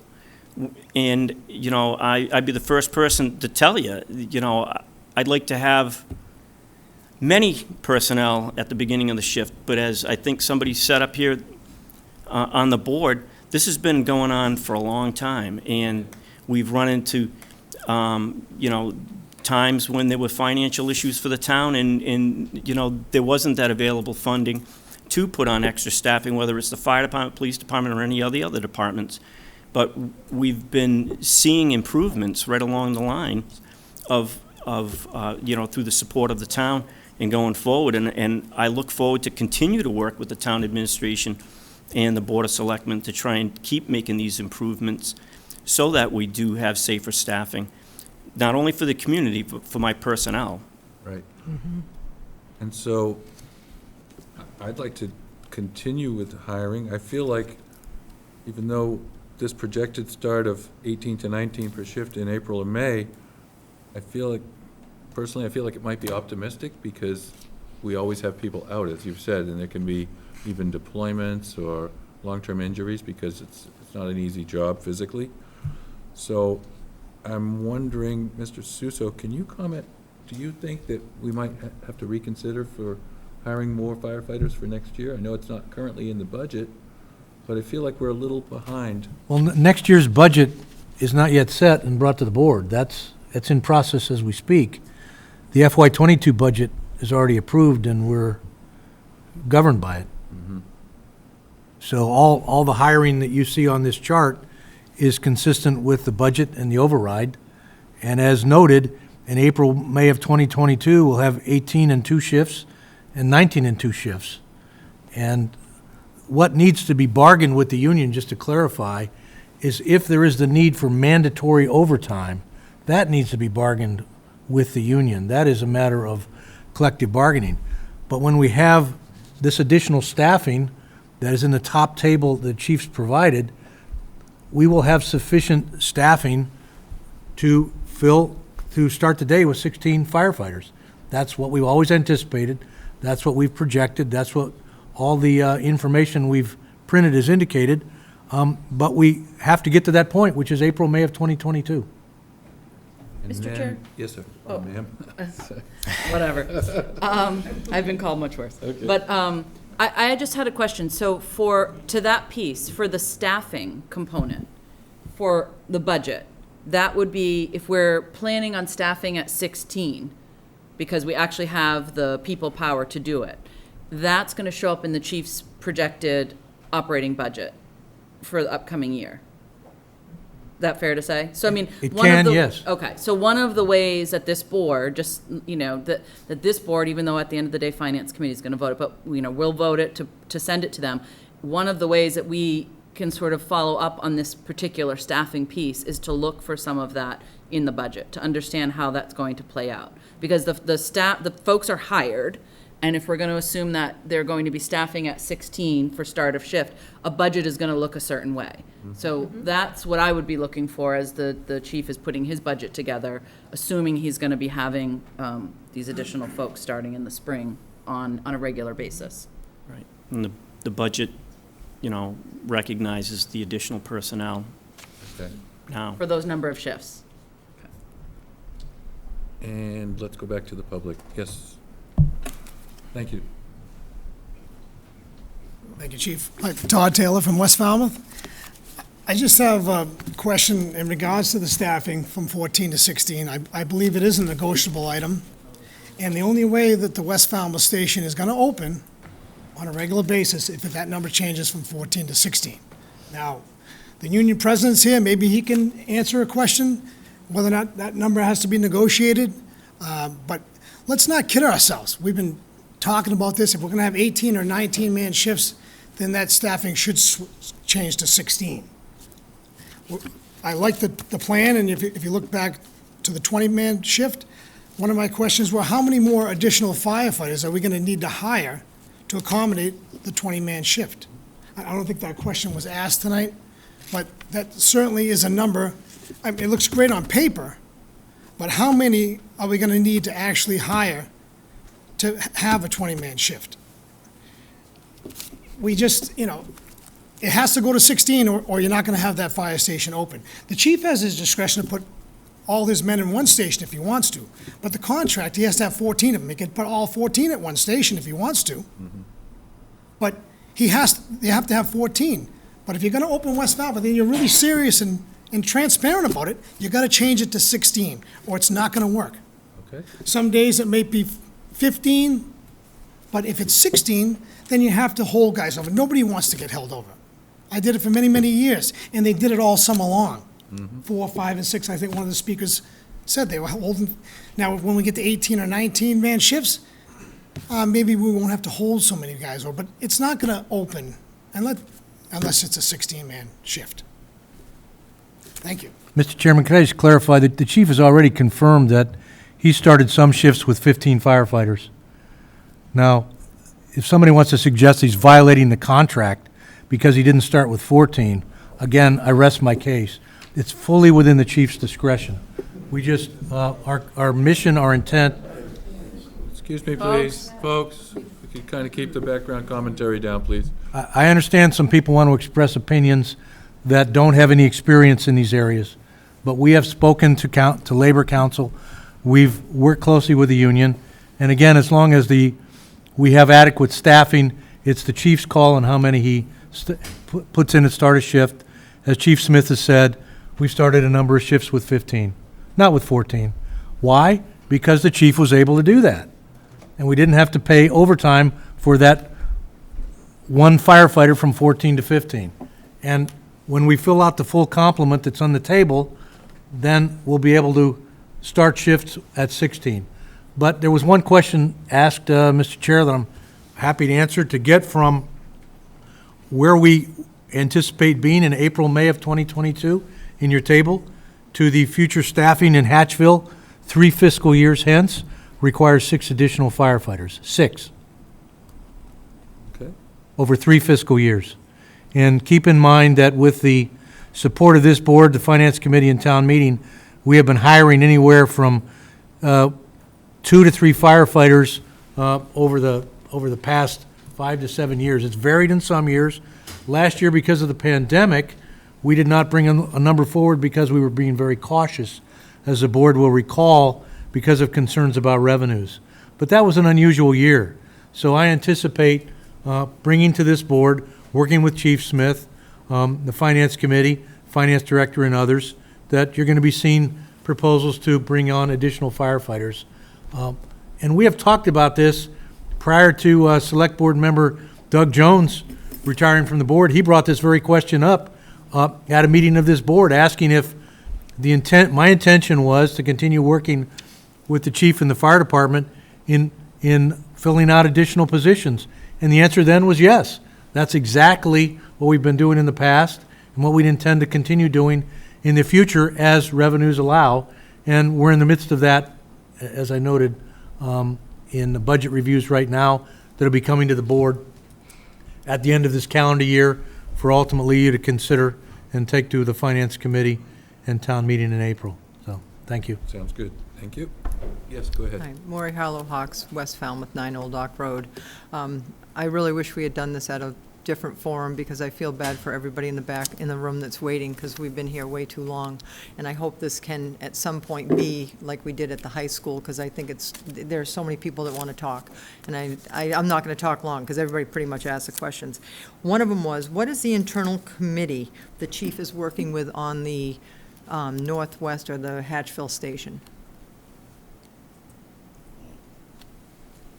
Was that something you mentioned, Mr. Sousa? Yes, Chief Smith can certainly comment on that if you want to. Well, you can get comment. into You've that been doing your topic. job tonight. You can comment. So who is the, no, I mean, who is the? Thank you for giving me that permission, but I would ask Chief Smith to speak. Okay. I was trying to expedite it. The internal committee is just staff personnel that are providing information, consideration, and needs for our upcoming substation project. And our internal committee is meeting with the design architect and passing this information along so they can develop a design plan to bring back to the formal committee and then back to the board. So that's All right. what we're up to. I didn't know that there was an internal committee. I'm sorry. Thank you for clarification. And who is that person? Nobody knew that. But anyway, I'll email somebody. The other question I had, is there, you kept saying something about a chart and a packet. Is there something we can go online Our and get? select board packet. Perfect, we can get It's it. always posted. Perfect, that's all. And so you can get it, you'll see it, it's obviously towards the end of the packet, but it's gonna look, it's a big section, it looks like this, Maury, you're gonna Perfect. see. That's all I two wanted. Two I tables. wasn't aware of Yep. that one, so perfect. The last comment is I really think we keep getting more confused, and I'm only speaking for myself, but every time you keep saying 14, 16, that doesn't have to be a union, the chief can do it, I feel that it is he has 14 staff to work with at the start of shift. That's in his contract. That's what I'm kind of hearing tonight. He doesn't have 16, it's when they volunteer. Is that when you get the extra 2 to make it 16? Yes. All right, so we don't really have 16 unless 2 volunteer. Correct. That's all I needed clarification. We only have 14 through the union contract to make them work. The other 2 are only volunteering to work. Correct. So how do Don't we have get? enough bodies. If we, The union, and the But when- union will- president is will- here, we'll I ask him think- to comment, but I suspect that they don't want to commit their people to something that they don't have enough staff to do. That's what I got Because then they're understood. going to have endless overtime. Correct. So what will happen, I'm assuming and hoping, that when we get these new men on board, they are already working collaboratively with the union to get it to 16, because they just can't arbitrarily say, we can do 16. Do they have to make sure that the contract with the union says they can have 16? If the chief has enough people, he can put them on the schedule. Okay. if he's not It's- forcing the overtime. So in other words, if he has enough staff, he's not forcing. But what if he doesn't have enough staff, even with all the people with sickness and? The reason we went from 10 to 14 was because the firefighters' union was concerned for the safety of their own Right. employees. And they said, Totally. you have to start us at 14, Yep. even if it takes overtime. Right. And you should have hired people years So ago we when really we should asked. be working on, when we get all these new people, pray, that we have the union contract started. They won't likely need to. At the time, they were fearing for the life and safety of their coworkers. Because of one person in a truck going out by themselves is just bad policy. And I can't believe we did it for so many years. I know. They did save a lot of lives, though, in spite of it, Yeah. but thank you. Yeah. Mark Finneran. I was on the Sandwich Road Site Location Committee, and I'm on the Hatchville Station Building Committee. We've been meeting since the 27th, and I ask every meeting what we're building, and I get no answers. Finally, the last meeting, we were told that we were going to have a committee to decide such a thing, and I said, great, I'll go. And they said, well, only one person can go, according to the open meeting law. I said, of course, that's not correct. It can't be a quorum. So then it changed to an internal committee or some such, and therefore I would not be allowed to attend. Now I read this thing in the packet that we plan to staff the Hatchville station with 4 firefighters, which means to me that we're building a rather large station, larger than I think we need. Also, if you look, 52% of the calls come from Main Street. We have 6 firefighters there. 29% of the calls come from East Falmouth. We have 4 firefighters there.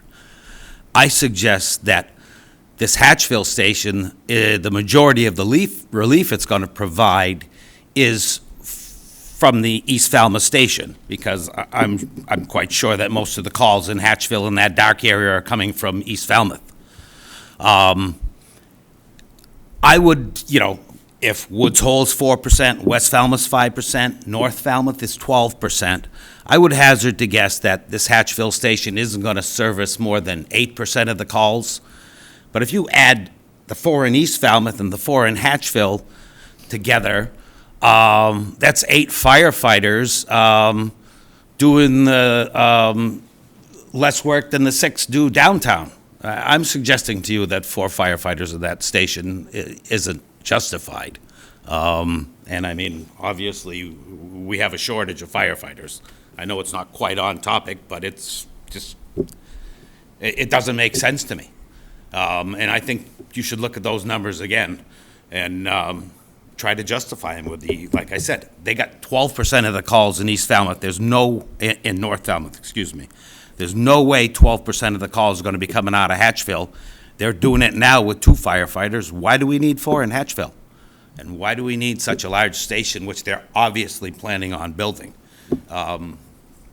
Maybe I'm on the committee, maybe I'll get these answers at some point in time, but so far they're not forthcoming at all. Thanks. Thank you.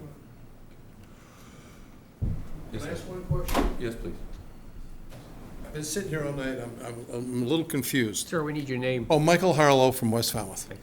From what I understand from Mr. Suso, is that we don't need anything from the union to say if we go to 16 firefighters as opposed to 14 to start the shift. Is that correct? We only need to negotiate with the union if there's mandatory overtime. Okay, so. Firefighters are held over. The chief has full discretion to determine how many to start shift, as long as he has the staffing to do it. Okay. And he's demonstrated that. Some of the shifts start at 15 currently. Yeah, I understand that, and I'm a union guy, and I know that any union's gonna want as many guys as they can get to staff at the beginning of the day, because you got more guys working. So my question is, and this is to the chief, if we get 16, because we're hiring more firefighters, and Mr. Brown has proposed this question, I still haven't gotten the answer. If we get the 16, and you have the 16 to send out every day with the additional firefighters, are you going to send 2 to West Falmouth? Yes. Okay, that's all I wanted to know. Thank you. Anybody else have a question to ask? Yes, sir. Is this gonna be about the SUV with the one person? Because I heard you just say you go out on runs yourself back there, so. You said it. Malcolm Donald, 124 Ambleside Drive in West Falmouth. With only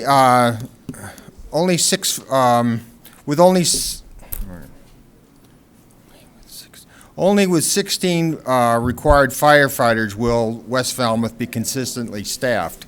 So it seems to me that whenever there's a shortage, West Falmouth's going to take the hit. That's the case now. Yeah, and it seems to continue to be the case. Well, we're working out of it. Okay, all right. Now, there's, the chief mentions that if only one extra person, or in other words, the 15th person volunteers, then that person gets sent to North Falmouth. Now, that's completely ludicrous. Why would you, I mean, if you don't need a 15th guy, you need a 15 and a 16. So why are we wasting our money on this 15th guy when you can't, it doesn't do any good for West Falmouth? It's just costing us more money. And he just goes up to North Falmouth and, I don't know, what does he do? Talk with the other guys or, you know. If there's a fire, it's better to have 3 than 2. And if a guy wants to volunteer for overtime, and you've put this offer out there, and the guy shows up and says, yeah, I'll work, you're gonna let him work, right?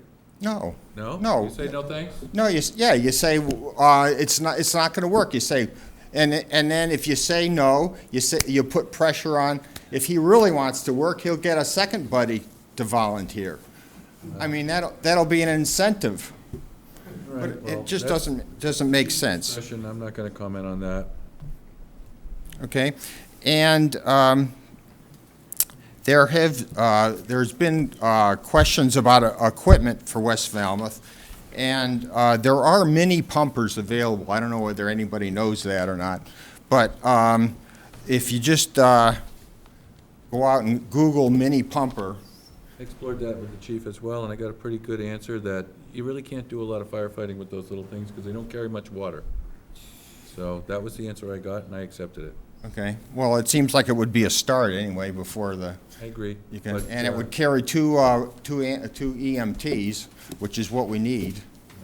And, so we really don't, I mean, how many fires do we have anyway? It's all medical, all right. And then my last, comment is, I'm wondering, why can't we have the exhibits that you're looking at up on these screens? Well, that's a good question. All we have is this one piece of paper, really, that we're referring to, which is the staffing levels projected when we have the staff. Right? Happy to share it with you if you want it. No, but It's why don't we online. just have it up on the screen so everybody We can should see have it? done that. That's- What's that? I agree with you, we should have done that. Okay, thanks. Appreciate it. I'm sorry, I can't go home without getting a straight answer to this. I won't sleep. Well, no one's going to. The issue of staffing, I think I leave here more confused tonight than I was when I came in with my notes. Here's my understanding, and I've got a little bit of experience in this.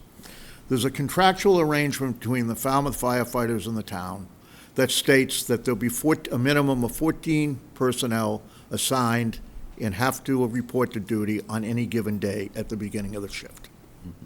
I said in my remarks, if that's the case, the town can hire 25 additional people. But until, my belief is, till that contract language changes, the chief is limited in how many people he can assign. He can assign the 14 at his discretion anywhere he wants. But anything beyond the 14, to increase that shift, needs to be negotiated. So if that is the facts, then it is a positive step that you're going to have full staffing of between 18, 19 firefighters when everyone is back and hired. However, it doesn't take into account both the known and the unknown of people that are vacant because of situations in issues. So if you have a shift of 19, full strength, and the contract allows for 3 firefighters to be off, you're already at 16. Now you have a firefighter out on injured long-term duty, long-term injury. You start to reduce below 16. You have a firefighter that comes in and says he's got jury duty today.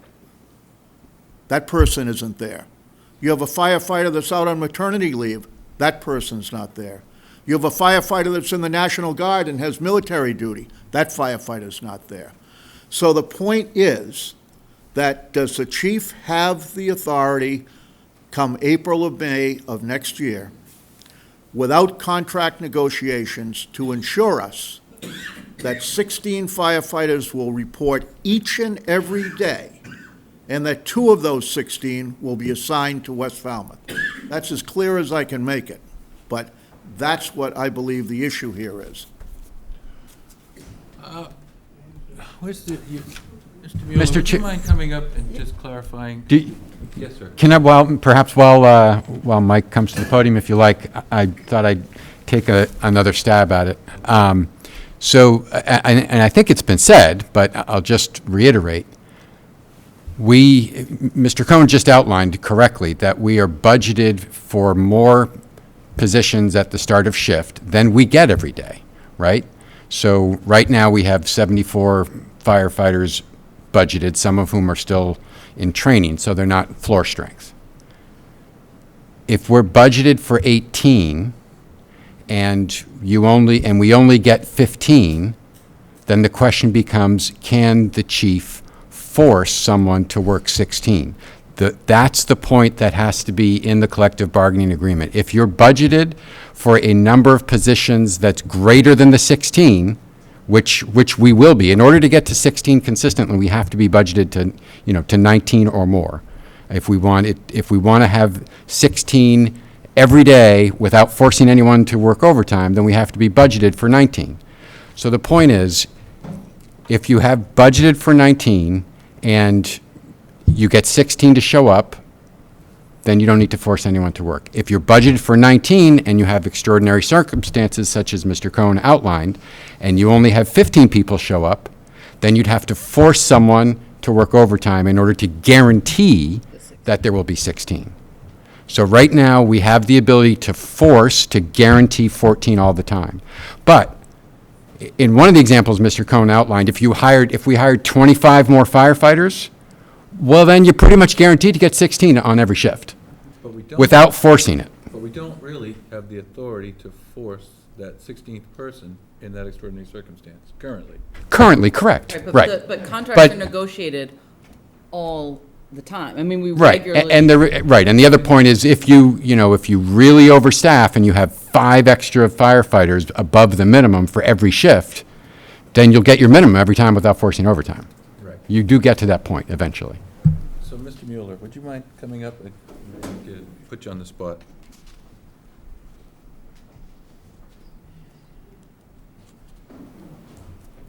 Everybody wants me to talk. Yes. My name's Mike Mueller. I'm the resident of East Falmouth and a president of the Firefighters Union.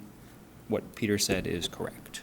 They can hold over 14 firefighters at the start of the shift. I'm sorry. What Peter said is correct. They can hold over 14 firefighters to start the shift.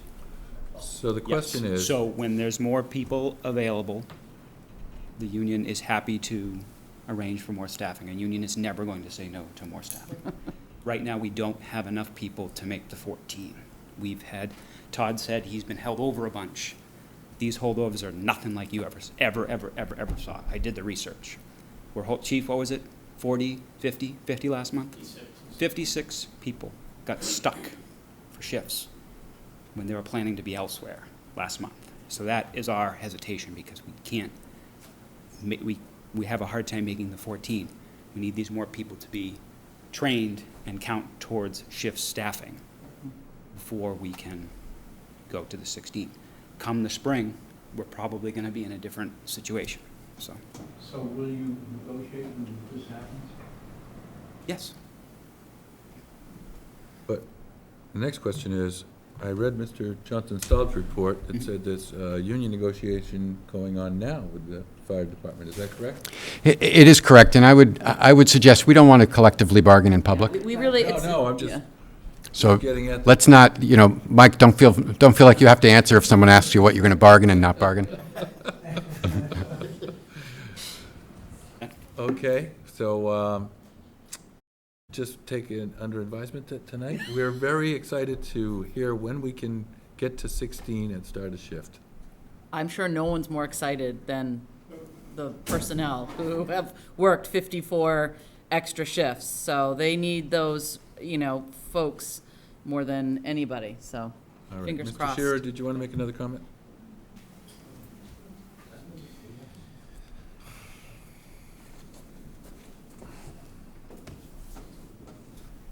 So really, in reality, we have to have firefighters for the West Falmouth station to be open, to be on overtime. Currently. So we're not really staffing at West Falmouth, because if we don't get volunteer overtime, it'll be closed. It's being closed now when we have volunteer firefighting. We're getting a lot at night, which is nice. You don't go home, you get a good night's sleep, and you get paid with big bucks. But we're really closing West Falmouth, because we're never going to know if it's going to be opened or not. And that's almost worse than having it closed. Well, Mr. I Shearer, mean, this it's a is- ridiculous way to run a town which has millions of dollars in certified free cash. We're bubbling over with money. We can have beautiful vans and everything else, but we're not protecting the 84-year-olds like me. Well, And I think it's pretty damn disgusting of this whole board. Well, we've been adding firefighters every year since I've been on this board, and this is a problem that's been festering in this town for a long time. I know. And when we are in the midst of correcting it. Have you ever seen a board add as many firefighters as we added in the last 5 years? No.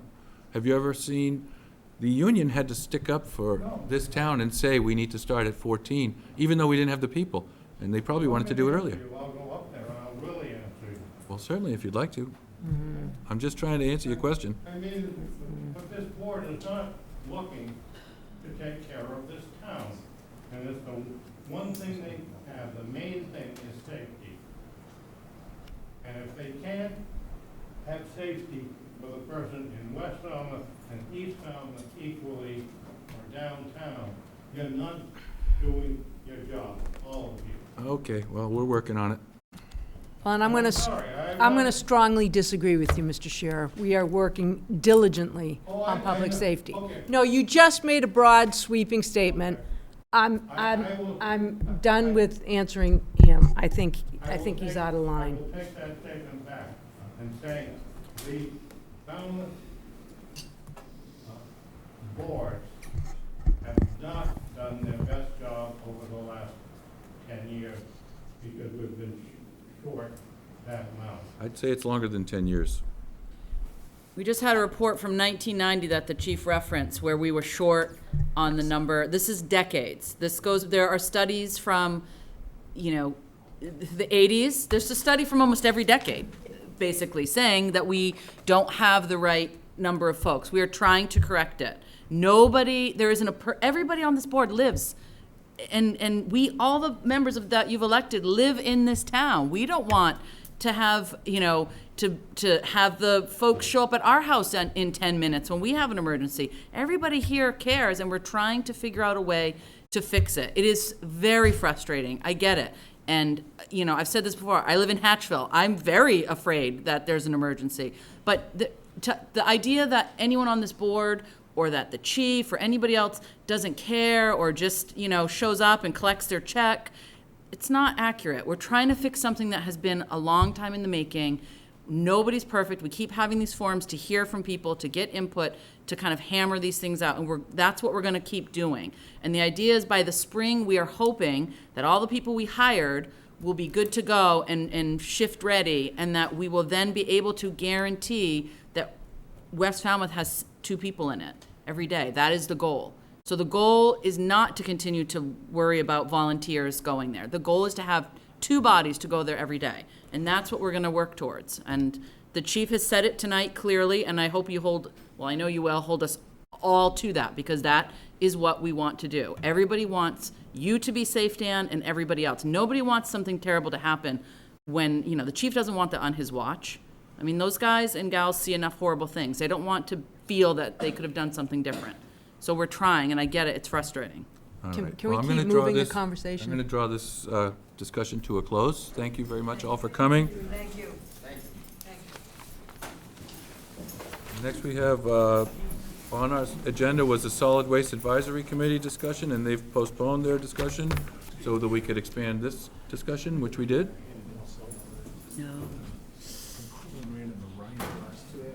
Oh, Oh, my no, I'm goodness. so sorry. Do you want to leave your number in case someone does, okay? I'm just going to make a quick announcement that there's a gentleman here who lost a cell phone, so anybody happen to see one in the parking lot, bring it back in. Sure.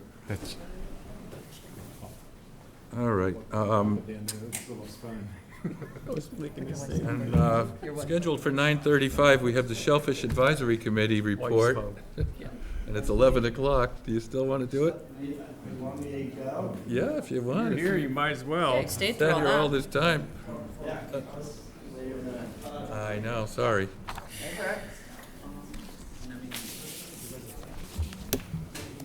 This will be brief, Okay. so that's good. My name's Pete Chase. I'm chairman of the Shellfish Advisory Committee. So I'll just give a really short overview of what we've been working on this year.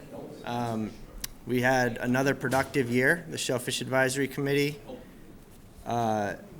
We managed to keep holding meetings throughout the whole pandemic. We're finally starting to meet a little bit in person, which everybody's really happy about. All 3 of the town aquaculture pilot sites are in full swing this year. So those are in the Eel River. We're kind of a bounce back from 2020, which was a real rough year for the oyster market. So things are going better this year, which is nice. That project was designed and implemented with input and support from the committee. If you're not, I'm sure you're all familiar with the project, but it's got two goals: to remove nitrogen from the Eel River, but also through rental equipment, we are putting money back into the town MES department that they can use for additional propagation. So the idea is kind of shellfish generating more shellfish. And the cooperation between the selected growers, the commercial diggers, the MES department has been outstanding. So that's probably the biggest takeaway I want you to have from this year for us. We've also been working really closely with the MES department on how to best utilize the town propagation budget, determine the best ratio of oyster versus quahog seed to purchase. We've got commercial diggers and knowledgeable people of the estuaries helping to evaluate where to place the seed for the best survival. We've worked on timings of shellfish openings and closures. Again, working very closely with Chuck Martinson, the MES department. Commercial harvesters have made it clear they want to see a shift towards quahogs rather than oysters in the future. So we've been working with the town towards that shift, yet at the same time keeping recreational harvesters in mind. So we know that the recreational diggers are really enjoying the oysters, especially in the family areas. So that will continue. And this is quickly getting into Chuck territory here, so I won't speak for Chuck. I'm sure he's going to give you an update on town propagation activities. But we have noticed an increased engagement from the commercial diggers and the recreational harvesters as well in terms of attendance at our meetings, helping to volunteer time to move seed around. So that's great. So in the coming year, we want to continue the great collaboration with MES and with the various stakeholders in town to meet our goal of putting more shellfish in the waters of Falmouth. So that's about all I have. Sounds like mostly all good news. Yeah, it's all good news, Good. especially in a pandemic. I think we're doing a lot, and I'm sure you've read from things Chuck has put out. There is a lag because of the lack of volunteers from last year.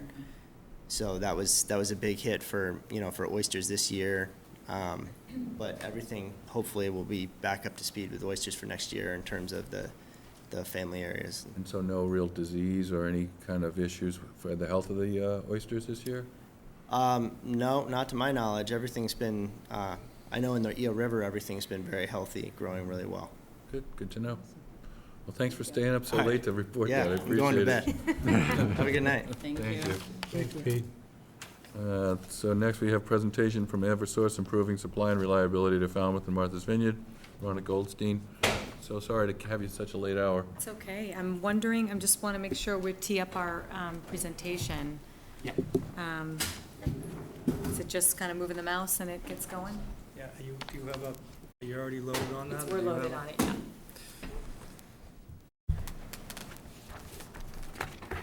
Thanks for having us. Certainly. Thanks for staying. I did a Dunkin' run. Yeah. They wish I did. But we'll be fine. All right, so it should be, Yeah, I think you're right there. all right. There we are. And then we can just progress this on our own. So good evening. Good evening. It's great to be here in person. I think the last time we were here was in December 2019. Right. And some of the, one of the updates that we have for you tonight is actually an update to the projects that we presented that night. Actually, John Ventura was here with me, and so we've made some progress, so it'll be nice to see that 2 years later. On the double poles? The double polls, we'll have to wait for another evening, Okay. but we'll work on that as well. All right, thanks. So, and we can continue the dialogue on that, All for right, sure. thank you. In fact, Peter and I talked about it a little bit in the hallway, so Okay. more work to be done. Right. Tonight, again, Ronique Goldstein with Eversource Energy. I cover community relations, and it's good to see all of you. I want to thank you for having us on the agenda, keeping us on the agenda, and I appreciate all the support that you've given us throughout the pandemic and in general. I am accompanied tonight with a team of folks here. John Ventura is our, I'll just have him kind of wave. John Ventura is our manager of distribution engineering. Terry Forsanger is our supervisor of rights and permitting. We've got Joe Mayall, who is the manager of capital projects. To his left, or to his right rather, to our left, Katie Cook is one of our project managers, and Megan Akinfora is part of our outreach group that we call Project Services. And we're here tonight as a team to talk to you, so the agenda's on the next page, an update on the reliability projects in town. I'm going to pass that to John in a minute. The key topic for tonight is actually to present an important project that we have that's going to be impacting the town, and it's a cable project to the Island of Martha's Vineyard. We'll talk about the proposed route and entertain questions and talk about next steps. With your permission, we'll proceed. So I'll have John pass it to John. Sure. Good evening, everyone. Good evening. As Ronit said, a couple years ago, we were here, we talked about these other projects. We've had issues with reliability in some areas of town. We've been doing some work. It's already, paid dividends. And we're continuing to do projects in Falmouth that affect the residents of the town. So in Palmer Ave, you may have seen some of this infrastructure already go in, not necessarily all the transformers. At Palmer Ave, in front of the hospital, we installed 2 pads to put 2 transformers, which will give us 2 backups to the whole town to improve reliability. At Brick Hill Road, we have a transformer that was installed at Route 28A that's in service, that's already proved beneficial this last summer. There's a lightning strike in the area that took out a substation, and all the customers have switched back to that new transformer in just a few minutes. So if we hadn't had that, it would have been a much worse story. We probably would have called me in sooner. But so these projects do have a benefit. Also, another one that's in, we have the pads and the manholes in place is at Wacoit. We have another transformer planned to back up a single station there as well. That'll benefit all the customers in East Falmouth. So a number of projects in the pipeline. And tying all these projects together, we have what are called distribution automation packages, where we have switches that are put on the poles, and our dispatchers in New Bedford can switch around the non-faulted customers and get as many people back on as quickly as possible. So we don't depend necessarily on just a troubleshooter in his truck. We actually have, remote capabilities, which in a lot of places we still don't have. So that's also part of these projects. And then another project that's in their planning as well is installing a tie across Minot Bridge using some attachments to the bridge and some manholes on both sides. That one's still being planned. We don't have a firm schedule on that one yet. But these are all kind of ongoing, and there's other projects as well. But we're continuing to see areas of improvement by doing these types of infrastructure changes. Okay. So unless you have any questions on these, I can proceed. Oh, they all sound familiar. Yep. Yep. They don't go as quickly as we'd like, but. Good help's hard to find, right? A major project that we have kind of teed up right now is to build a new underground conduit manhole system through Falmouth, from our major station, Falmouth substation, on Stevens Lane to the coast to Surf Drive.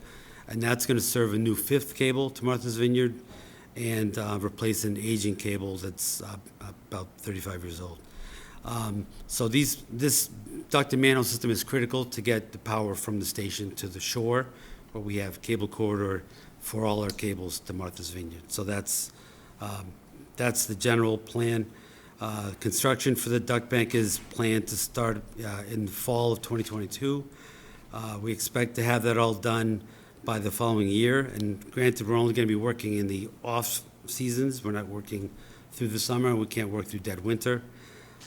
So we expect to have that all in by the end of 2023. And then in 2024, we'll be installing cable, which is, a few crews set up. It's a lot less invasive than all the duct and manhole installation, which is a lot of excavation and paving.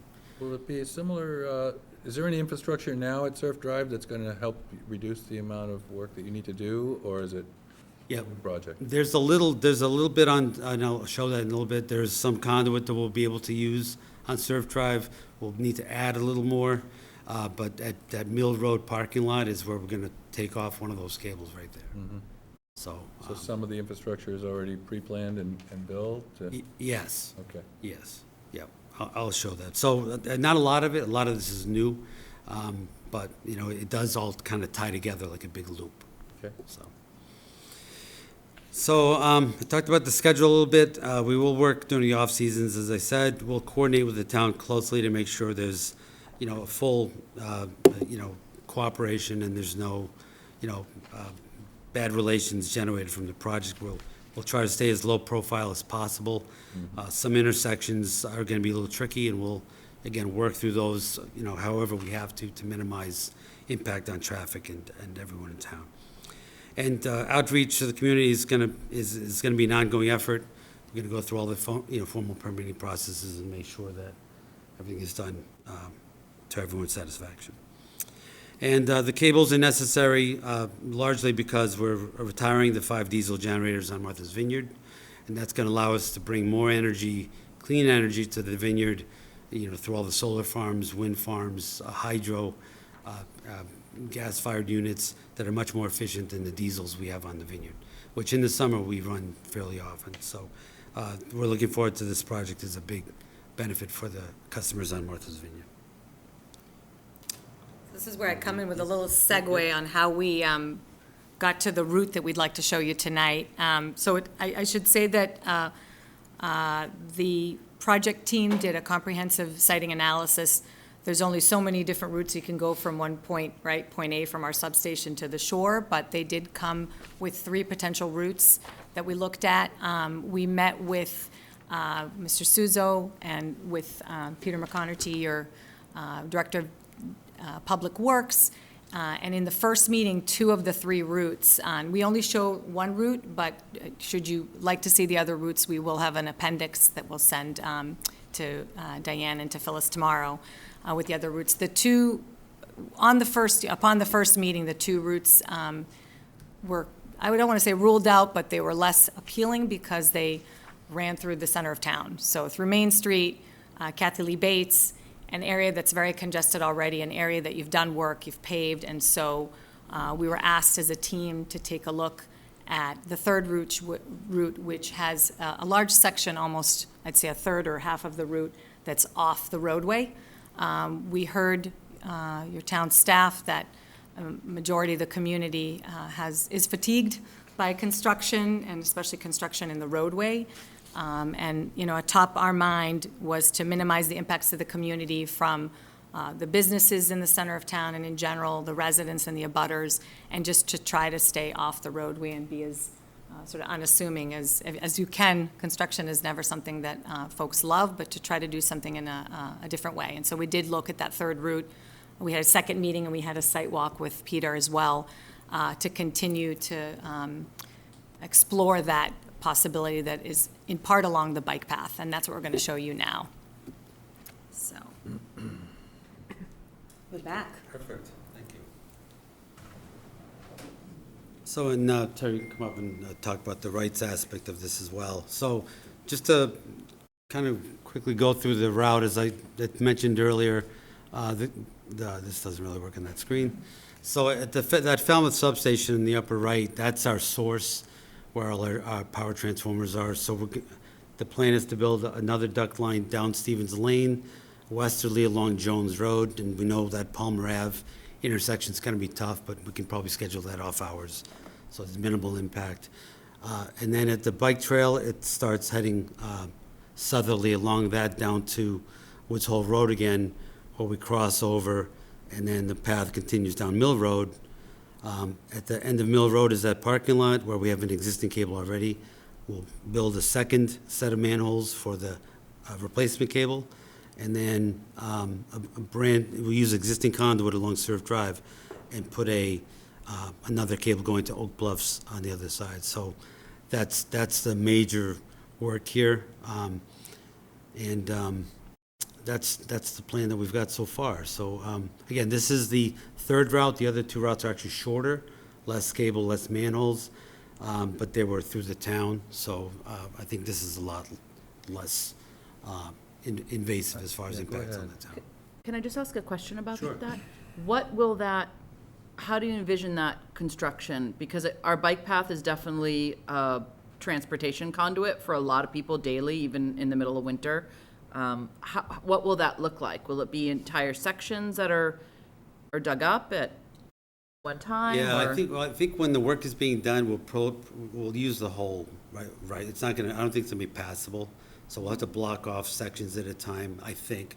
Okay. We'll have to talk about that, but ideally, we're gonna have multiple crews working at the same time. So we're gonna be working it from both ends, and I think do it in segments that kind of are, digestible, if you will. So we understand there's that community, we will try to be as low profile as possible, but the reality is, we're gonna use the whole width, and I think the town asked us to go a little wider, to 12 feet, so we can pave it a little bit wider and take care of some tree issues and some other things, so. And how long do you think that timeline would be for that section? What's your thought about that? So it really depends on what we find. We're gonna do some ground penetrating radar under the trail to see what's there. Yeah. And that's gonna affect our pace. How well we're able to detour traffic is gonna affect how we do it as well. But, we're kind of planning on, a couple months in the spring, a couple months in the fall to get it all done. But it really depends on how we schedule it, when we're allowed to work. Maybe we don't work on weekends, that type of thing. So that's a type of, it's hard to give hard dates, but I think trying to work with the community, we may shut down on the weekends, we probably would, and that leaves the trails open to be used. At least It's a couple actually, days a week. it really is a commuter Yeah, trail for a lot of the people that work down in Woods Hole. every day. That's a lot of folks. So I guess there is some advantage in the project would give us a new repaving in that area, which is a problematic area with the locust tree roots and so forth. So there's a benefit to this approach. I was a little concerned that it might not be the best. I was hoping you weren't going to come in and say you were going to put new poles with overhead, so I'm glad to hear that it's a plan to go underground. I guess I'd be willing to accept that plan. Any more comments from the board? Angela, have you been able to see the plan at home and understand it? Or you can see this on the computer, right? Yeah, it's not super clear, but I think I got the gist of it. Thank you. Okay. What do you say? You want to sign off? Well, it's got to happen one way or So another. just a couple more comments about the rights. Okay, sorry, go ahead. There's a bonus. All right. Thank you. Good evening. As Ronit introduced me previously, I'm responsible for the rights and permits for Eversource, and so my team would be looking to acquire the rights in order to realize the project. So as you can see on the screen here, there's a number of steps that we need to go through in working with the town, various boards, commissions, committees, to socialize the project and understand what perspectives are, restoration work, timeframes when we can do the work. We do need grant locations, which would require support from the town. We need town approval to do any roadway work. And so we'd need to acquire those rights prior to doing any construction. We also would need an easement from the town for the town-owned portion of the bike path, consent from the town for the MassDOT portion that's owned of the bikeway as well, and an easement from MassDOT. And then, in addition to that, we would also need easements for 2 transition location manholes, one for the replacement cable, which would be at Mill Road, Beach town-owned parking lot, and then one for the 5th cable, which would be at Surf Drive and Shore Street. And these locations are critical because they transition our land cable to submarine cable, and they exit at those points of location where we have our existing corridor that terminate in Tisbury for the replacement cable, and then for the 5th cable in Oaks Bluff. So these are all the moving pieces that need to happen in order to realize this project and to bring it into service on the deadlines and the dates that we have for reliability. For next steps, we would be looking to work with the town to move those conversations forward with the various entities that are in charge of those land assets owned by the town. In addition to the land right piece, there's also an environmental team that is responsible for all the environmental permits, and they will be working with all the agencies to make sure that they have all the local, state, and federal permits required for the project. These are all the next steps that we need to take, and we're looking to start to make those conversations with these entities sooner rather than later. We've been working with Peter, and we've been talking about detours and what's feasible and possible and construction restoration, and here we are before the board today to socialize the project so that we can take those next steps. And then the last slide, I'm not sure what button to push, is really just on the. Can I ask you a question before you go on? Yes. You know, we have a large wind farm that's proposed on the south of Martha's Vineyard. Yep. And they need to come ashore, and they need an insertion point somewhere here. And so the question is, are you coordinating with that group at all?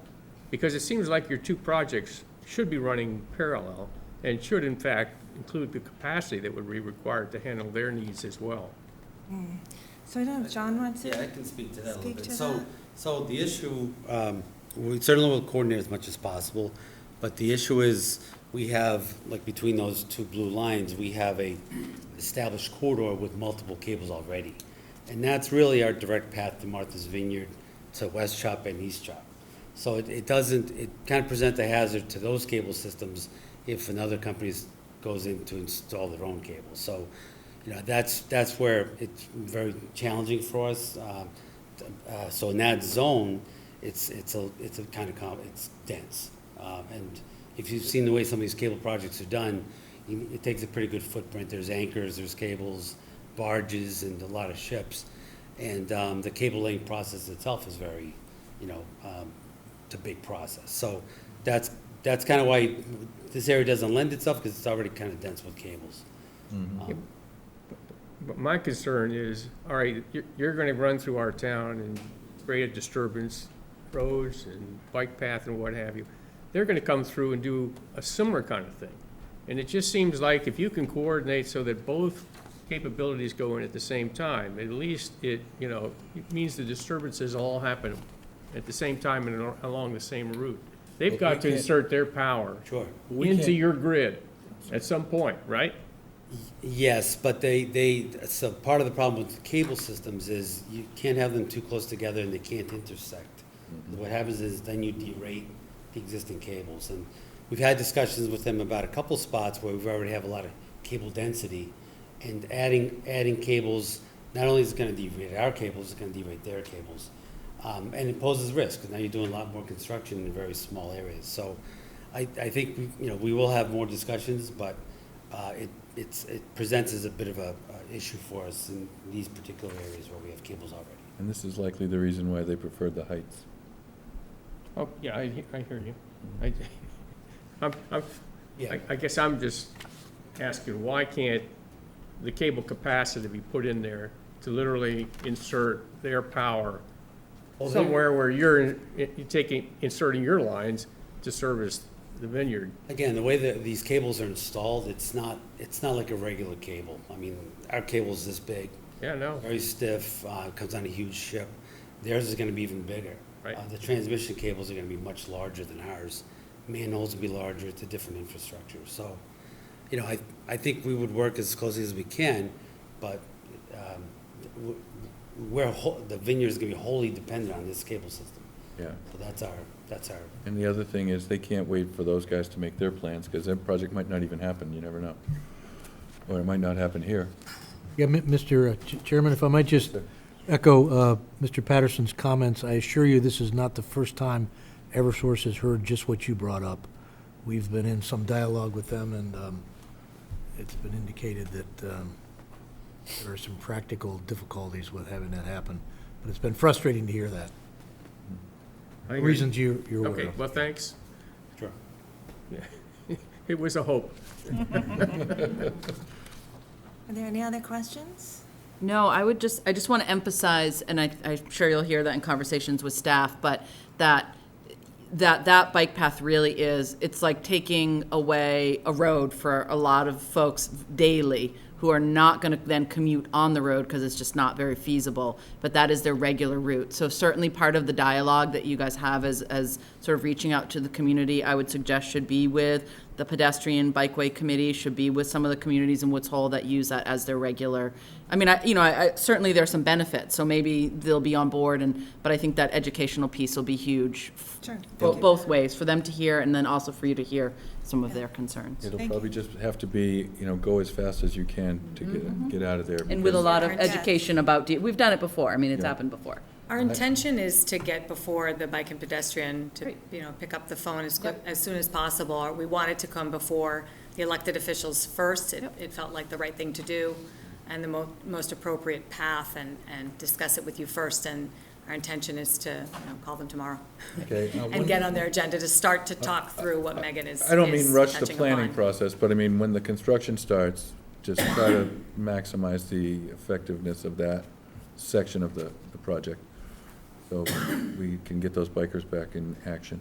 So I have one question about the cable size and the amount of wattage that's going to be there and the potential amount of electromagnetic induction. When we had the Mayflower Wind project come to town, a lot of people were worried about they're going to get, a lot of effects from the Fields. effects of the radiation fields from the electricity, and you just comment on the safety of it and the depth that it might be placed, and if there could be any radiation coming from it. Sure, so If you could please come back up, I'm sorry. I Sorry. know it's late, but The voltage is Yeah, the voltage is very different. So the voltages of these cables is standard. It's on most of the poles in the street. That's our standard operating voltage in much of the Cape. So the cables are just a little larger because we transitioned to the submarine design. Yeah. And when we install cables in that triangular configuration in the underground, it actually produces the least amount of electromagnetic fields. Okay. So that is a very good design for that issue. And we also put it, approximately 3 feet below grade. So the field effects are actually mitigated by that combination of things. okay, very good. Thank Okay. you. Are there shields on that cable? Yes. So it's going to be in a Faraday cage. Yeah, there's electrically shielded cables, correct, and then You go up to the microphone, please. It just looks like We gotta living. get you one of those clip-on mics. Yes, so there's, the cables are shielded for the voltage, and then by doing that triangular shape, you reduce the magnetic fields from the current flow. So that's like in an optimum configuration. Thank you. Thank you for that. Okay, well, good luck, thank you. Any other questions? No, thanks for the presentation. Great, thank you Thanks very for much. staying up late, sorry about that. Thank you. Thanks for having us. Thanks for your time. Safe travel. Stay awake. And I see Mr. Galasso is willing to stay up late with us to give it one more try at this solar project. It's nice that I followed the electricity Yeah. Eversource. Thank you, Mr. Chairman, members of the board. I'm Michael Galasso. I'm the managing member of Meganet Crossing LLC, and I know it's late, and it looks like you gave me 15 minutes. I don't plan on taking all 15 minutes. But I do want to give you a quick background on the project so you know why I'm here this evening, obviously, for additional funding for solar for the roof of our affordable housing project. So, I've been developing affordable housing for a little bit over 40 years. I've developed a little bit over 1,000 units during that time. And I always want to develop a project that's a little bit ahead of the curve. We're going to be required in the near future that all our buildings be net zero. And this is what we're doing with Meganet Crossing is very close to that. I always develop projects that are going to benefit the residents. That's why Meganet Crossing, first of all our units are all electric. We have no fossil fuels in the project. We have electric car charging stations in each one of the garages. We also have solar in the common area. I know one of the questions is whether or not all the power from the solar panels would go to the residents. There is no house panel. So, on many projects, apartment projects, there's a house panel that that powers the common areas. Everything in our common area will be powered by solar on the power poles themselves. So there won't be any sharing between the residents and us as the owners. All the power that's generated from the roof panels will go directly to the residents. We also have a children's play area, a community garden. We're going to be connected to Open Cape. So, you have funding priorities that I review and I always look at before we submit an application. And your Board of Trustees funding priorities are that rental units with 1 or 2 bedrooms. We have 2 bedrooms and 3 bedrooms in this project. Mixed income, it's a mixed income, it's 80 and 100%. It's multifamily housing, and all our units are ADA accessible. Those are your highest priorities that our project meets. One of the other priorities and one of the other concerns is that we are to create and preserve affordable housing that is consistent with the Commonwealth's Sustainable Development Principles. And so I asked today for a copy of what those principles are. And principle number 9 that Peter was nice enough to send to me is promote clean energy. So I think that our project meets all these requirements and actually exceeds them.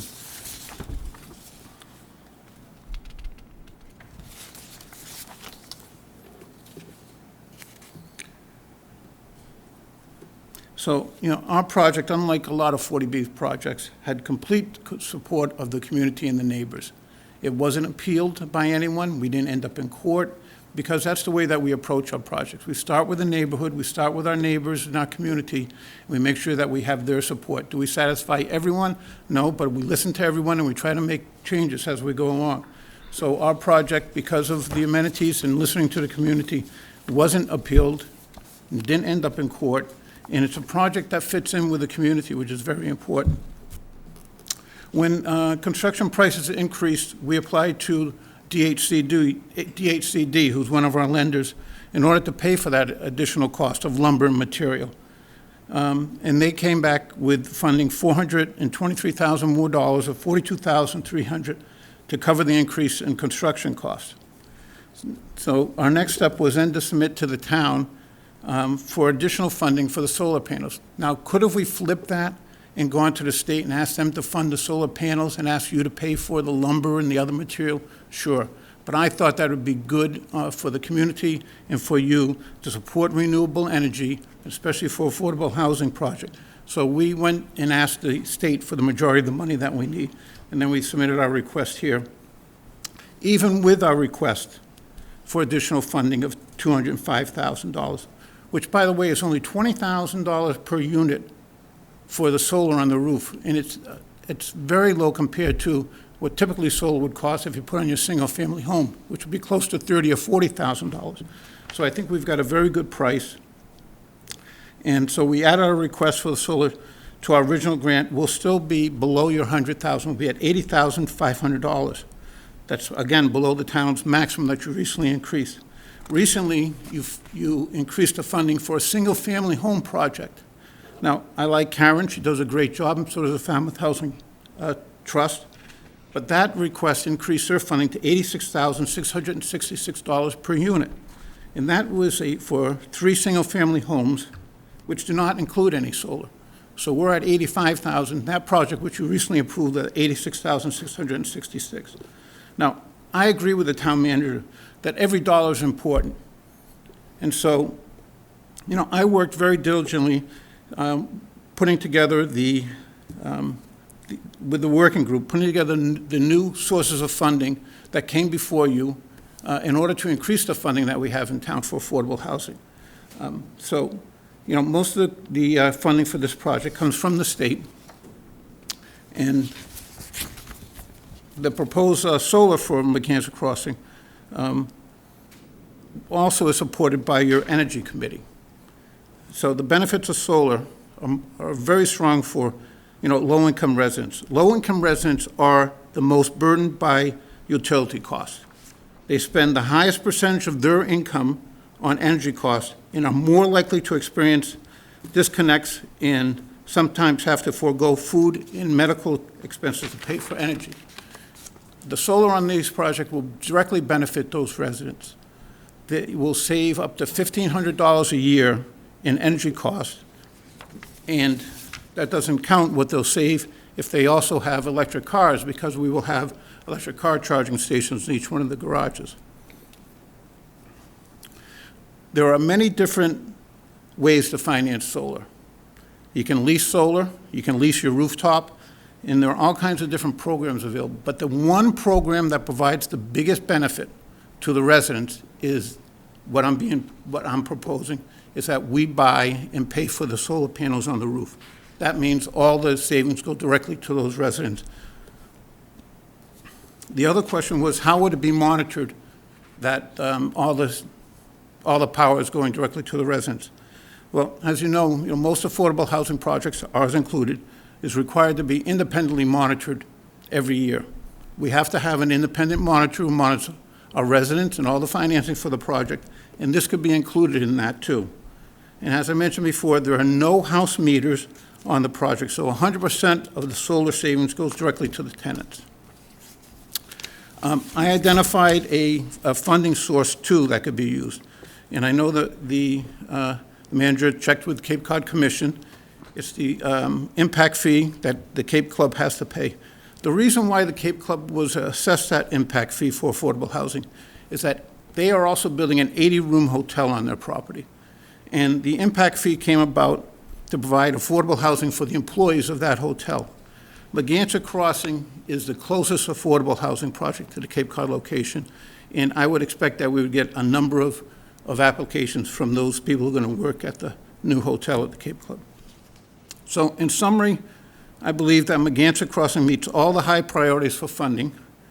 It includes substantiability form in the form of the solar on the roof, is below the per unit funding amount that was recently approved by the trustees for a project that isn't as high priority and did not include solar. Solar will directly benefit the tenants, so I would request that you consider the alternative motion that the manager's office has prepared for you, and add one additional condition that the chair requested, is that we obtain 3 bids for the solar portion of the project. That was something that the chair asked that we would include if you were to approve our request. So while increasing funding for increased costs of lumber and other materials, as you approved for other projects, is important, I think increased funding for renewable energy has a direct long-term impact to our low and moderate income residents, who are often burdened by high utility costs, and I would appreciate your support. Thank you. Mr. Chairman, did you want us to give some staff remarks? Certainly. Thank you, Mr. Chair. So in your packet, you have a memo from the town manager with a recommendation. The board will recall the Community Preservation Committee recommended against using Falmouth Affordable Housing Funds for this project. So we did confer with the Cape Cod Commission, and their response, we asked both, would this project be eligible for the Cape Cod, the Affordable Housing Mitigation Funds that the Commission holds on behalf of Falmouth, and also about what the process would be for that. And you have an email in your packet from Patty Daly, which essentially expresses some of the same reservations that you heard from the Community Preservation Committee and staff about whether this is the highest and best use of the Affordable Housing Fund, the Falmouth Affordable Housing Fund. But at the end of the day, it is, Patty Daly of the Cape Cod Commission did say, if the town requests to use these funds for this purpose, they will allow it. They will not prevent it. So that was, I wanted to, make sure that you and to some extent the public as well were aware of the Commission's position on that. And then in terms of the how, what does the process look like? It's a pretty straightforward process, but it is a reimbursement. So we would need a funding source in order to make the award to Meganet Crossing LLC, and then once we've made that payment, then we go to the Commission and seek reimbursement for that payment. So we spoke with the finance director about, sort of the bridge financing. What's the fund or the account that we can use to facilitate this? And really the logical fund is the Falmouth Affordable Housing Fund. Certainly, again, we can access the mitigation funds held by the commission, but we would still mechanically have you vote it as a Falmouth Affordable Housing Fund award, just to, initially front the money for the grant if the board was inclined to do that. Okay, well, this is a very tough one, because, I spoke at the last meeting in favor of this, and I said all affordable housing projects should consider or try to include solar projects. And the problem I have, though, is, I didn't realize at the time, but both the CPC and the Affordable Housing Fund had voted against it out of principle. And so now we have our town manager recommending against it, again, sort of out of principle. And it's a tough one, because I'm inclined to support the committees just because I feel like that's what we should do is respect them. But this is one where I would welcome comments from the board to the contrary. I think it's mischaracterization to say it's based on principle. I think it's practical. The reason is that we could put that $205,000 into additional units, and this town needs affordable housing. You can talk about saving the money for these people who are making 80 to 100% of the AMI, but there are an awful lot of people that make less than that. And it's not going to benefit them. I think this is a case of where the better is the enemy of the good. And I just think that's the way you look at it. There are other ways that people can get help. The service center provides some relief for people who get behind on their bills. And that's one possibility. I know it's not a convenient way to go, but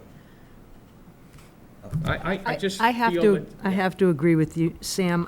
When I read this, I thought, no, I'd like to have that $205,000 used for units. Because that is our top priority, and I could not support this based on that. I just like the concept of the project. Me too. But it's a trade-off. I got you. Right. I'm all for solar. Scott Price, I know you like affordable housing. Yeah, I just want to clarify the 200,000 that would come out of the Falmouth Affordable Housing Fund would be reimbursed by Mass Housing, correct? No, it's a mitigation fund from a developer from, Ballymead, or what's the name of it? Right, from Ballymead. So the Cape Cod, when Ballymead was permitted, they had to go to the Cape Cod Commission for approval, and the Cape Cod Commission required a mitigation payment for the project. So the Cape Cod Commission actually holds money in an account dedicated to the town of Falmouth for affordable housing. So the fund would be reimbursed by that commission account. So that account has $457,000 in it and is available for any project for creation of affordable housing that the board may deem appropriate. Okay, so we're saying that even though the Falmouth Affordable Housing Fund would be reimbursed this $200,000, it is still taking away from potentially other projects that would directly be affordable housing. Well, that's the idea, is my we're using it to supplement solar panels on a project that's already in the pipeline, whereas alternatively, as Mr. Patterson has suggested, it could be used to create other affordable units at a different location, likely. Can I clarify? Have we taken money out of that fund before? I don't remember voting any money out of that. We have not. Okay. No. And I know it was sort of touched on here, but just for the public and for me at this late hour, can it be used for, can we get reimbursed for anything that we do around affordable housing? Like, say we decided we were going to buy a single unit. I mean, I'm just throwing it out there, for $400,000, or 2 units and make them deed restricted. are we entitled to an automatic reimbursement, or what's the criteria for them to reimburse us? Yeah, it's very general. Okay. It is for the creation of affordable housing. There are no details. Okay. So based on the response we got on this request and my conversation with Patty Daly, they're going to defer to the town. As long as, we couldn't, Yeah, we couldn't use it for our sewer. Yeah, and we couldn't, they probably wouldn't give it to us for planning. But if it's for, a clear project to create Units, yep. affordable housing, they're not going to argue with us, is my impression. Just a comment, if I may. So it sounds like what the board is considering is that it's okay to ask for additional money for lumber and nails and windows, like some projects have. But that's okay. But someone coming forward to ask for something that the community should be doing, that we should be doing on all our affordable housing projects, that uses even less money than someone's using to pay for lumber and everything, isn't okay. Is that what I'm hearing? Well, that's not what we want it to sound like, but that's what it's shaping up to, yeah. So this kind of goes back to my question that I think I asked the first time, is the amount that is being asked for per unit is still under the 100,000 that we would have allotted for this project. Correct. It's just the matter of the request being specifically for solar panels and not being included in the original request. That's correct. And Mr. Chair? Yes. I guess just to put this in a context that, maybe makes a little bit more sense. Each project is different, and we require a pro forma for each project. So there is an attempt that we make. Some projects are going to have higher land acquisition costs. Some projects have a higher unit cost because maybe there's only one or two houses. So there's less of an economy of scale. But the point being, we don't ever want to award more funds than we have to, even if it's below 100,000. So that's kind of what this is about, is we can have a project of 10 affordable rental units, nicely designed in a good location, and increase our affordable housing stock without solar, but we're still getting that affordable housing, and the question is, do we want to spend more if we don't have to? Right. Sorry. Yeah, and I want to point out that the 48-unit project at Falmouth Housing Corp is all senior housing. We're only subsidizing it at $50,000 per unit. So we don't have to spend $100,000. We're not, I don't think we're obligated to spend more than the amount that we've already allocated to Meganet Crossing. We should be husbanding that money and using it for more units, because I think that is the priority in this town. Well, that 48-unit senior project is a very nice project, has completely different financing sources than a little 10-unit project has. This project doesn't qualify for low-income housing tax credit project.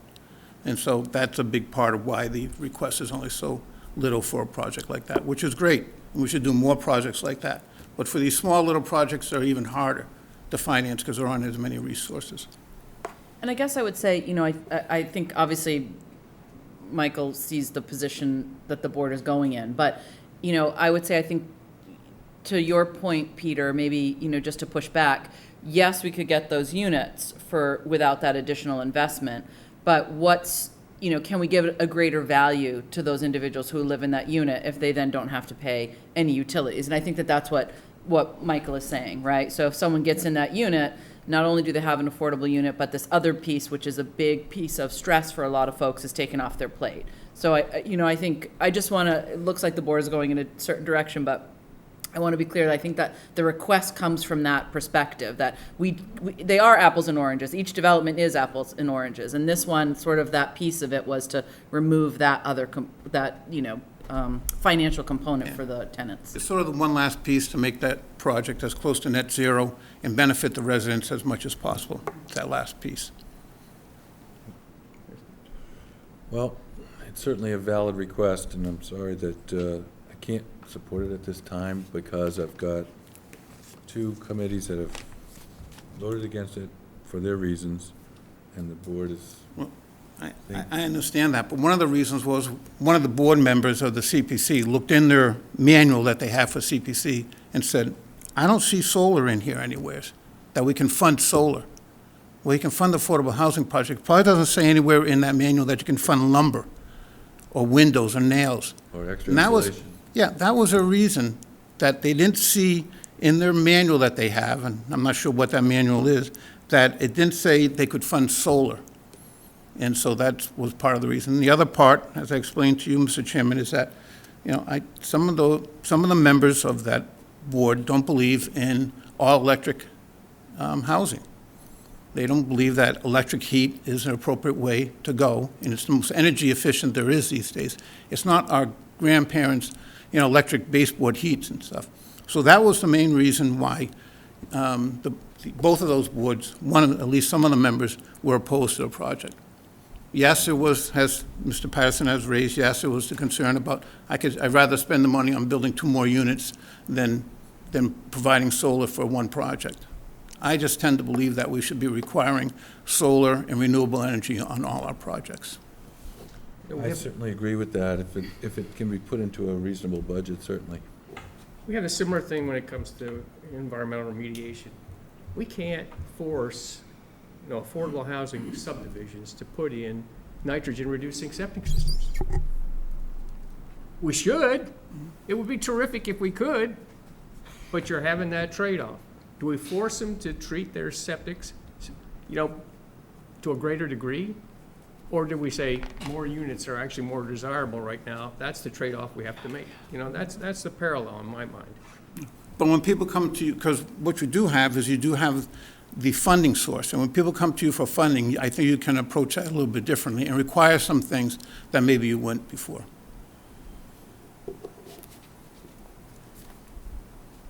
Okay, well, I'm going to move that the Select Board, acting as the trustees of the Falmouth Affordable Housing Fund, vote to deny the application of Meganet Crossing LLC for $205,500 for the installation of rooftop solar panels, and further that the town will not seek funds from the Cape Cod Commission Affordable Housing Mitigation Account for this purpose, and to authorize the town manager to sign a letter to execute this vote.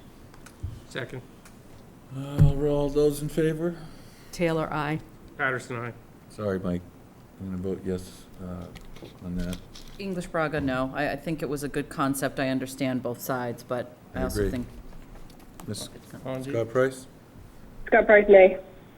Okay, Thank you for your time. sorry. Thank Thanks for you. making the point, I appreciate it. Yeah.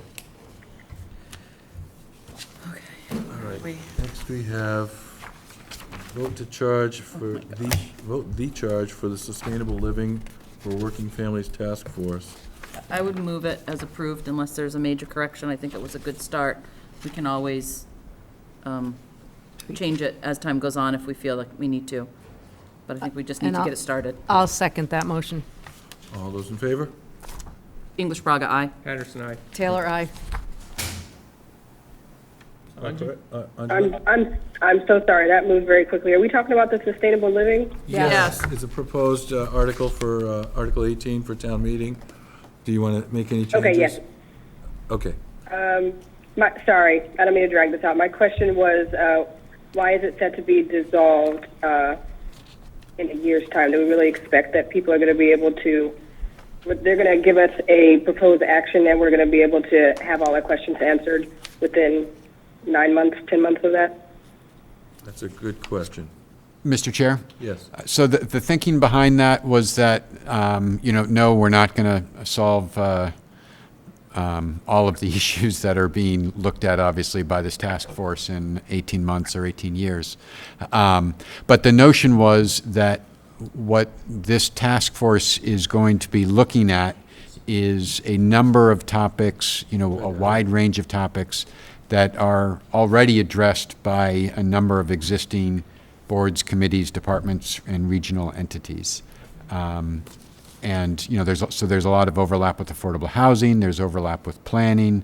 There's overlap with I'm not going to get the name right. The state agency, the early childhood agency that the state runs for for childcare.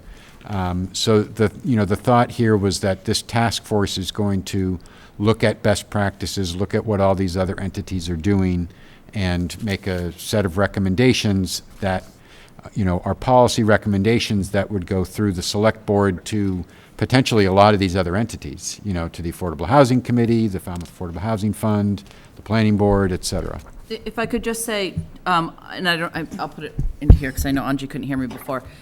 We usually, with a group like this, or a board, or task force rather like this, we usually have some kind of end date, and it can be extended. We did it with sort of coastal resiliency. We gave them a deadline for their project.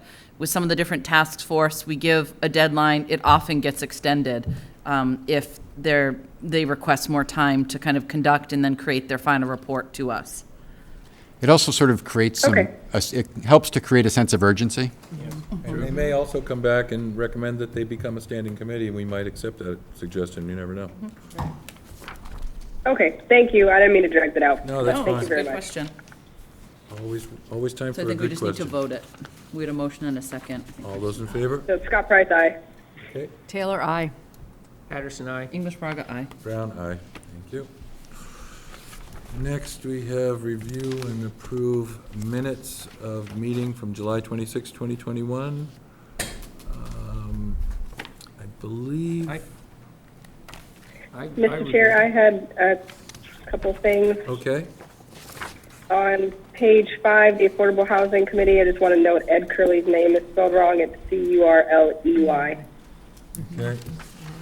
I noticed one omission where Dr. Taylor had mentioned during the meeting that I was absent. I shouldn't probably comment on it, but I observed it at home, that she would love to see in the events, the email chain removed, and I thought that was a great suggestion and should be noted in the minutes. If you want to do picayune stuff, this hour, then if you, on item number 6 on page 7, the sentence just above it, it says M.R. CUNY. Why don't we make that M.S. CUNY? Oh, yeah. You're right, that is picayune. With that, I would. I have one on I'm page, sorry. Oh, I'm everyone's sorry. got one. Page 8, on number 12, individual select board reports, Mr. Patterson feels need staffing and finance planning for, the sentence doesn't make sense. Feels the need for staffing and financing plan. It's just an awkward Just sentence. bad English. Yes, it needs to be reworked. So how about feels the need for staffing? And financing plan. And a financing plan. Or, yes, thank you. And a financing plan. Add the and and. Yep. And that was all I had. Okay, with that, I would move approval. As edited? Yes. Second. All those in favor? Taylor, aye. Patterson, aye. English Braga, aye. Scott Price, aye. Brown, aye. Next, we have minutes of September 13th. Yeah, on page 6. Yeah. On page 6, it says, Ms. Scott Price motion to put article, it says vote yes 3, no 1. It should have been vote yes 2. Yes, 2? Is that how it is? Yes, correct, because there was only 3 of us there. Yep. Myself and Megan voted yes. That was my issue, too. It doesn't add up. Yep. Nancy, did you vote against that? Yes. All right. There was a 2-to-1 vote that night. It was about Oh, the 2 to 1. carousel. Well, that takes I care of voted it. against, yep. Okay, so, thank you, because I picked up the same one. That was it. On page 4, it says, Mr. Suso let Ms. Fenwick know who the select board member assigned to the liaison to the library trustees. At the time, we weren't 100% sure. I was pretty sure it was me, and we've double-checked that it was me, so I don't know if that's worth mentioning that the select board member is Angela Scott Price. I don't know if that's worth mentioning in the minutes or not. We didn't confirm it in the meeting, though, did we? I think it's okay the way it is, because I do too. That's Later what on, the you confirmed it, conversation but- was, yep. They can't hold you accountable for that. Yeah, you can scoot out of it. Up. No, I'm not, I see some other stuff that's just picky, but that's fine, we're good. Yeah, same here. I wasn't at this meeting, so. I would move approval. Second. All those in favor? Taylor, aye. English Braga, aye. I guess Scott Price, aye. Patterson abstained. And, You abstained because you weren't here. I wasn't here. Yep. well, I'm going to vote aye on this one, and I abstained from the previous one, even though I commented. But you weren't at this one But you either. weren't at this one. Oh, is this the same? This is the one that you weren't Oh, at, this is the one I wasn't at. Okay, excuse me. so abstain for that one. There was a mention of me in the back there that shouldn't have been there then. We were just talking about you. Oh, excuse me, I'm absent. Okay, very good. Mr. Suso, do you still have energy to You report? wanna, yeah, is there anything you No need? need for a report this evening, I'll leave it in writing. Thank you. Okay, thank you. And I just, I'll give you a quick thing from the Assembly that the county is evaluating what their process will be for allocating a portion of their $41 million in ARPA funds. And some of that will be apportioned to the towns that apply for assistance to the county.